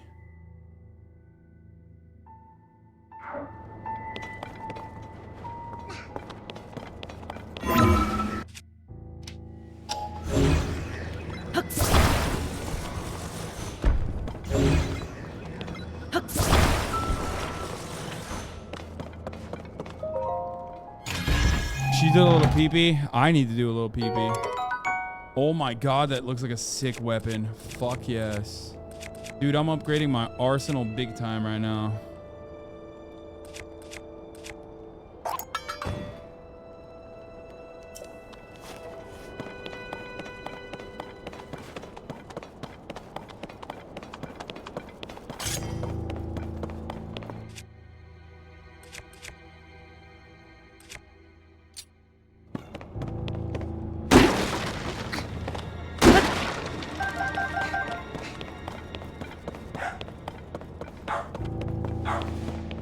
Okay, now she's barking again for no reason.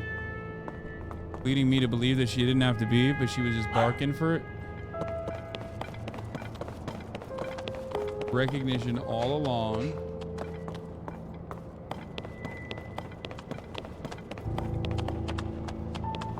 Bored.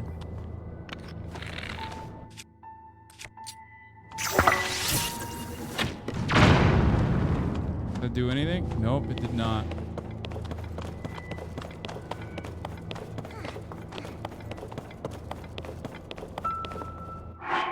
Okay, when in doubt, look at the map. What do we see on the map? We gotta go to B1. How the fuck do we get to B1? Did you use your amiibo? I don't have an amiibo. Oh, what the fuck is this thing? Look in these. Okay, what the fuck? What the hell is this then?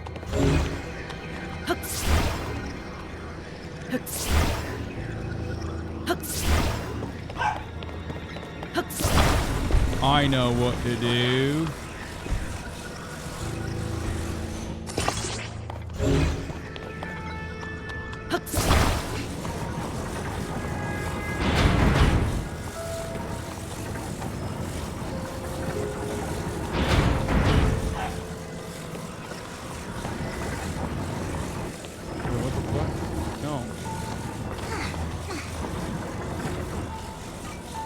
Why can't I move it this way?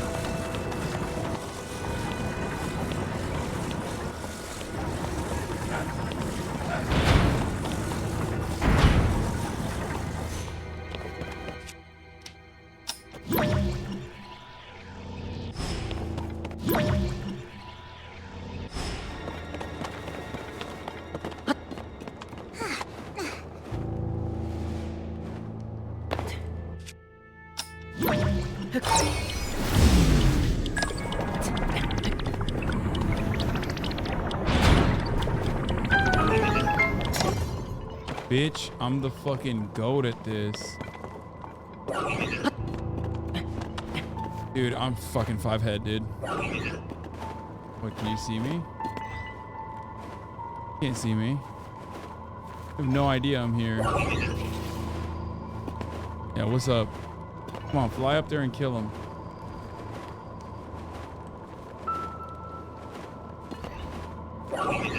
Fucking Roomba. What are you gonna do? Huh? What are you gonna freaking do, huh?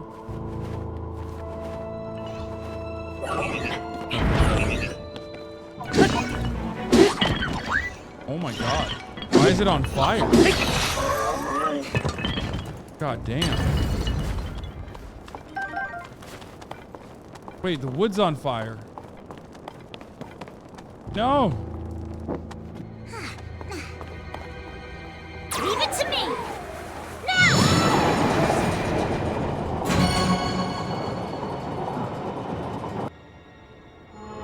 That's 3. 3 more to go. We can do it.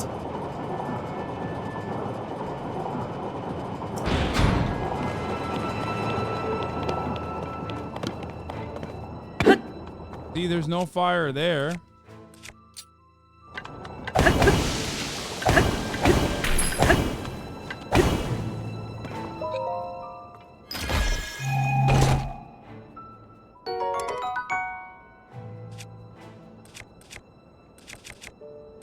Dude, we have some goated ass shit here.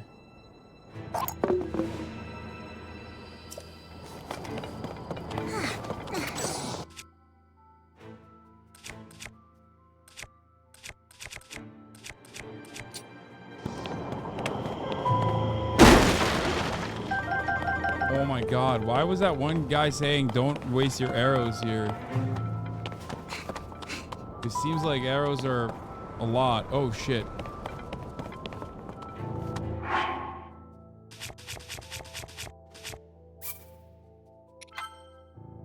There's a reason they're giving you lots of arrows? Yeah.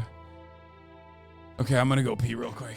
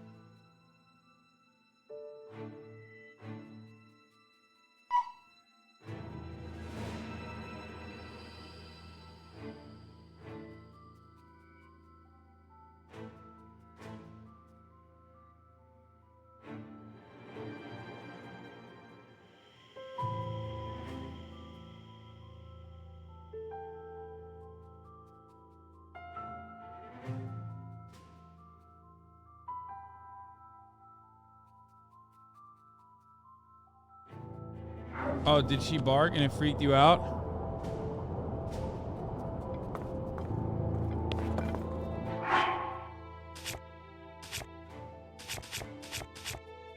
Why'd you say yikes?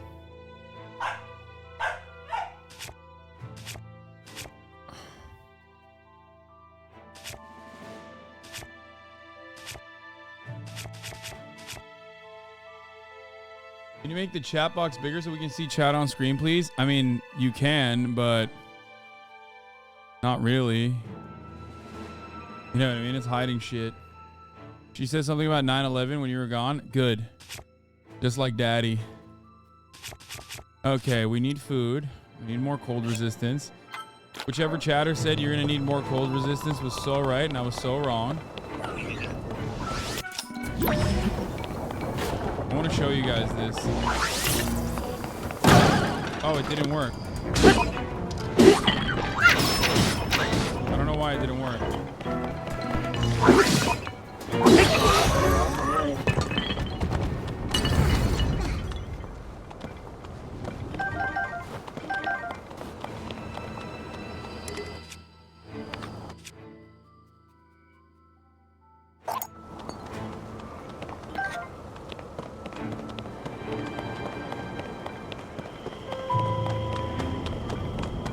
Shield serve with the spring shield? I don't know how to do that.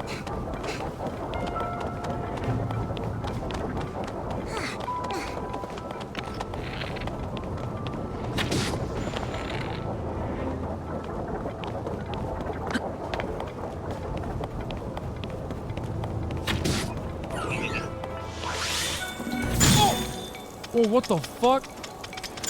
This is what I mean. This shit like one taps you, bro.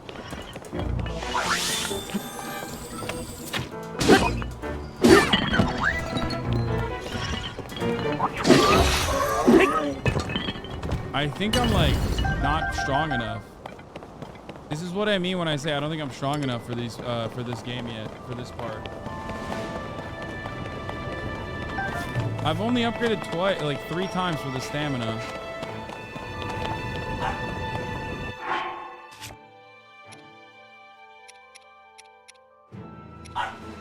I don't have enough fucking food for this part. I really need more food. Fuck.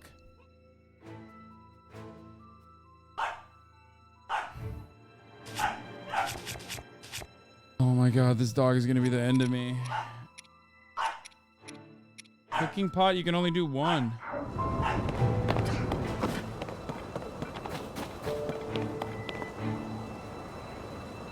You can teleport back if you leave. Yes, I can, but I'm gonna end it here because I'm gonna go take care of my dog. She's behaving in a way that is very baby. A fire weapon can heat you. Yeah, except my problem's not with heat. My problem's with health. I'm like a 1-tap, which I feel like is gonna make whatever boss I have to fight now really, really difficult. But anyway, I'm gonna go. I'm gonna deal with this.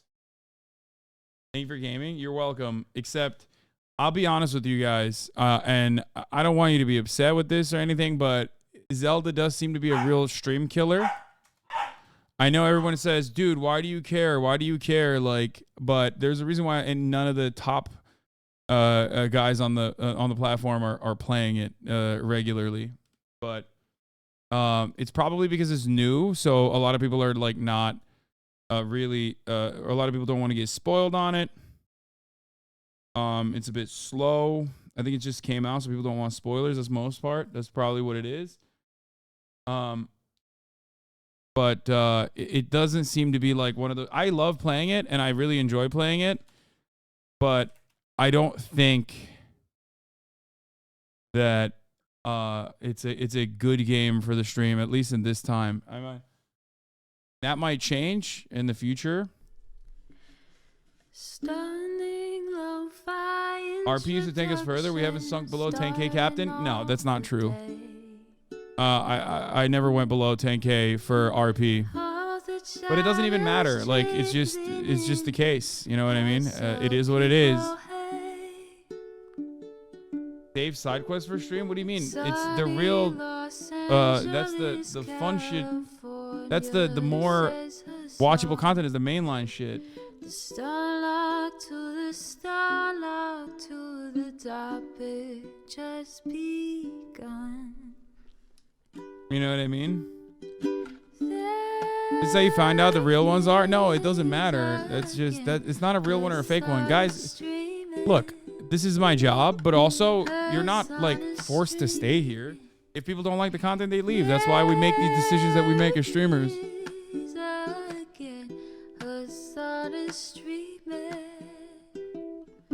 Like, it's not that big of a deal.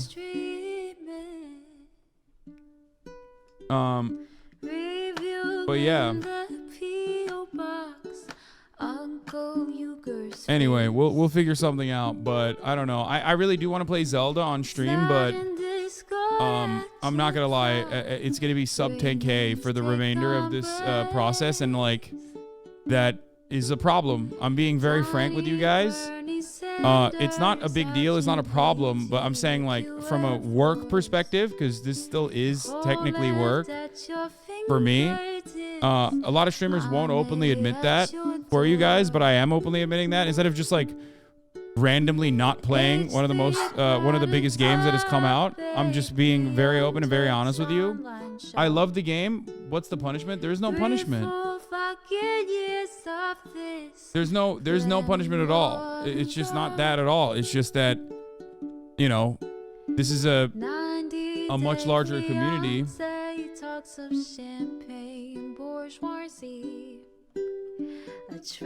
Or you said Ragnarok wasn't a stream game and you were so wrong then? Yeah.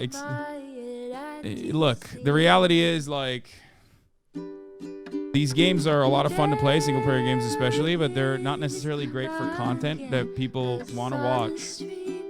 So, you know, all of you guys that are in here still are obviously like, what the fuck? Well, I enjoy it. So I'm telling you honestly that like, you know, It feels like a punishment. You're still the top view streamers right now, dude. Okay, I should have never fucking told you guys this. No, anyway. All right, bye guys. See you tomorrow. Love you all.